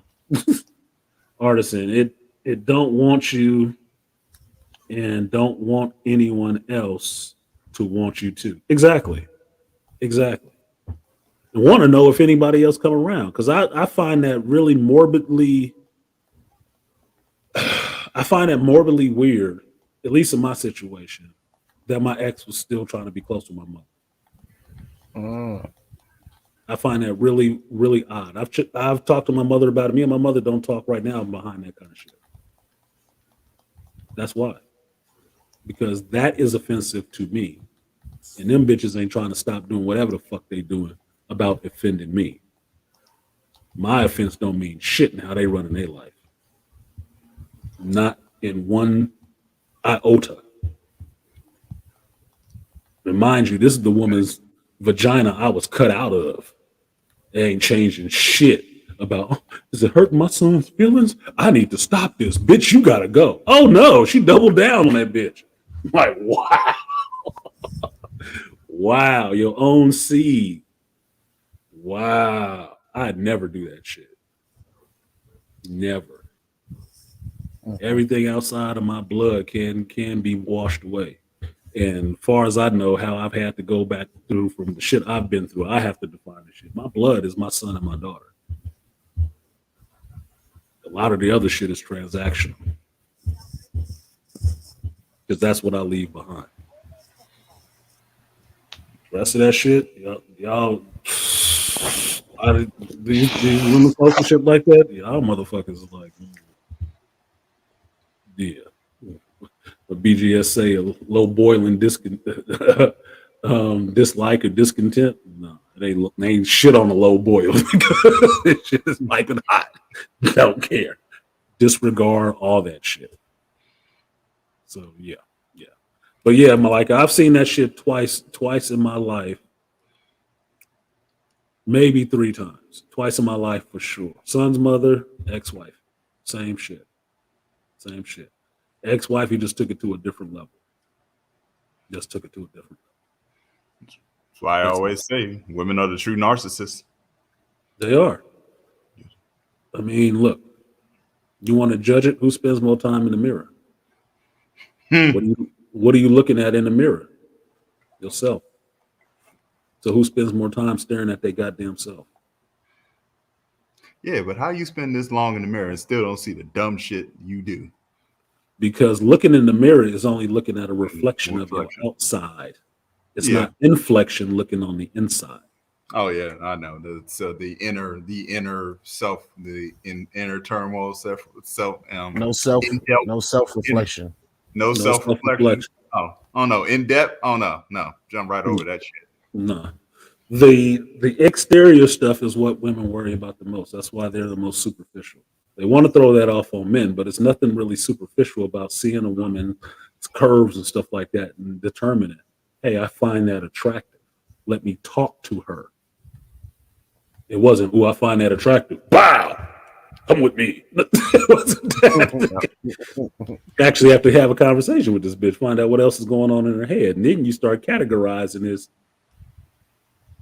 casual, jump off, maybe my lady, maybe wifey material. That's when you start going up and down that list after you start talking to them, and then you figure out like, you pegged right here. Sorry. Just a jump off. I'm already putting them at fuck buddy status. Now it depends on what comes out of her mouth and how she acts. If she goes beyond that, or I just drop her completely. Look at Malika said, it's happened to me a few times in my past. It happens to every man. Mm-hmm. Look, I told y'all about my play sister.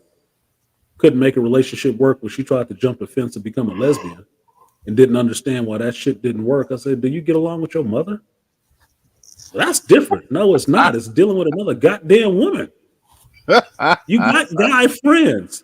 They talk to you about the problems they have with women. Were you not listening? You got brothers. You don't see what they dealing with? And you decided you was going to jump the fence and just going to have better success than they did, right? They've been dealing their whole life with women. You're going to start dealing with them sexually in a relationship manner for a couple months. Get the fuck out of here. Y'all hold up. Lying Artisan. Like you were saying, that's narcissism, nigga. Hold up, Artisan. I just got this off top. I'm going to Mary Sue this shit. They haven't even dealt with themselves as women. Exactly. How the hell that's the main point. How you gonna deal with another woman when you can't even deal with yourself? That is the main point.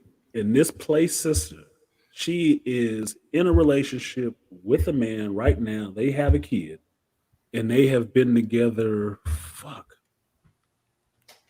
more than 10 years now. She's still nervous. She's still insecure. Might as well be married. They got a whole house together, rebuilt it, do a lot of stuff together, all that shit. She's still insecure. I'm like, what else does this motherfucker got to do? Do he got to live inside you? Does he have to give you the mirage? But you've been inside me? What the fuck? That mean it ain't got shit to do with him. That's you. That's all that inner shit that they never fucking work on. That they always, I'm getting into myself. You ain't getting into yourself. Getting into yourself ain't going to get a massage, getting a pedicure, going on a vacation by yourself. That's not getting into yourself. Getting into yourself is actually reading some books on fucking psychology, reading some books on relationship, going to see a goddamn therapist for an extended period of time, probably a year or two, and talking to them about your shit. So you don't bring that anywhere else. Or at least you find out why you do what you do and what triggers what you do. That is introspective work. That's how you know not to do certain things. Hey, don't do that because I don't like it. It's not like saying I don't want pepper on my food. No, don't do that because I don't like it, because given that situation, I react like this. I don't like it because of these reasons. That's when you can articulate that kind of shit. And shout out to Nameless again. Explain to somebody what animates your behavior. You can explain it. And then you can be a little calmer about shit. Then you don't have to be all rah-rah about it. It don't take a lot of cussing and shit like that. You can just say what it is, and that'll be it.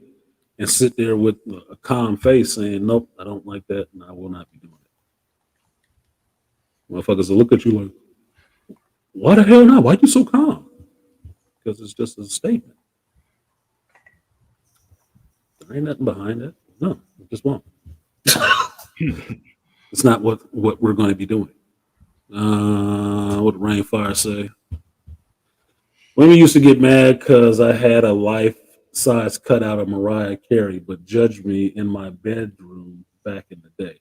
I had to remove it a couple of times before I could smash. No logic involved. They want another woman staring at them? No. What? What it is they're insecure because they recognize that Mariah Carey is beautiful and you value Mariah Carey.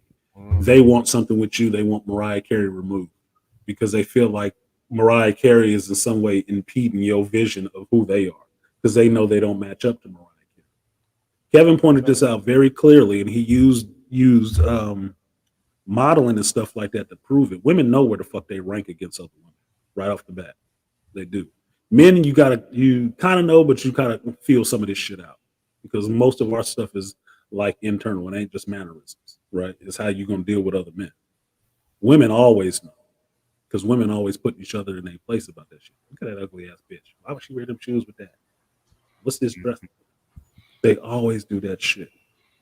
But they always want to believe that they're the best option. Always. They will walk out with their nose in the air, looking like every other third person, but still believe they're better than them. Look at the Kardashians. Who's the cutest one? Well, they all look like one of them right now, don't they? God. But that's the riddle. That's the riddle right there. It's like they know where they rank, but they don't want you to know where they rank. You already know. Yeah. And my thing is the one thing they fucking miss. The one thing women predominantly miss, and a lot of dudes that's been in a relationship get this. What is the one thing they miss amongst everything about where they rank? If they're the one standing next to you, they rank pretty fucking high. Yep. You rank over them other bitches because you're the one they chose to be involved. They never see that shit. The forest through the motherfucking trees. Do you think Michelle Obama is worried about some bitch somewhere else that Barack was looking at? She's married to fucking Barack Obama, ex-president at this point. If you heard her come out of her mouth talking about some other bitch that Barack knew from way back when, you would look at her like, bitch, is you for real? Oh, sorry, I got that. You would really look at her crazy. Like, what the fuck are you talking about? You're married to the motherfucker. You're with him. Apparently, you won. No, that's never enough. Because it's never enough for their fucking ego. Women don't know when they won. No, they never do. They don't know when they won the title. No, they know after they lost the title that maybe I won a while ago. Because my ex-buddy Raj pointed this out very clearly a bunch of fucking years ago, at least 20 years ago at this point. About he had a girlfriend and he always wanted her to cook him steak or some shit like that. He would tell her exactly what he wanted because my buddy Raj, he worked out, he was a buff dude. He usually dealt with really older women. And I'm not talking about 5 or 10 years. I'm talking about maybe 15 or 20 years older than him. He always dealt with older women. So his mentality with dealing with women his age was completely different. He knew exactly what he wanted. He knew how to tell them exactly what he wanted. And he would. This one girlfriend, I knew her. She was nice enough. He told her exactly what he wanted. Man, just cook for me like 3 times a week. Just cook the steak for me the way I like it, like this, a couple times a week. Do you know that woman found every excuse not to do that shit? She couldn't cook a You steak. know when she finally did, when she finally offered to cook the steak the way he wanted to and whatnot, when she went and fucked around and tried to sneak off and have her little he flew me out to Arizona situation, got fucked by some ex dude and came back pregnant. And now she need a relationship because that shit didn't work out with that dude. Now she want a relationship. And now she's offering to cook my homeboy the steaks the way he wanted to. No, he Oh, told her to go fuck yourself. Try to play that bit of buzz card, didn't you? Thought you was being slick and too cute. Got out there, fucked up your relationship with my homeboy. Got out there, got fucked and dumped, pumped and dumped and impregoed. And now it didn't work. She want to come back. He told me that shit. He said, guess who called me back? I'm like, who? So and so. Nigga, you got your mind. She really did what? Yeah, this is what she wrote me. Now she want to cook? Nigga, that was 6 months to a year ago. Now you want to fucking cook? Are you in the present or are you in the past? Jesus fucking Christ. That's what she was asking her to do when she was together a year ago. Now she want to do it? It's too fucking late. And now you coming back with a baby? Oh, nah, nigga. Nah, bro. Y'all motherfuckers be late. Like, Brenda's got a late. baby. Yeah, late bus. Want some waivers. Simply just couldn't cook a damn steak.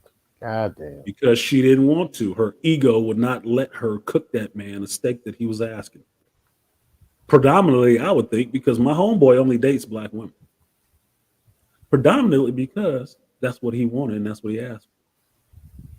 She was in that mind state that you're not supposed to give men what they ask for. No, men are pretty fucking literal. You probably should. Probably should give them exactly what the fuck they asking for. Because they either asking you for it or they asking the next bitch for it. You choose. It's your choice.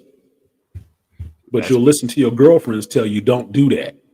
But it'll be your single girlfriend who ain't got no man. Look, I always go back to that. Remember that movie, that little movie / documentary, Diary of a Tired Black Man, and the clip was they all in his house that he paid for talking shit about him because he pulled up with a non-black chick, and I was like, and he was like, hold up, and he asked them, where are all the y'all men at? He said, oh, the one chick dating a white guy. He said the one dude ain't even got him. The two of them ain't even got men. He said, so what the hell are y'all talking about? Yeah. What did I tell y'all about being at my mother's thing and looking at my family makeup? What did I tell you? What was my concern? Where all the men at? Because everybody keeps self-destructing their relationship. So where all the men at? It's going to be a bunch of you fucking chicks around with a bunch of kids? That looks pretty up short. You're going to be trying to pull in a lot of favors on people to do shit around your house and stuff like that.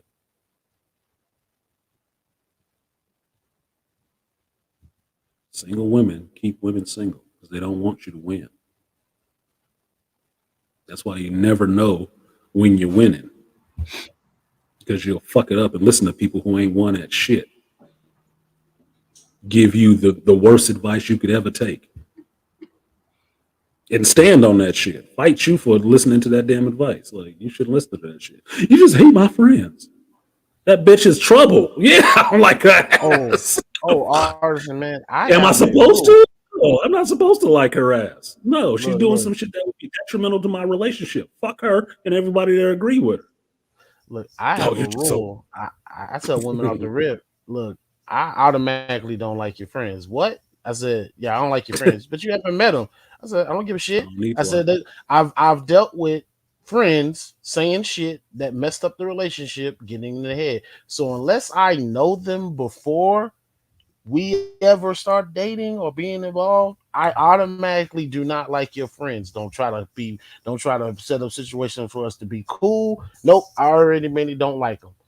Because I've even had quote unquote guy friends, whatever the fuck that means, say shit and try to sabotage, and I gotta go back and I did some shit, like went right behind him and kissed him right in front of him. Yeah, I know you want a nigga, I got her. So Yeah. you So try to sabotage fuck elsewhere. off. I told the lady I'm seeing right now, I told her the same shit. Like, I don't have to worry about your ex dudes. I don't spend no time thinking about the motherfuckers, and I'm not worried about it. Reason being is I understand something really fucking simple. If you want to be with them niggas, you can go be with them. And that means you're not going to be with me. Plain and simple. And I'm not saying I'm the richest motherfucker or anything like that. I'm just me. I'm a weird dude sometimes. I am. But what I know I can control and what I can't control. What I'm going to worry about, be concerned about, and what I'm not. I'm not concerned about some ex nigga. If you want to be with that motherfucker, go be with him. Tell you now. Because I walked away from a baddie because she thought I was supposed to have a bidding war with some other dude about her ass. I told her, no, go chase that money then. Go get it. Go get it. Told you. Crazy X was a certified 10, nigga. Look, if he want to pay you to be with him, go get that nigga pockets. Run his pockets. Because I'm not doing that shit. I'm not trying to outbid and start bidding for you like that. Fuck no. Go be a hoe. I'm not stopping you from jumping your ass back on the carousel. Go do it. Because everything that I do in life is about a choice. Nobody is commanded, demanded, anchored to the ground to be anywhere next to me. You choose. Or you choose to be here or you choose to be fucking gone. It's that damn simple. That is a black and white situation. It's not, it ain't got shit to do with me personality wise, none of that shit. Look, people have stick to itness, what people have stick to itness about. I stick to doing this show regularly. 11 o'clock on a Sunday, you know this stream will fire up if I'm here, there, or somewhere else. You already know that shit. I've proven that. My track record proves that. No matter where I am, I will do this goddamn show. That proves my character. That proves what I'm about. That I value the connections that I make. And when I say I'm going to be somewhere, I am there. You ain't got to ask me. You don't got to see if you're trying to trip me up. You ain't got to do none of that shit. You know, it's 11. What's going on? If he ain't here, something wrong. If he ain't here, something is the fuck wrong because he always do this. And he has always said it's important to him and that he will always do it. So if he ain't here, something's going on. What the fuck is happening? You know. That's proof. The other person can't give you that shit? You can't figure it out? Then obviously you're in the wrong place. Because I like shit kind of figured out and settled. I'm not looking for, you know, a three-legged table on a beach ball. You trying to do all that shit. I don't need those emotional high and lows. Like I said, I got the suit, tie, hat, had the timeshare too. You killing it with the timeshare. Oh, I got the timeshare too. They said he bought. Basically, feel like he is fantasizing about Mariah Carey while having sex with her. Like, what? Might as well put a bag over her face. No.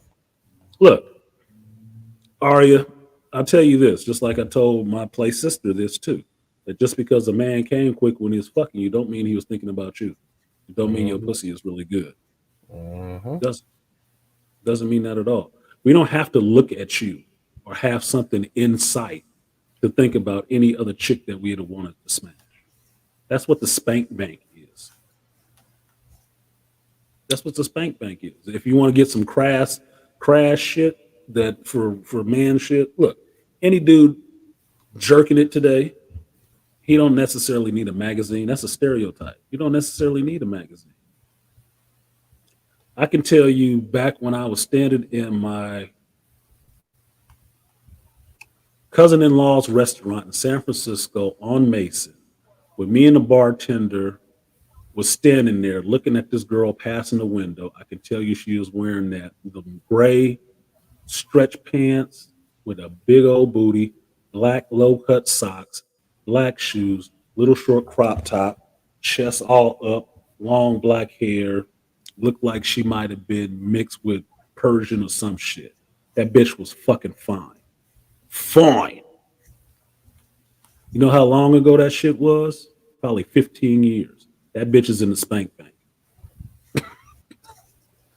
I am an imaginative person, and if I need to, I will go band of the hand, nigga, and think about that bitch. That's why I can tell you, I've had Janet Jackson in every way I could have Janet Jackson. That's my wife. That's my wife. We just got a really open relationship. I got one. The chick that helped out with my mom the last time she was in the hospital before she passed. The one nurse got her name and everything. White girl with a nice ass, and I was like, I remember her name. I was like, I didn't shoot my shot because I thought it was she would think I would be an asshole because I was trying to help because my mom was sick at the time. I was like, but I remember. Melissa from Bo's Bounty, who was my favorite bartender back in 2000 and something. I was married at this time. My favorite bartender, Melissa, was fine as fuck. She was mixed.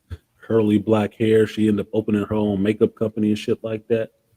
And I remember right now thinking of her dancing behind the counter because they was playing some 90s shit. And she was out there dancing in these boots and shit like that. So I will fuck the hell out of you. Oh my God. I wasn't her type. Fuck you. Wasn't her type. Oh, Don't matter. She made the spank bank, boy. She made the highlight reel. Nigga. Yeah, I don't give a fuck. I've been there too. There was a chick that because they cycle where I work at, they cycle in and out because she's an Air Force chick. Because I work. Yeah, she flying in and out. Yeah, she was an Air Force chick. Fine as hell. Red bone, curly hair. I shot my shot too. Actually went for it. Wasn't my. Turns out I wasn't her type, and that was. You know how mad I was mad as fuck about that shit too. Yeah, I was mad as fuck. I was like, yo, if you, I was like, you know what, you lucky. Yeah, I was like, I'll take that. I mean, it's L, and I'll take it. You lucky because if you were, man, that was about to be the future ex-wife. Look, future ex. Look, my next ex-wife. Yeah, she was about to be the future ex-wife. She was absolutely as well. Have a bunch of kids. Yeah, I'm like, nah. Don't matter. At that moment, she didn't. But yeah, that happens. All men have that bank. That's why when I'm telling this other friend about there's probably every guy around you probably wants to have sex with you, it doesn't mean shit. I mean, we guys, we know we can have guy friends. We know guy friends who putting they Johnson up and stuff we would never touch. Like, ugh, why you fucking her, dude? Yuck. There's always guys around that'll fuck some chick. That's not a surprise. If they're heterosexual, they probably do want to fuck you. It don't mean they gonna try. It don't mean it's absolutely just gonna happen because they thought it. It just means they're heterosexual. They find you fucking attractive. It's not that big of a fucking deal. If women was more open about it and you guys talk to enough fucking women, you'd find out women do the same shit. They do. I just want to suck his dick. Oh, he looked like he'd grab me by the hair and just be rough with me. Like, you know anything about women fantasies? They the same as guy fantasies, just more detail because they use more words, nigga. Yeah, I think the difference is because, like you were just saying, it's like women catch a real high off the fact that men just want to sleep with them. I'm like, yeah, we want to sleep with you. We don't want to marry you. They learn that shit early. Like KS pointed that shit out to that white bitch on Fresh and Fit about giving up her fucking privilege. Oh yeah, you want to get in the club before all the rest of them bitches because she know where she ranked, but she ain't trying to say, "Oh, let the ugly girls go first," is she? Fuck no. Like, why would I? Yeah, I remember that. Yeah. Silver Sable. I was like, oh yeah, Silver Sable. Checkmate, bitch. Yeah, because you know where you rank and you know you look better than them, and you ain't trying to switch places with their ass, and you ain't trying to have them come up to where you at. Fuck you. Damn sure ain't. Drop that bullshit. Look, drop that bullshit. Y'all be on the same shit, just worse. And if you don't like the fact that it's worse, then just say it's fucking even, and we'll just like we know though. Cain and Abel type shit too, like trying to be the best of friends until the wrong nigga walk in the room. Look, Malika, you know I talk about this stuff all the time. When I'm talking about black folks specifically, I will say black people specifically, but because I try to be like kind of international and shit, being in the Bay Area, I can tell you this is in women in general, Western women in general, throughout race, because it's the same infection. spreading through all of it. It's the same shit. Mm-hmm. Black women just seem like they got it the worst because we was the first ones who they instilled this bullshit with. Canaries in the coal mine.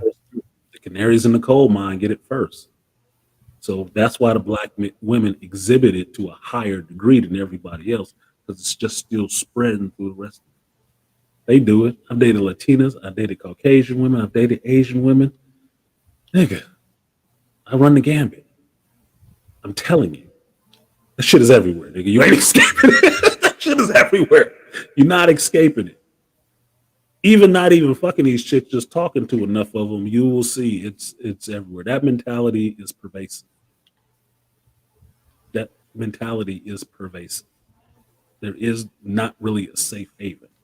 You can get your passport and fly out and find you somebody somewhere else, but like Eddie Murphy told you back in Raw, don't bring that bitch back here. Don't bring her back here because they will get her hooked up with the Borg hive mind really quickly. I want to They will get you. Eddie, I'm an American woman now. What have you done for me lately? Half Eddie. Yeah, no, nigga, they will get that upload. They will get that updated software real quick. That shit will overwrite whatever fucking culture they came from. They're Tells you already about taking it in because everybody got an iPhone and an Android now. that means they spread it quicker. Because Yep. more people can hear about it a lot quicker. Training the community for self-sabotage and self-destruction in relationship with men, fuckery, and drama is always placed on the default setting. Yes, it is. Yes, it is. And this is why I tell you, it may be fun, any of y'all that dibble and dabble interracially, it may be fun to have a chick that's not black, but exhibits some black traits. It's not fun. You know why it's not fun? Because they're picking up that negative shit too. You have to think about that. Yep. I told y'all about one of my exes who was an Italian chick and looking on her movie cabinet at the house, and there ain't nothing but black movies up there. Some shit I wouldn't even buy and watch, and I'm black. But that's what she got on her shelf. This is her study material. Oh hell. So what do you think is coming out of her? How they taught her how to deal with black people and how to deal with black men.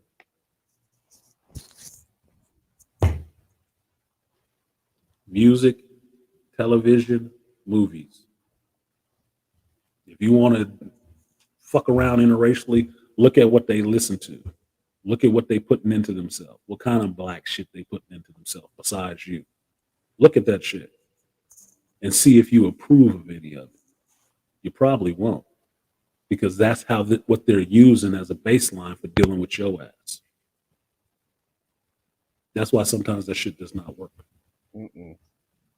They trying to be too much in your culture and picking up all the wrong lessons from your culture. Like, I can't stand ratchet ass chicks and other ethnicities. I'd be like, oh no, let me stay the fuck away from you.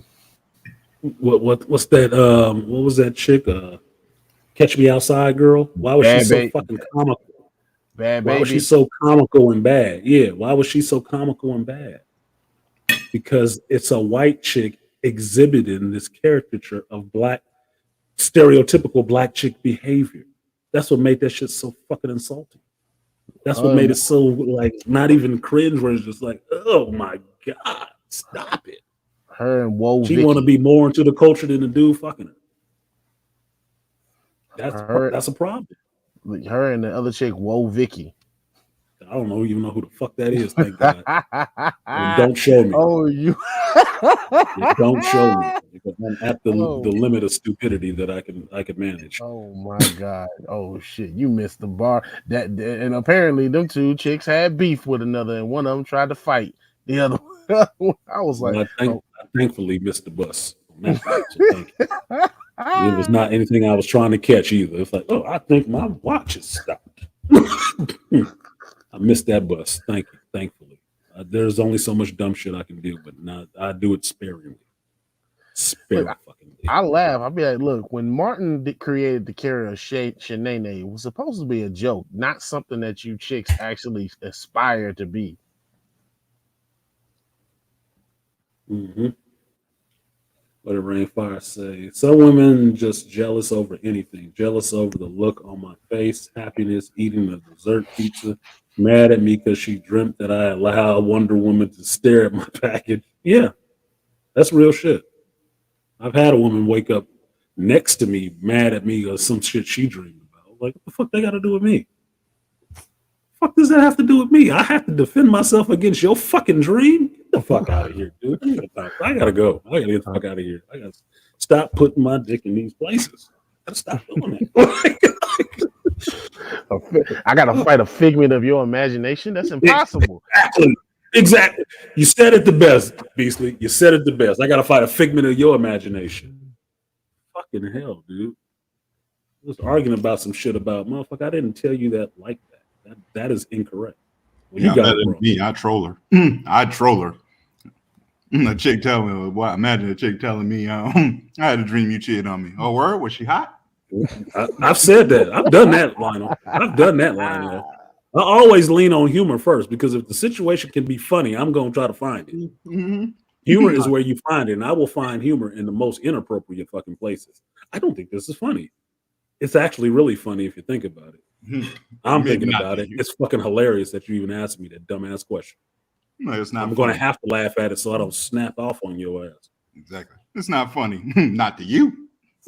Yeah, exactly, Malika. And that's exactly what it is. I learned that from being married. You don't let a woman put her insecurities onto you. I've told people this before, that I was never insecure until certain things happened in my marriage. I was never insecure like that.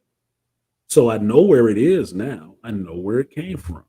I know how to manage it, but it's not going away then. It's there because it's been proven now.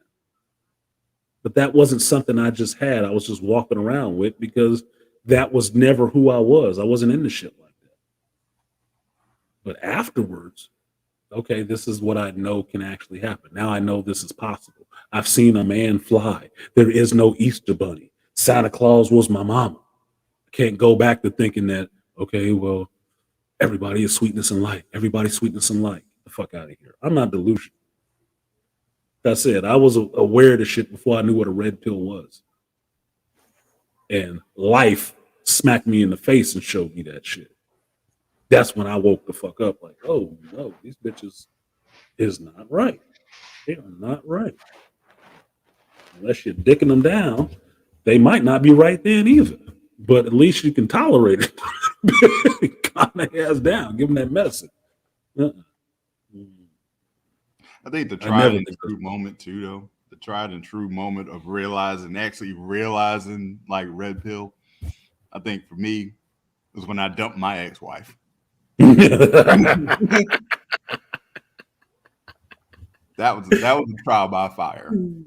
You probably would learn some shit. Yeah, that was a trial by fire, and that was really interesting because I was pissed off because the minute I even hinted at it, I was getting everything I wanted for about 2 weeks. It lasted about 2 weeks because I knew it was facade, but it lasted about 2 weeks, and I was pissed off. I'm like, you mean to tell me I had to resort to this? Mm-hmm. You usually do. You usually do. A lot of times, women won't believe what you say, but they will see what you do. Right. And one thing I know from being married, I will never do is I will not take on somebody else's insecurities. I won't. Because you guys have heard me tell you before, the number one thing that kills any relationship is insecurities. That's what kills it. And that's not just from personal experience, that's from personal fucking study on relationships. The number one thing outside of money. Money is an insecurity because it's into that scarcity mindset. If we don't have enough of this, we can't do all of this. So I might have to find something or somebody else that has more of this so I don't have to think about that. That's an insecurity. Yeah. That's what it is. The number one thing. He ain't coming home when I thought he'd be coming home. He must be fucking somebody else. Well, why must he be fucking somebody else? Are you fucking him? Mm-hmm. What are you doing? That's where the finger point and turns back the other way. What are you doing? If you can run through your own personal checklist of what you're supposed to be doing, or what you're doing for this person. If you're doing all those things, you should be good. You ain't got to worry about that other shit. The other shit will work itself out. Because I can tell you this: anybody cheating on anybody, boyfriend and girlfriend on the junior high school yard, or being grown ass adults with jobs and kids and all the rest of that shit, you will eventually find out. It will work itself out. It all comes out in the wash. All you do is move appropriately, make your decisions, and move appropriately from there. That's all you do. That's it. So it's not that big of a thing to sit there and be stressing and worrying and biting your nails about and shit like that. It's not. It's nothing I have to fucking worry about. I'm not gonna be insecure like that. Fuck you. Keeps me from enjoying life. And that's what I'm trying to do in the moment. Not thinking about all these negative possible futures. Look, go play with fucking Thanos and Kang and shit like that. I ain't got time for all that. No. Nah. Feeding insecurities, and you know you start losing when you start feeding those insecurities too. Another cliche that I made up that I'll give you guys is I never pump negative into a void. You have an infinite empty space where you don't know what's going to happen, a realm of uncertainty. I'm not going to sit there and keep throwing negative ideas into that shit trying to fill it up. No. You're making yourself fucking crazy because you're spending so much time steeped in all this negative energy. Can't get anything positive. Can't. Because you're so busy feeding that thing. And you decide which one you're going to feed. You're going to feed that negative mentality or you're going to feed a positive. I choose to feed the positive. I try to be hopeful, even in a shitty world. Be happy, put positive shit out there, and do positive things. I don't have to worry about the negative so much. Negative will take care of itself too, because I know how to move if the negative comes up. But I'm not going to sit there and just dwell on that shit. Fuck it. I got other shit to do. This sounds like a waste of time. Hope for the best, prepare for the worst. Exactly. It's like bringing back to the English show. I told you up here, something like life will do that to you. Yes, it will. Life will kick you in square in the nuts, nigga, on purpose, not by accident, on purpose. Like, motherfuckers hanging kind of low. Bow. That's how you feel. Walk it off. Walk it off. Did that shit hurt? Yeah, it hurt, yes. Motherfucker. Okay. I just was seeing if those was really balls you had. The fuck you saw them swinging there. You saw them swinging. Yes, they're balls. What the fuck? They were not for show. I knew. I just wanted to see how you were going to react if you don't punch me in the face or something. You of all the things to choose for a test? Yeah, of all the things you couldn't just ask me 2 + 2? No, you want to kick me in the nuts? Can you at least give me an ice pack? Can you at least give me an ice pack? Nope, we ain't got no ice. And I knew we didn't have any ice packs because I dumped them all out and threw them all outside in the heat before I kicked you in the balls. So there wouldn't be any ice packs for your nuts. Like, you were just evil. You just evil. You and everything you stand for that. Yeah, you were just fucking evil. You did this shit on purpose. Yeah, man. I'm like, the only way I lose is if you ain't here no more. So fuck you. I'm gonna keep it entertaining while you're here. Enjoy. Oh, you want some Joker shit? Yeah, Joker. I think life is. Look, life will happen when you ready, like it or not. Don't matter. It's still happening. It's still gonna do what the fuck it does. You better get in the stream and learn to paddle. You know, you start catching on when you're waiting for a life lesson, and you like when something bad happens, and you're like, all right. So what can I learn from this? Mm-hmm. That's what you have to do. That's all you can have to do. Because once you've learned that lesson, you never have to repeat it. You don't really repeat it. It'll go on to something else. Life will just go on to something else. But if you see the same type of life lessons keep coming up, you never learn the lesson, obviously. That's why it keeps coming up.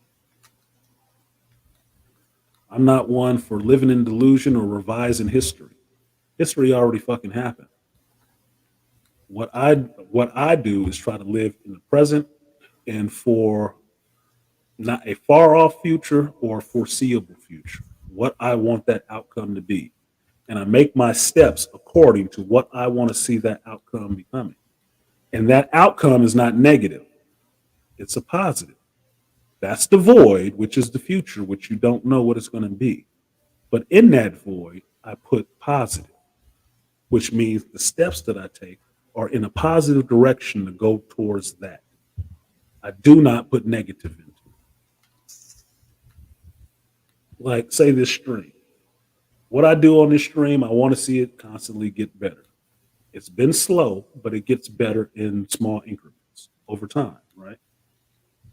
Because I have an idea of what this stream should be. If I had 100% effort or time to put into it, I know what it could be. Well, that might not be absolutely ideal, but let me get everything in between there I can get done. So I will keep moving towards that. But you don't never hear me talking about how much I hate this shit. This sucks and all the rest of this shit. You don't hear me saying that because I'm not throwing that kind of negative energy out there into the world. I say what I want to do and what I want to do better and work towards that instead of bitching about what things are now and not being to where they are now. Because you'll hear me fuss about such and such, the mic, the this and that and the other. But what else will you see? You'll see me get a new mic. You'll see me get another stream thing. You'll see me get a fucking light. I will do that shit because I'm improving on what I was complaining about. I don't have any interest in just sitting and complaining about shit. I want to see things change for the better. And that's what I work towards, the betterment, not the destruction. I'm about staying in a position and not working myself backwards out of a position. No, I want to win. I ain't trying to lose. That means I'm not taking no back steps. Everything is forward. Fall off, you fall the fuck off. But I'm moving forward. I'm never going backwards. Never. Not mentally, not emotionally, can't go backwards. What he said, who is this? God must not be working today. God working every day. I don't know what God you believe in, but he don't have an off day. You If might he want to did, block that artisan because that picture might not be appropriate. Yeah. Block. No. Well, y'all got the sniper weapon in here. Hold on, let me jump back over into the stream. I think I got them on my side. Just let me know if they got banned because I did ban them. Because that was an old vagina on the stream. Yeah. I must have been kicking out too much fire. I must have been actually spitting some real shit. I didn't know that. I was just talking. Speaking of spank bang. Yeah.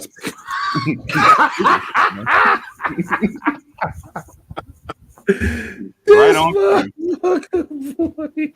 Right on cue. Oh my God. Wait a minute. Right on cue. All right, let me end on that for this goofball come back in here because I had a response time and I'm over it right now for this non-emergency broken window. So I need to get out of here and go take care of that shit. I'm almost at the 5-hour mark too. Toya laughing at that shit. She thought that shit was funny.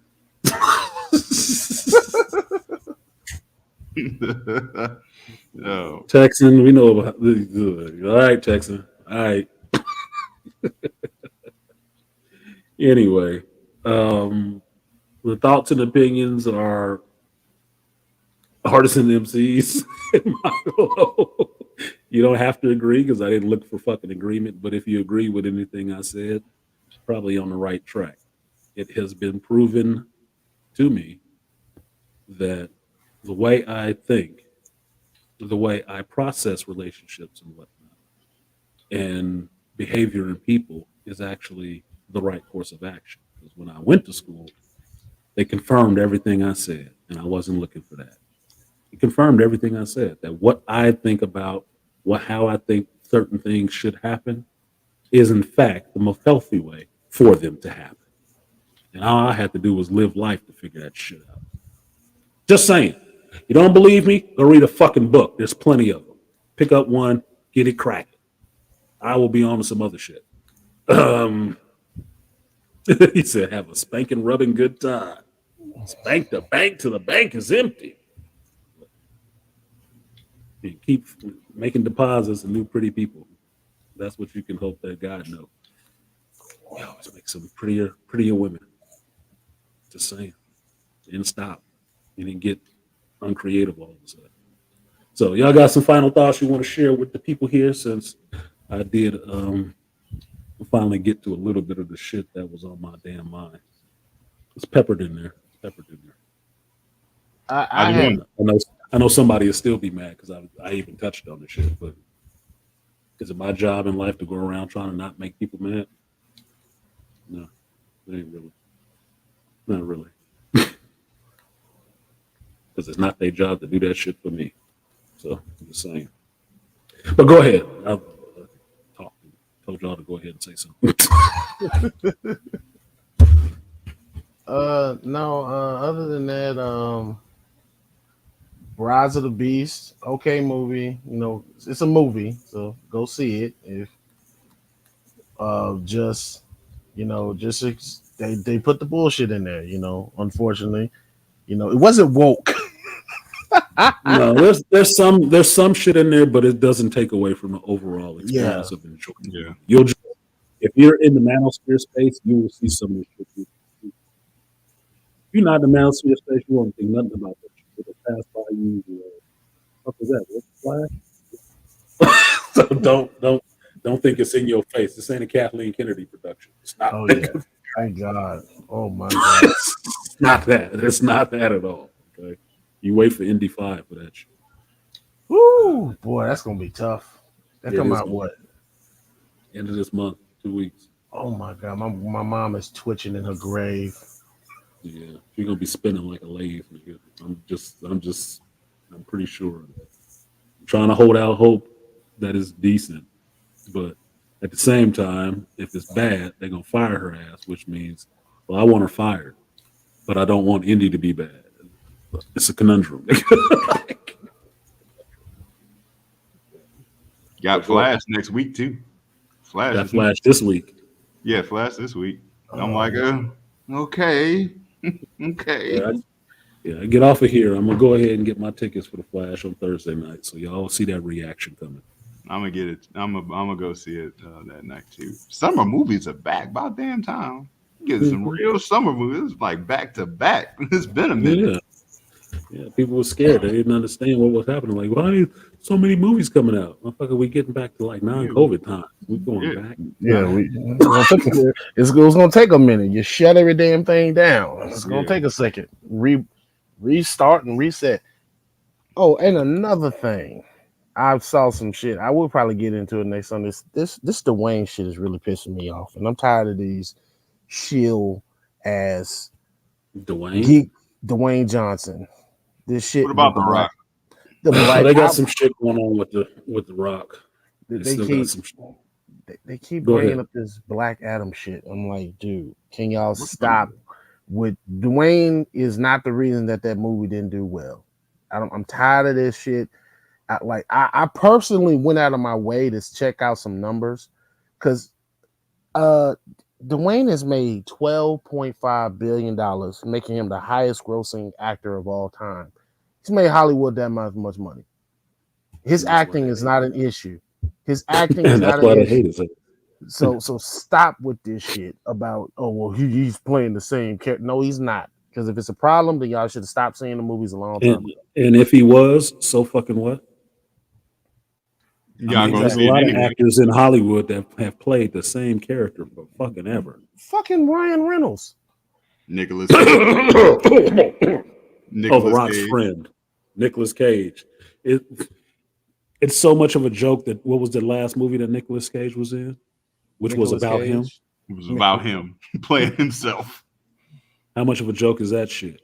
It's like meta commentary on himself, and he starred in the bitch. Like, yep. He plays the same character. No, he's still playing himself. He's still playing himself. Been doing it for years. I like it, but it's still him. Fast 11. Detroit, you funny as fuck. And I'm telling you, there is no Fast 11. It's Fast XX.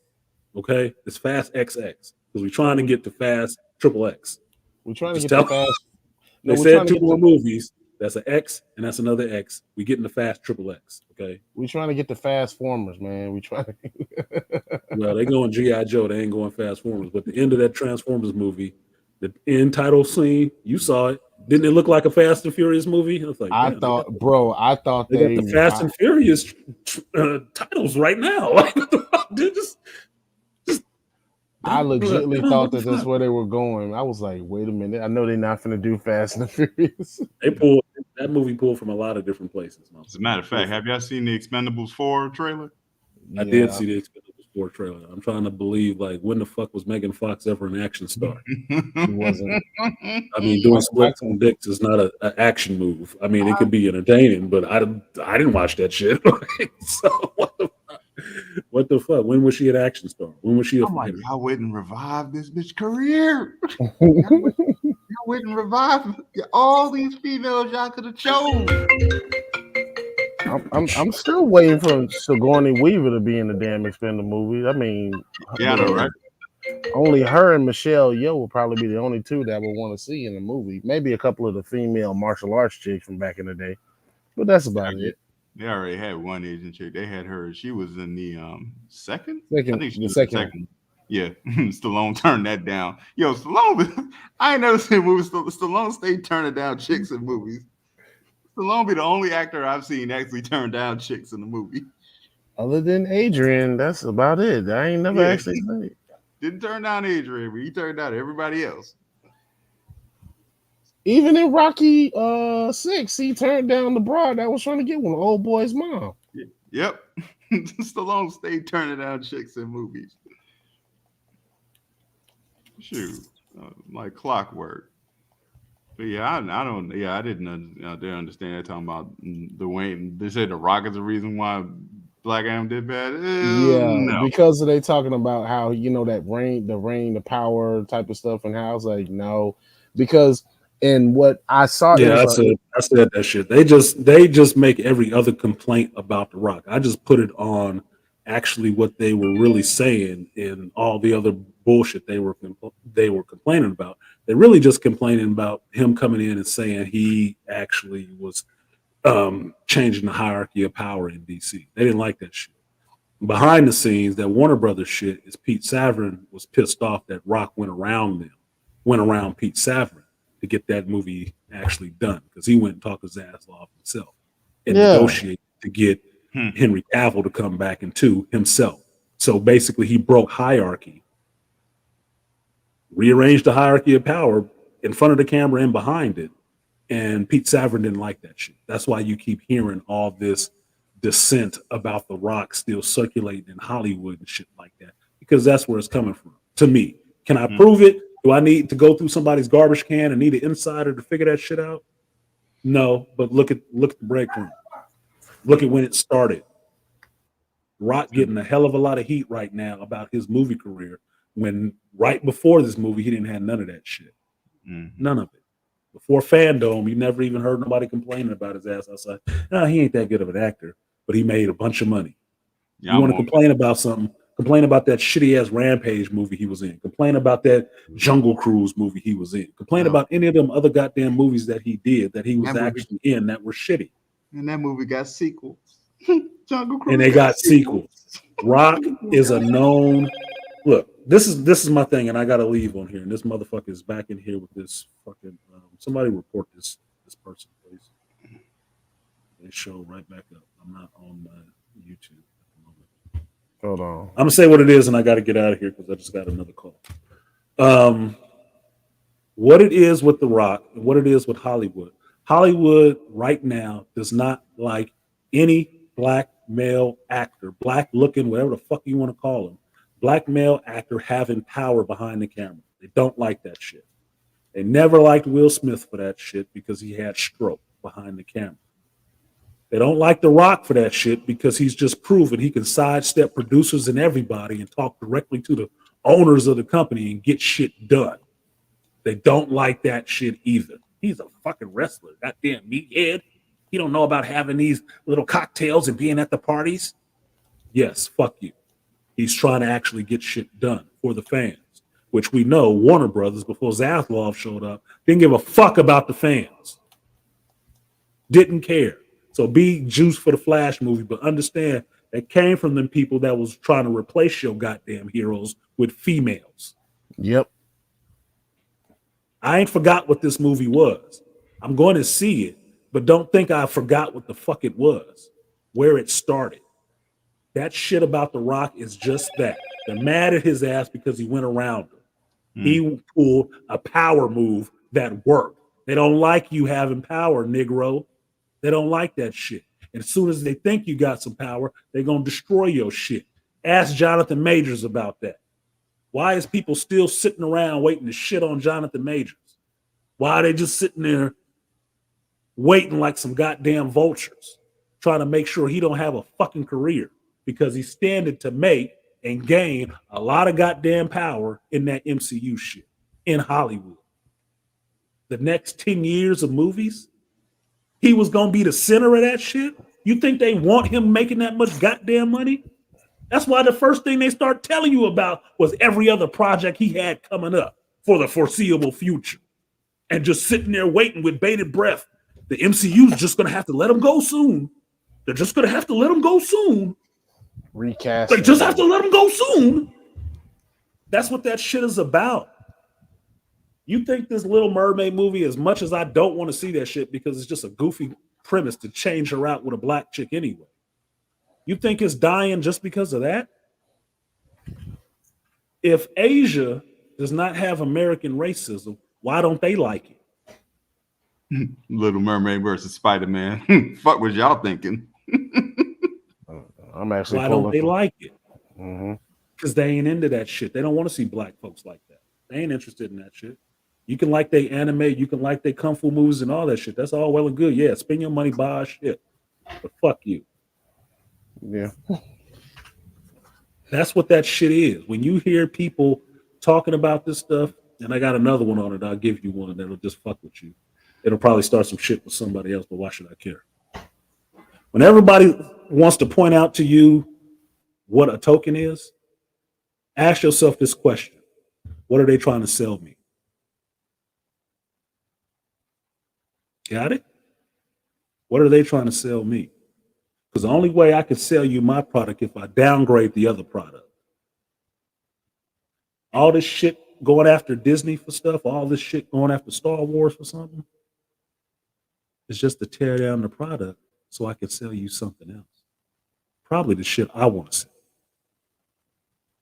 That's why I told you got to watch these people who come into this space, or at least the geek space, because what I have seen in the geek space is a lot of people who ain't fucking geeks coming into it and pushing their political messages through that shit to you, the disaffected fan base, and telling you who you should attack and who you shouldn't. Never let somebody put a battery in your back that you ain't signed up to fucking carry. That's why you ask questions. What are they on? Why do they have this opinion? What is your actual opinion? What is my actual opinion? And roll with that. Instead of rolling with an agenda, we're just supposed to hate everything that they put out. Because what you end up finding is, if you look at it all together, it all leads one way. They only shit on the stuff that has some minorities in front of it.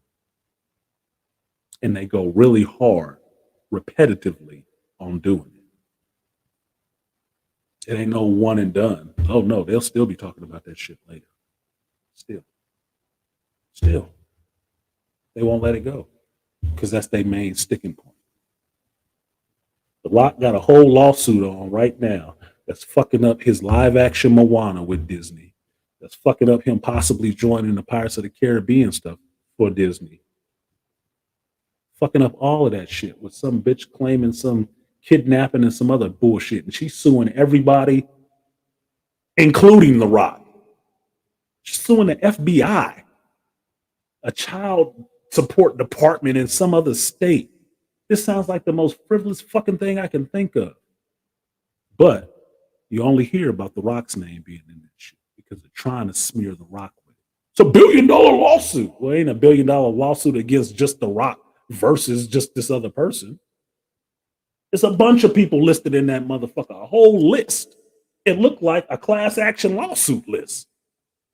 And his name is one of them in it. But when they report on it like it's just him. They don't even mention FBI and police departments and all that shit. They don't, and they government institutes, government agencies. They don't mention all that shit. They only mention The Rock because that's Hollywood's way of smearing The Rock to take his fucking power away. Because he has his own production company. He can negotiate to say, "Hey, I want this dude in my movie." And no, I don't want to fucking deal with you. I'll make my own shit.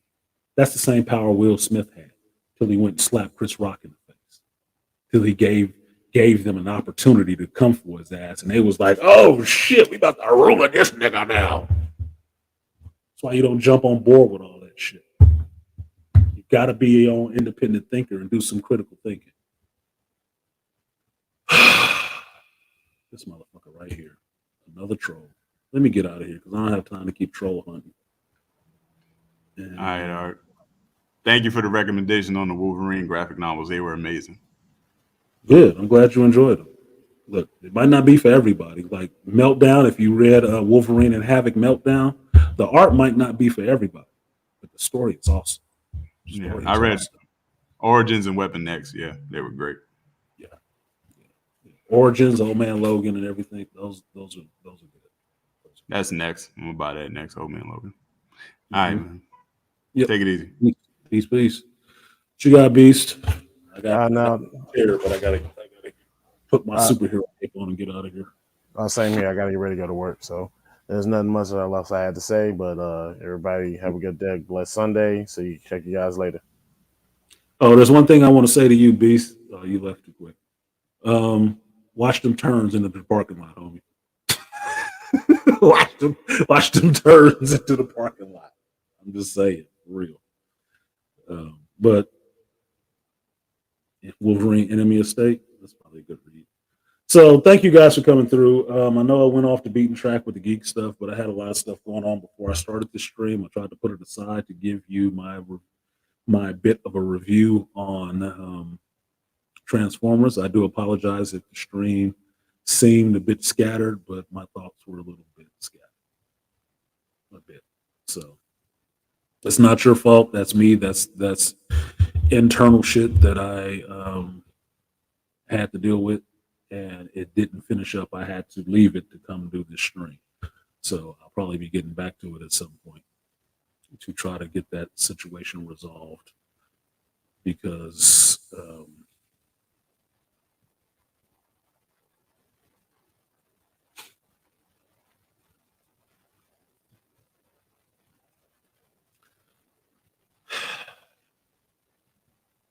always looking after. Put it that way. It's always looking after. If you know the quote from the movie, that's The Weatherman with Nicolas Cage and Michael Caine.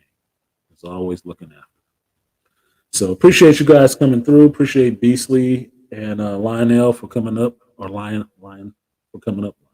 Lion for coming up on the stream and adding their voices to the cacophony. I know I still talked over y'all a bit, but I got a lot to say, and I am the host. But like, share, subscribe. Sports stream if you feel so inclined. This has been Shop Talk Live. I do this every Sunday, 11 a.m. Pacific time, 2 p.m. East Coast time, and 7 p.m. UK time. I don't know what time. I don't remember what time zone that is. Like, share, subscribe. You can support the stream on $artisanmc on Cash App, on PayPal with artisanmc, or right here in the Super Chat. It works even doing a replay. It does. So, appreciate you for coming through. I will see you guys next time. And for now,